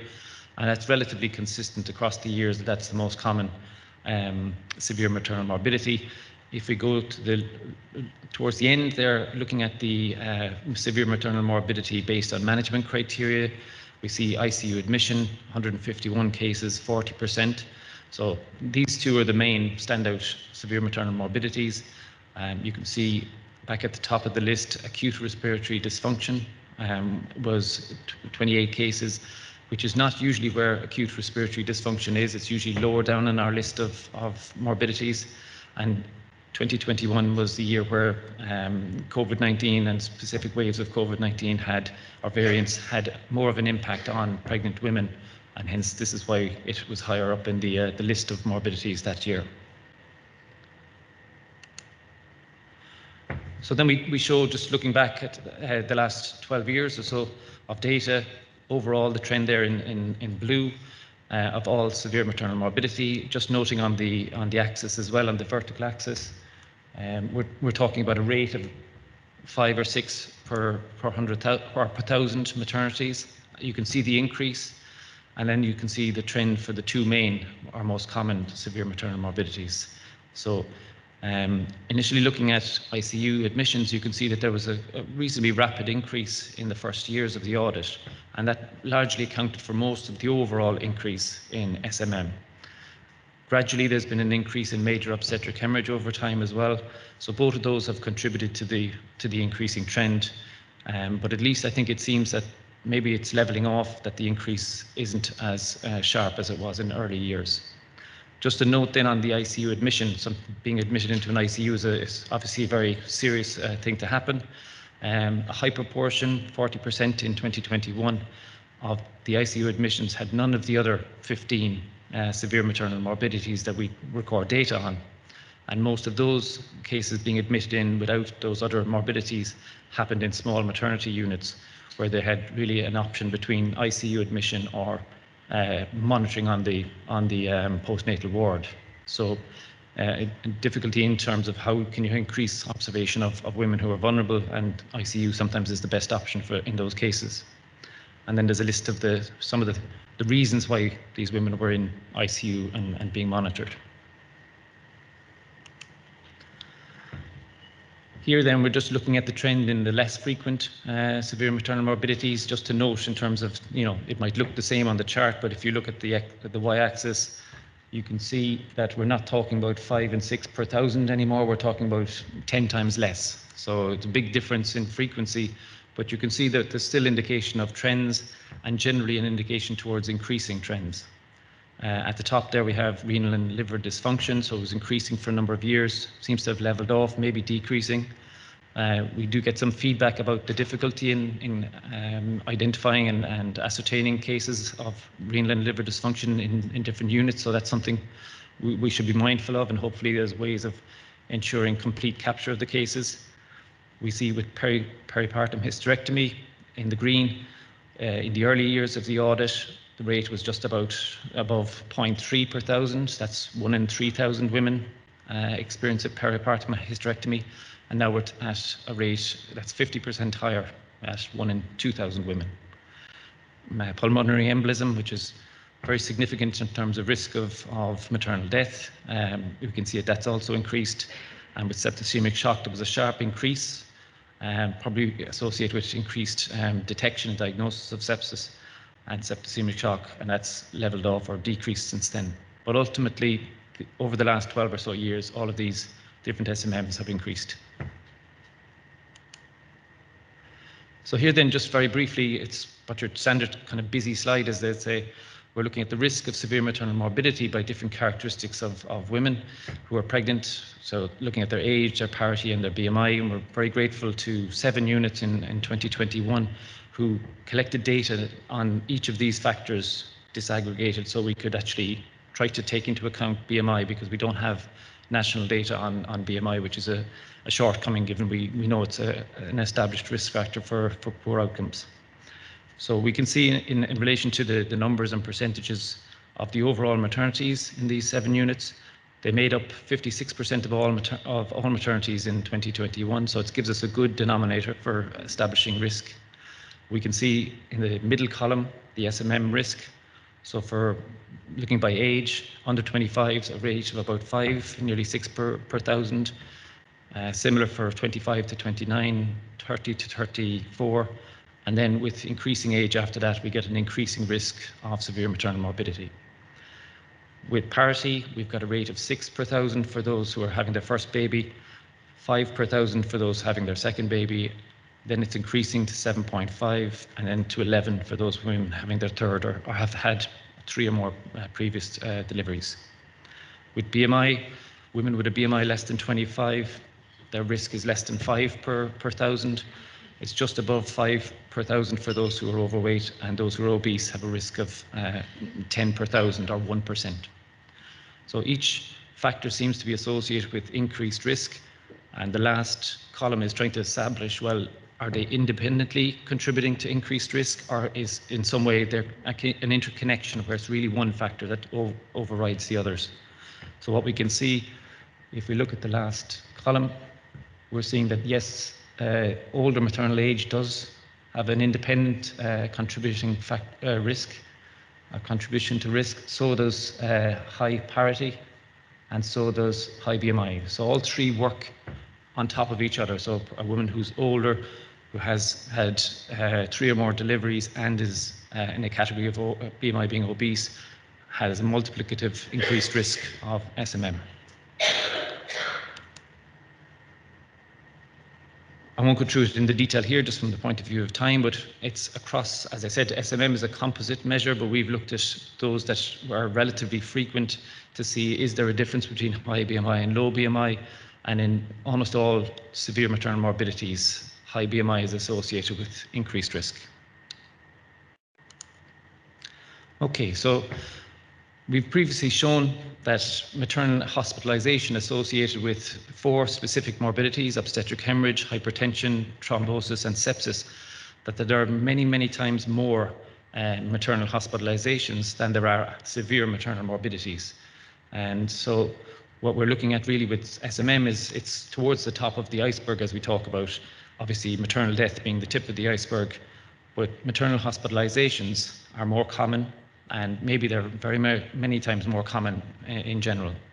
So I just wanted to have a look at data that's been provided by colleagues in the Healthcare Pricing Office, some of whom are here today, which is great, because I think it's interesting, and I was curious as to know, well, to what extent are there maternity hospitalizations associated with different morbidities?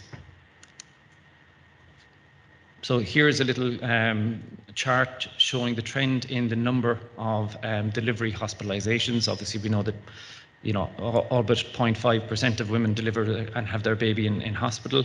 So we can see the trend in terms of, back in the days where, in the economic boom, as it were, we were having increasing numbers of deliveries and women in births.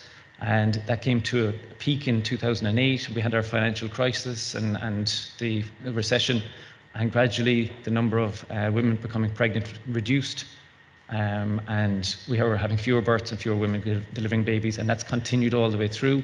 We can see a little bit of a change here with COVID in 2020 is similar, it's got ongoing decrease, but then an uptick in 2021. So maybe, the lockdowns weren't too bad in some regards as people were at home.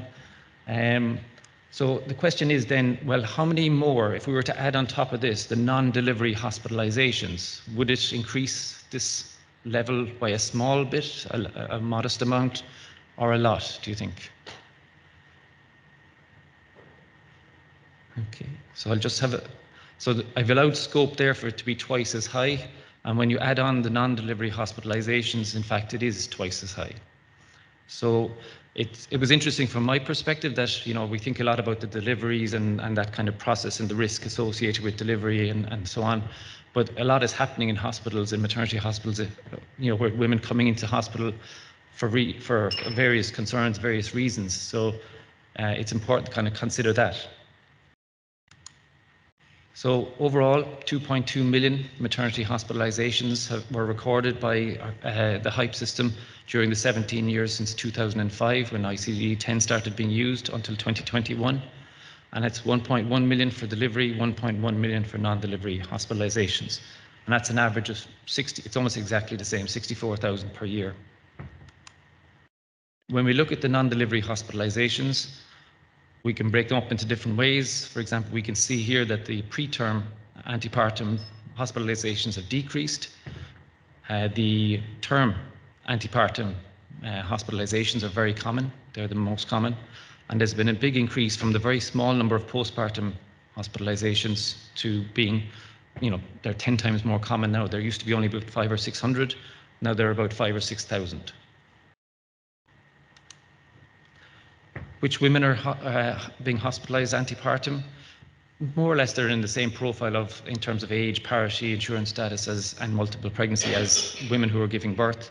But relatively speaking, you may have a slight increase of younger women and older women, first-time mothers and women who've had 3 or more babies.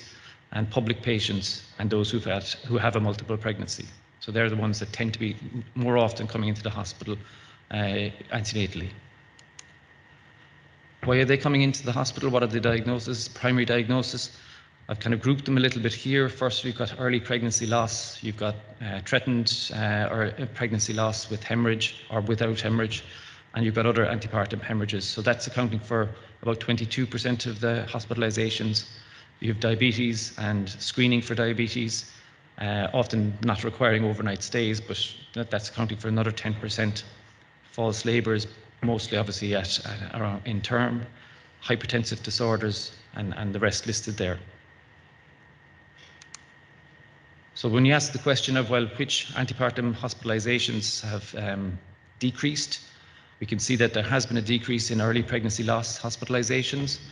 This may be due to treatment of early miscarriage with medications, and then the woman not being admitted into the hospital but being allowed to go home and being monitored or communicated with from there.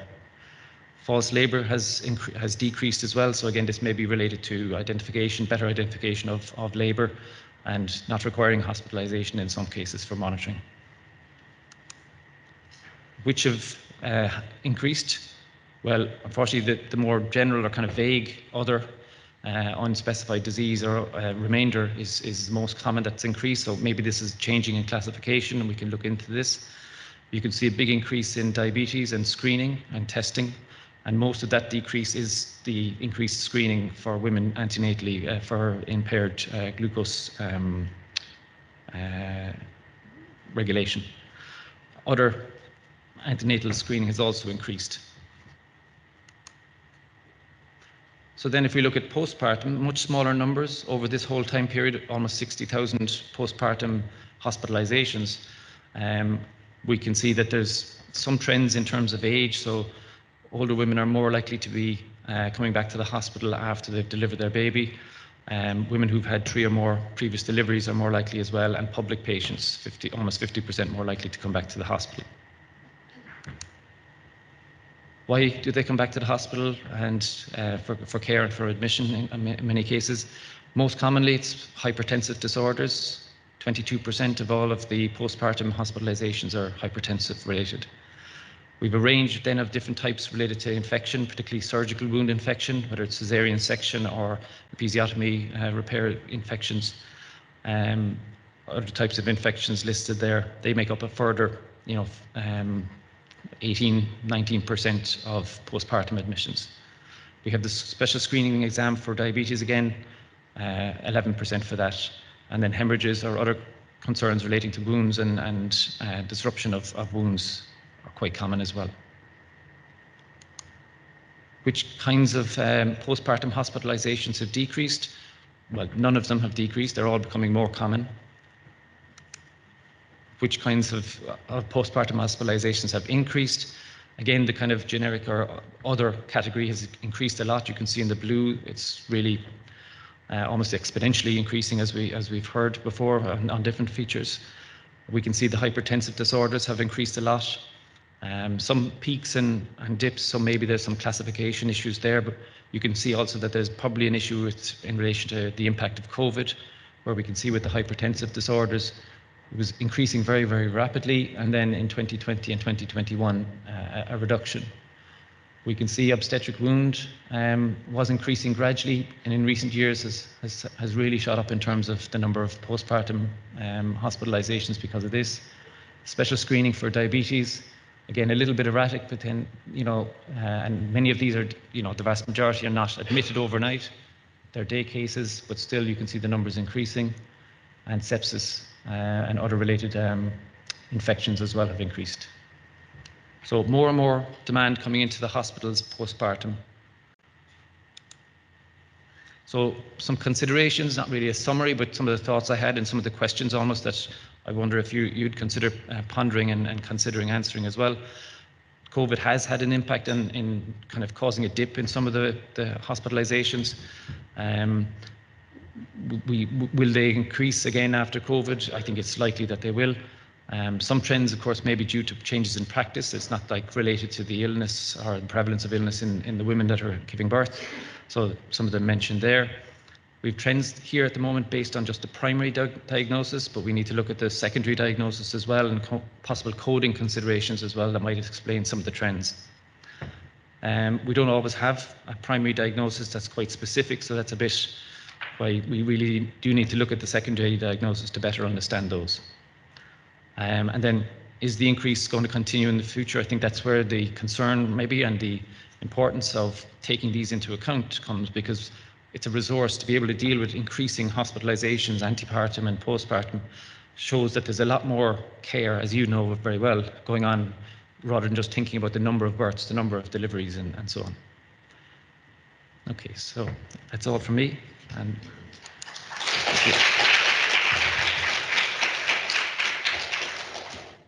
thanks, Paul.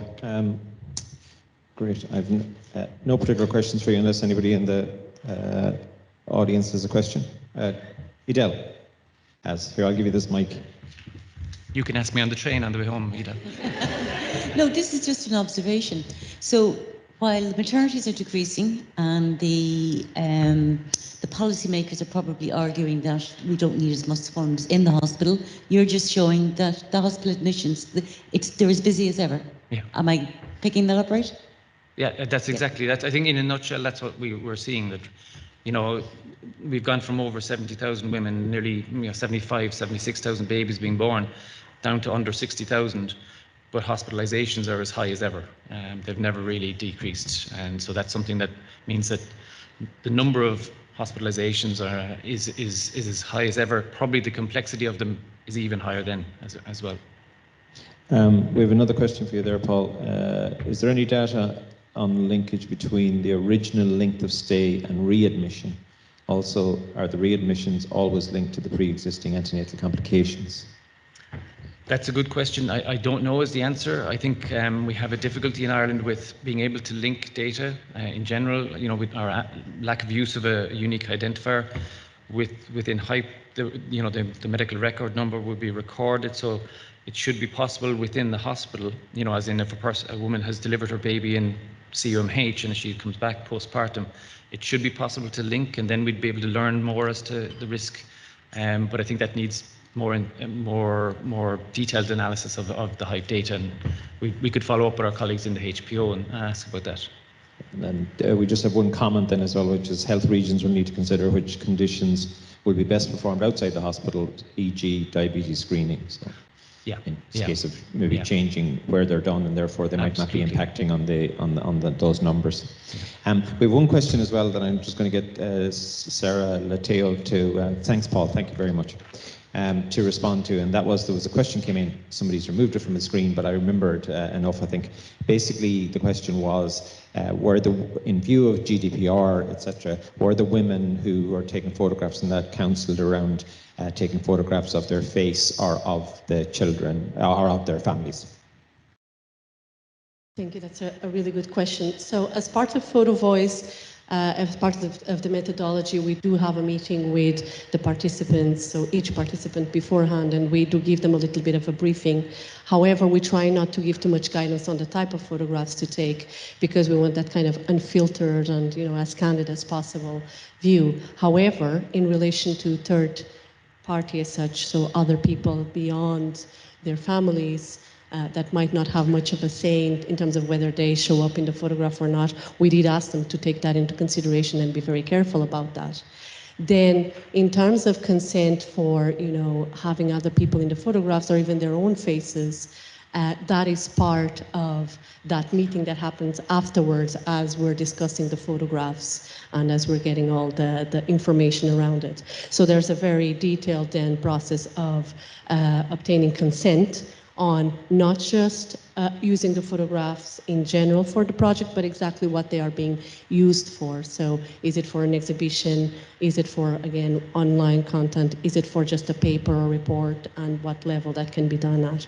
So there is a very specific level of consent that is then done with the parents to clarify how we are going to use these in the future. And just to say as well, in terms of the use, it was interesting that we could invite the participants to the exhibition that we did, and it was fantastic that they came and they could see how their photographs were being used as well. So that was great. Thank you. So the full issues around GDPR were taken into consideration, and actually as you said, the families took part. Some did not, but they were offered to take part, and some did, and we're open to that. Okay, so on to our last speaker, last but not least by any means. And you'll see that the day has gone through all the various morbidities and into serious morbidity in the last speaker. And now we're going to talk about, thankfully, maybe not as common, but a very significant issue of maternal death. And Edel Manning is going to speak to us. Edel is a midwife by background. She's nearly as long in NPEC as I am. And she has been involved in the coordination of a lot of our audits, but she specifically coordinated the maternal death inquiry since its inception in 2009. Edel basically works with us as a research midwife. She kind of manages quite a number of the major projects, including the perinatal mortality and severe maternal morbidity. She has been also intrinsic in the development of those audits and the improvement of those audits over the years. She was a midwife by background, as I said, worked in the COOM for many years in various roles, including management roles, and as a clinical midwife specialist in ultrasound. So, Edel, thanks.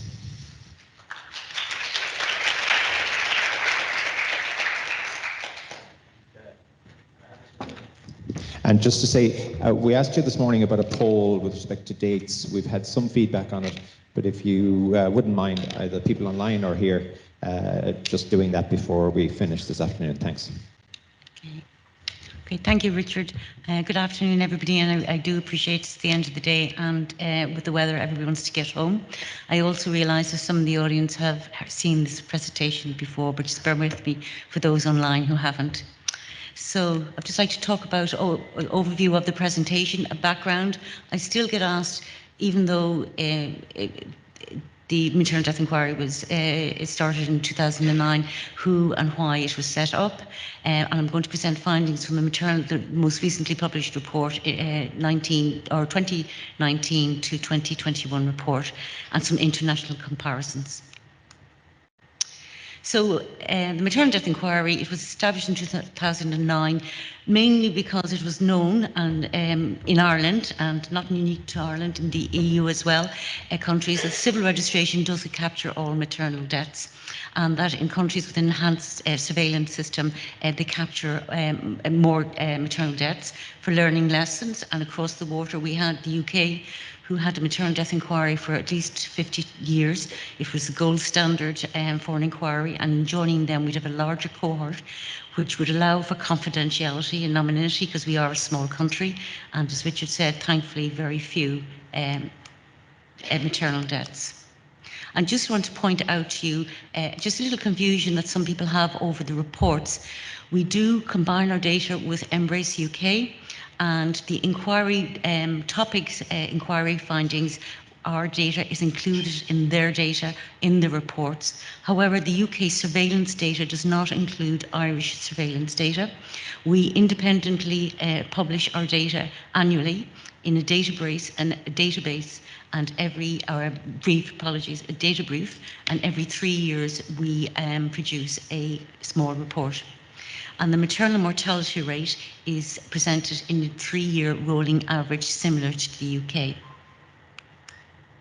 Just a gentle reminder, with the confidential maternal death inquiry, we ask units to notify us of all deaths occurring during and up to 1 year postnatally, post-pregnancy end. However, in calculating maternal mortality rate, it's based on women deaths occurring during pregnancy and up to 42 days post pregnancy end. We include direct and indirect, direct being deaths resulting from obstetric complication of the pregnant state, versus indirect, which are deaths resulting from previously existing disease or disease that developed during pregnancy and which is not the result of direct obstetric causes. Late maternal deaths and deaths due to coincidental causes are not included, and the rate is based on 100,000 maternities. So just looking at the process of the maternal death inquiry, just like to point out to you here that the most important thing is when people are submitting data, there is always a worry about confidentiality. So we do collect the data. Once the case is submitted to the maternal death inquiry, the notes and the postmortems are requested from the various hospitals, coroners. We do send out little clinical reports to people involved in the case to give us a broader information surrounding the case, but all data is anonymised before sending it to the UK. In the UK, then it's collated with the UK data and analysis. They're reviewed by multidisciplinary specialists whom Ireland contribute to. I don't think we have anybody here in the room today. Oh, we have British Keelan was here. He was a pathologist assessing the case. So all the different disciplines examine cases to look for good quality care or recommendations for room for improvement. Within the Irish context, case ascertainment, particularly late maternal deaths and deaths occurring in the community, are a challenge. Paul mentioned earlier there that data linkage we don't really have in Ireland. We don't have a unique health identifier. And one thing that the UK do is that they link the deaths of women occurring in childbearing age to women who had delivered within the previous years. Now that mightn't capture all women who die, say for example, following a TOP or a miscarriage, but at least it gives them a better case ascertainment. Within Ireland, we have an issue, I suppose, with the timeliness of coronal autopsy reports becoming available.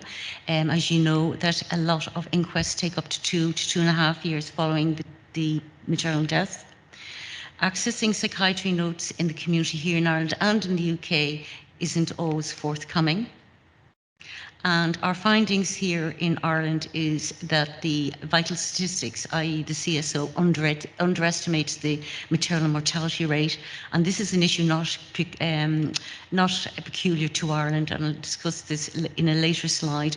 But for a couple of reasons. One, coronal registration of the maternal death occurring 2 years after the fact, or perhaps it not being noted on the death cert that the woman was pregnant or recently pregnant, leads to an underestimation of a national rate.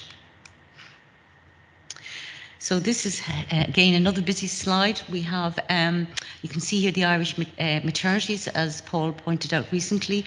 Our maternity rates are decreasing, and while the MMR rate ranged from 10.6 to 6.3 per 100,000 maternities, this did not represent a statistically significant change over the 13 years.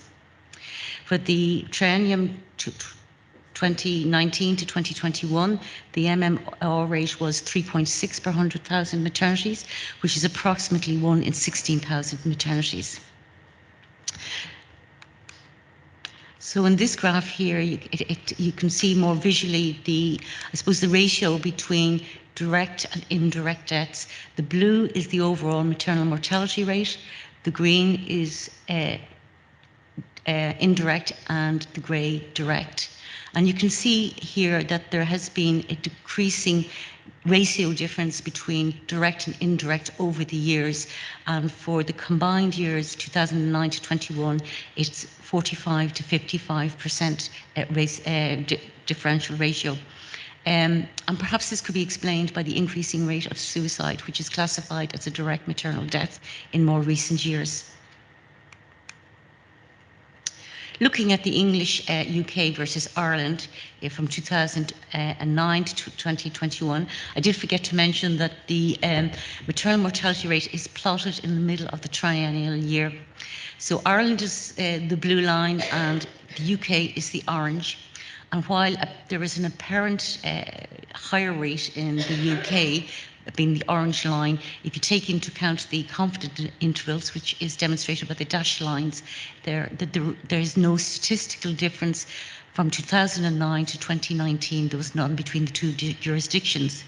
However, in the triennium 2019 to 2021, the Irish MMR was 46% lower than the UK, which was a statistically significant difference. However, during that triennium, there were no deaths in the Republic of Ireland due to COVID-19, whereas there were in the UK quite a high number. And the UK gave an adjusted MMR to exclude deaths due to COVID-19. And taking into account that justification, then the MMR rate between the two jurisdictions, there wasn't a statistical difference between the two.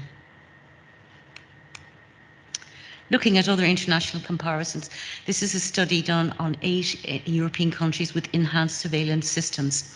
And the mortality rates and data were aggregated over a 3- and 5-year period prior to 2019.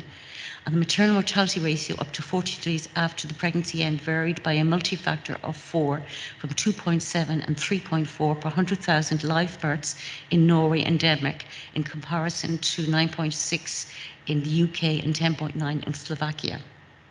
The Vital Statistics Office underestimated maternal mortality by 36% or more in all countries but Denmark. And cardiovascular disease and suicides were leading causes in all countries. So in Ireland, this is Irish data. Now, why women die during pregnancy or within 42 days of the pregnancy end in the last triennium from 2019 to 2021. So there were 6 maternal deaths due to direct causes, 3 suicides, 1 thromboembolism, 1 ruptured ectopic pregnancy, and 1 due to eclampsia.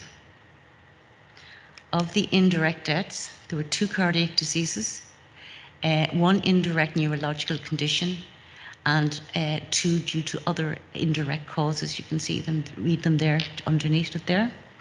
There was 1 coincidental death due to an RTA, and there were no deaths due to COVID-19, which I think was a huge achievement. And that was the trial as the 19 to 2021. In comparison, just looking at the UK Embrace data, you can see they have a much larger population. Among 2 million, there were 241 women who died. And you can see here they had as many deaths from COVID-19 as they had from cardiac disease, which was always a leading cause of death in the UK, as in Ireland. I think what's really notable here, and it's very evident here in their infograph, is that women of Black ethnicity had 4 times the risk of maternal mortality compared to white women, and women of Asian had twice. So quite a significant risk factor for maternal mortality in the UK. Dr. Mas showed this slide earlier, and this is looking at the late deaths, maternal deaths in the UK, 2019 to 21. And the leading cause was suicide in 19% of women, and drug and alcohol-related deaths in 20%. So mental health issues is hugely significant. Looking at the Irish data, combine the data, again our numbers are small, so we looked over the 13-year period, and over that 13-year period there were 65 maternal deaths due to direct or indirect causes. The turquoise coloured bars here are deaths due to direct causes, and the purple are indirect here. And as you can see, a quarter of the deaths were due to cardiac disease, and this is similar to the UK. Suicide is the leading cause of direct maternal deaths.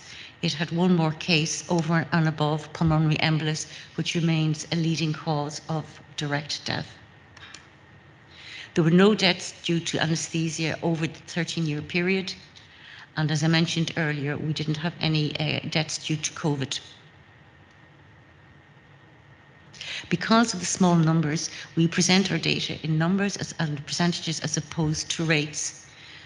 However, just looking at trying to compare Ireland with the UK by morbidity or mortality cause, it was difficult because, again, the numbers are so different. In Ireland, over the 13-year period, we had approximately 850,000 maternities, compared to the UK, who over a 3-year period had 2,067,000 births or maternities.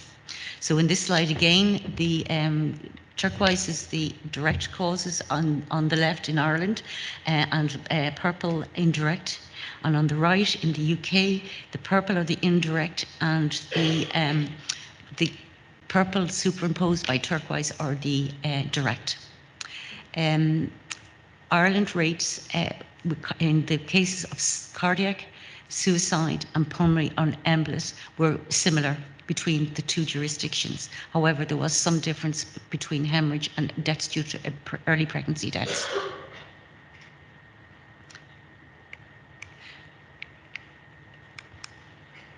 So looking at the timing of maternal deaths in relation to pregnancy. So approximately over a third of the women were still pregnant at the time of death. And of the remaining women, 61% of the women who died postnatally during the postnatal period, the majority occurred postnatal day 1 to 42. And of the 40 women who delivered, 34 women delivered 36 babies, 33 live born, of which 3 ended in early neonatal death, 3 stillbirths, and then 6 were associated with early pregnancy loss, which included 2 ruptured ectopic pregnancies. The location of death, and I think this, I think this is important to look at, because I think it highlights that a lot of the maternal deaths occur out with the maternity unit. So 21% occurred out with the maternity units. Of the 14 that occurred at home, the majority of them were classified as death due to suicide. And the 41.5% occurred in ICUs. So I think you know that there's 4 standalone maternity hospitals in the Republic of Ireland, and not always great communication between the ICU and the maternity units, particularly not only in giving care, but also in identifying poor or adverse outcomes following the woman's transfer, or indeed a woman could be admitted in the postnatal period unbeknownst to the maternity unit. So there's challenges in case ascertainment in maternal deaths. Looking at the maternal characteristics in relation to the Irish data, in ethnicity, yes, there was representation of non-Irish women among maternal deaths. However, it didn't reach statistical significance. The age profile of women, women aged 35 to 39 had a 70% higher MMR rate compared to women aged 25 to 29 years. However, again, that did not reach statistical significance. The overall weight distribution of women who died in Ireland is similar to that found in the pregnant population in 2021. However, there was a significantly higher risk of women who were para 2 or more. They had a 75% higher risk of mortality compared to women who had never given birth, who had 1 previous delivery. I know Paul in the previous presentation showed you accumulation of the factors of age, parity, and BMI. However, our data our numbers are too small to date, thankfully, to make that analysis. So looking at late maternal deaths, I think throughout the day a common theme is that a lot of morbidities occur long after the arbitrary definition of during pregnancy or up to 6 weeks postnatally. And we can find that looking at late maternal deaths, particularly the red arrow here, points, the last triennium here in this column here, and you can see that there were 6 direct maternal deaths, 5 due to suicide and 1 due to pulmonary embolus. Of the cases due to indirect causes, there was only 1, and there were 5 coincidental late maternal deaths associated with malignancy. Looking at the combined data 2009 to 2021, again, deaths due to suicide was significantly higher than other causes. There was a statistically significant increase in deaths due to suicide during pregnancy and up to 1 year postnatally in 2019 to 21 compared with the previous decade. So I wonder, the big question would be why. It was international evidence that there was a decrease in maternal mental health during COVID. However, the trend in the UK, and I think Susan alluded to this earlier this morning, has been an increasing rate of mental health illness, and as I mentioned earlier, it is also evident in other countries. So I think going forward, the next few years will tell whether the same trend will continue in Ireland.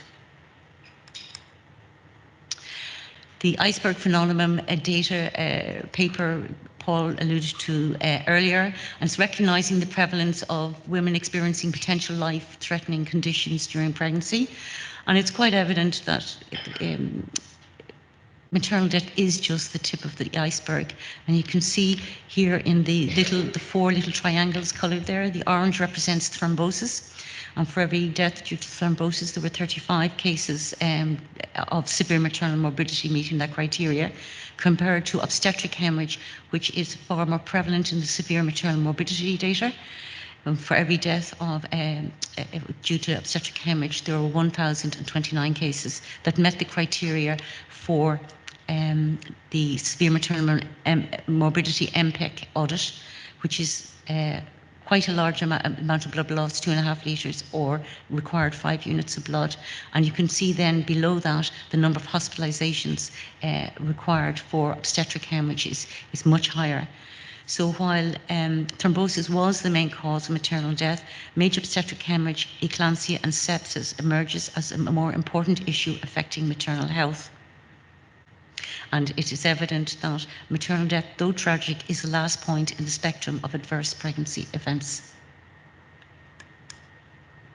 Just some selected recommendations from the Embrace report.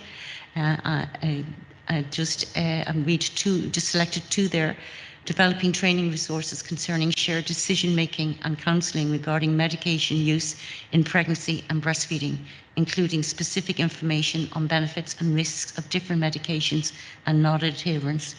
And I think this recommendation was in relation to a chapter on epilepsy and the discontinuing of medication during pregnancy, early pregnancy and breastfeeding. The second recommendation they make is update in guidance to make certain that Category 4 caesarean section lists are managed separately for more urgent caesarean sections, to ensure these operations are not delayed to late in the day when resources are obviously very limited. So just in summary of the maternal death inquiry for over 13 years, there's been no significant increase of maternal mortality over the years 2009 to 2021. Cardiac disease was the most common cause of all maternal deaths up to 6-week postpartum. Suicide is the leading direct cause of maternal death and late maternal deaths in 2019 to 2021, and there is a statistical increase in recent years compared to the previous decade. Thromboembolism remains a leading direct cause of maternal death. No maternal deaths attributed to COVID-19 in Ireland to the end of 2021. And just as far as challenges are concerned at national and unit level, case ascertainment of deaths occurring in the community, general hospitals, and also late maternal deaths.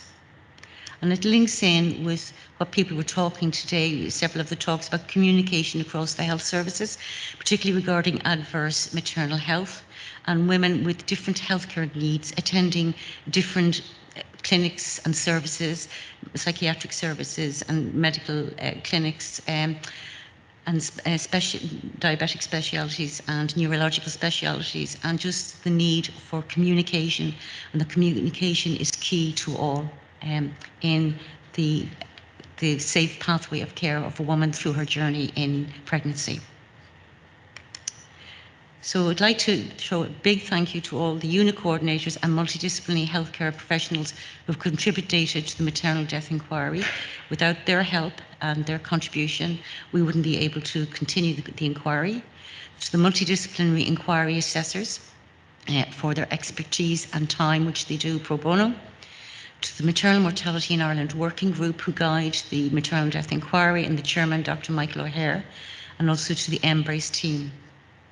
And I think, as Richard said earlier, beyond the numbers are the women. So in memory of the women who died and their families. Thank you.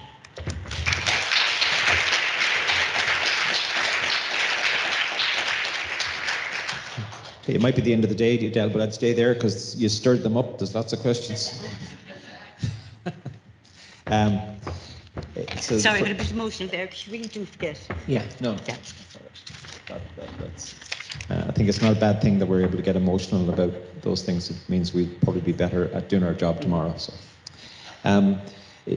so one of the questions, Edel, is: are the suicide deaths always notified to MDE via coronial data, or do you also review media stories? No, we review media stories. In actual fact, as I said earlier, the coronal report and postmortems and also inquest verdicts come to us a lot later. We're and one thing I would like to take the opportunity to point out is that the role of the coroner is very different to the role of the maternal death inquiry. So theirs is very much legally based in that beyond reasonable doubt.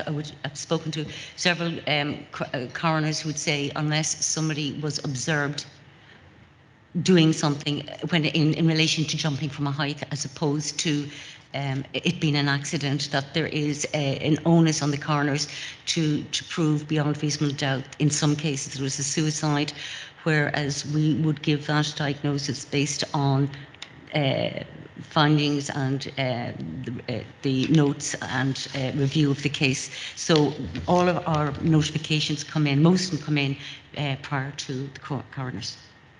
Great. And we have a comment just to say excellent as always. And then we have another question. Why disregard the COVID deaths when comparing Ireland with the UK? Now, I think I know the answer to that actually, but... Well, if I was, welcome yours, but I suppose we're all worried about our data and presenting data to the public, and absolutely it's a very good question. I think what they were trying to point out was when they were comparing it to us, and the only analogy I can think of is when we're looking at our perinatal mortality data and we adjust for something that we feel is something that it was different in the assessment of the cases. But absolutely I would think that within the UK they had very different variants of the COVID. They had a very different policy of vaccination. And I think that you can only shout out to Ireland leading a very good example. And also the care in Ireland they got. I mean, a lot of women were in ICU and received prolonged care. Yeah, so I think in fairness, we had no COVID-related deaths in Ireland. And the UK, I think, wanted to maintain the trend of what they had always had, and COVID being seen as a kind of an outlier for the period of the pandemic. So that was the reason that they did it, and therefore we compared without it as well for that reason. So I think just it's not. I don't think we're trying to hide anything. I think we're just making the point. But it's very clear that they had significant morbidity and mortalities associated with COVID, and thankfully we did not. So I think. And yes, probably hitting the nail on the head. The trend data. And the last one was, Edel, can you comment on the fact that most women are dying postpartum in the context of having reduced postpartum care in Ireland, please? Oh, that's a big question. I think we'd have to link back to the causes to answer that question. And given the high number of particularly the postpartum and particularly the late, because it is an arbitrary day 42 versus day 43, particularly similar to infants. ICU capabilities of keeping somebody alive longer is more likely now. But the high number of death due to mental health issues, I think, and I've always long felt that the worst thing that ever happened to the Irish maternity services was losing the 6-week postnatal checkup. I also personally feel that the follow-up care in the community isn't as much as we would like to. And I do think there may be, with due respect to the amount of hard work people put into that, I think that a lot of the cases that we see are very similar to the UK, where a lot of the women who do to take their lives by suicide, they don't always when being screened for mental health illness, they don't self-declare. So I think that there's a stigma there. So I think it's multifactorial. Okay, thanks very much, Edel. And we had one question that came in for Laura late, and it was basically asking the question: was there any evidence in the documents that you looked at about midwives' involvement in and around the 16th century?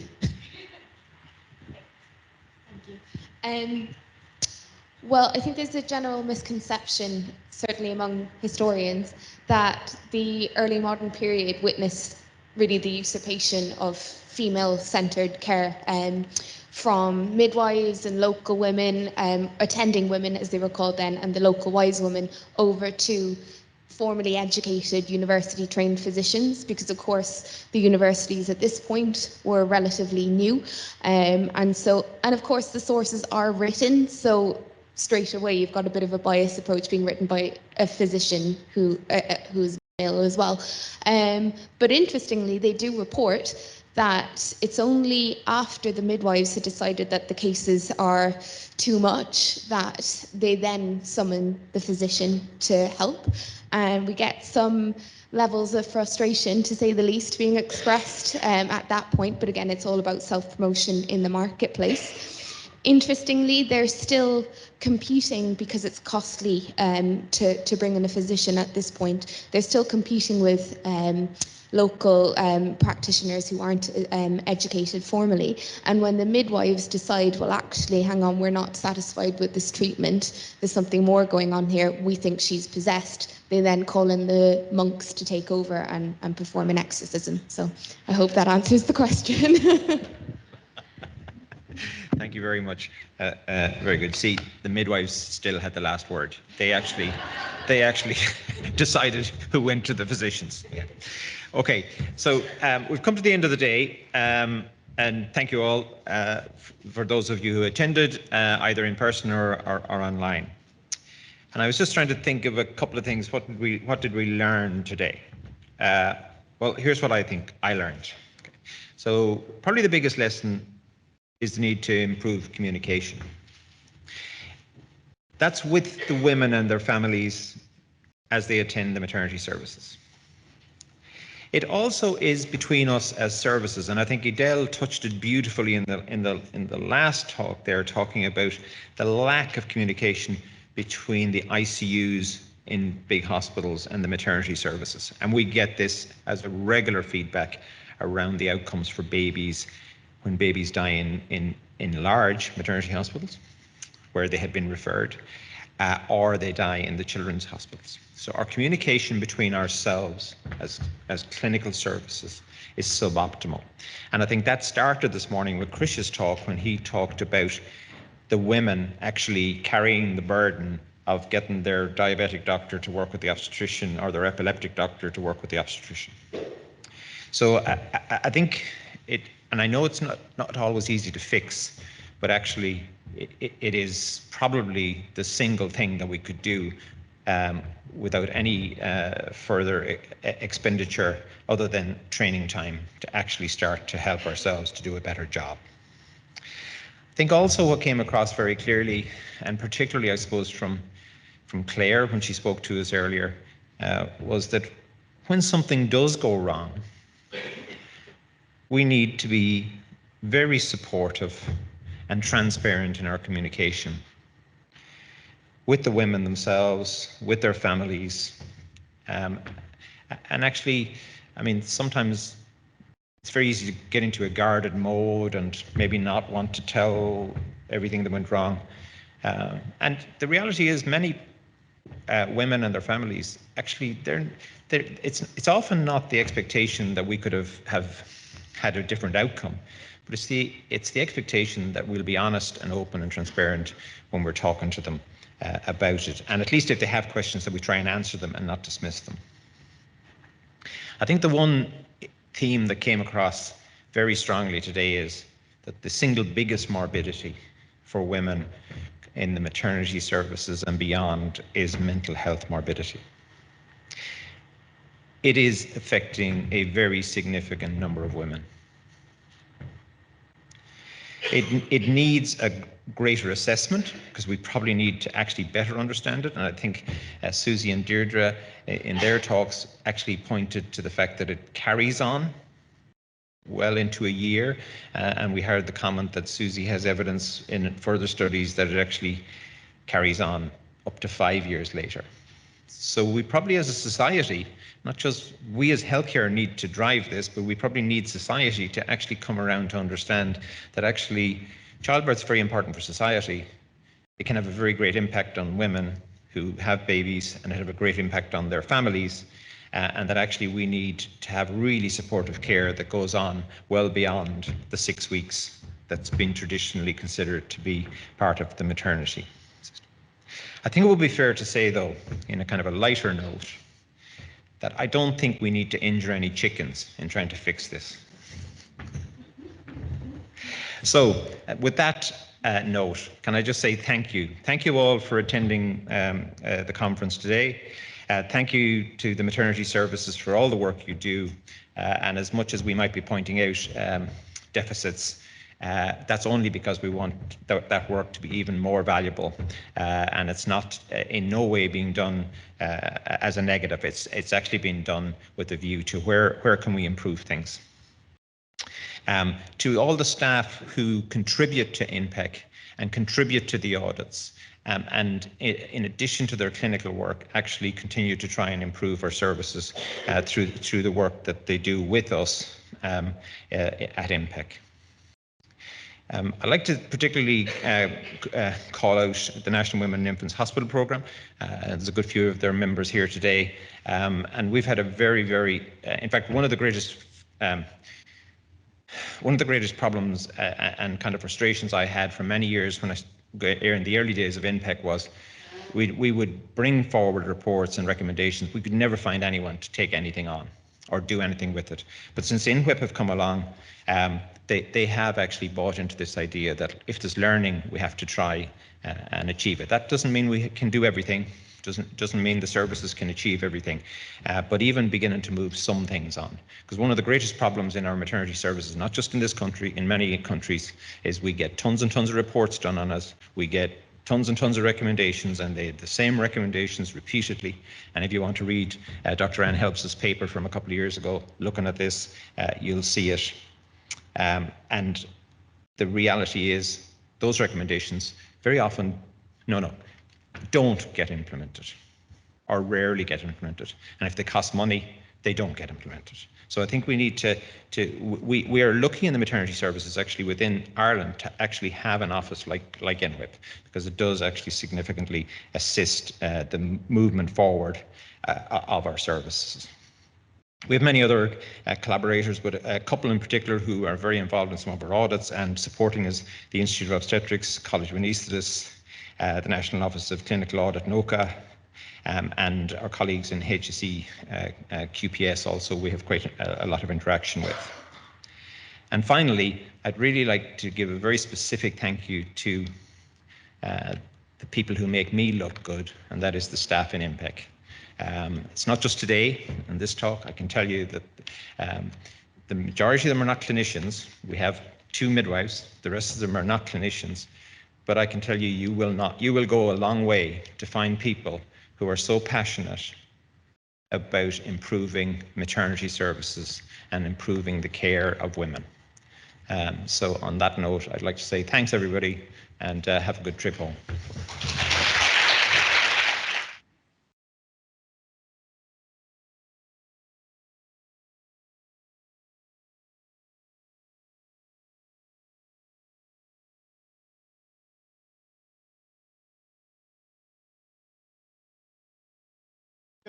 I'm just going to shout this. We've just put up the notes. We've just put up the notes on the poll. So everyone wants to stay on the third. Well, no, most people want to stay on the third Friday in January. So it's probably about half and half. So I guess democracy rules.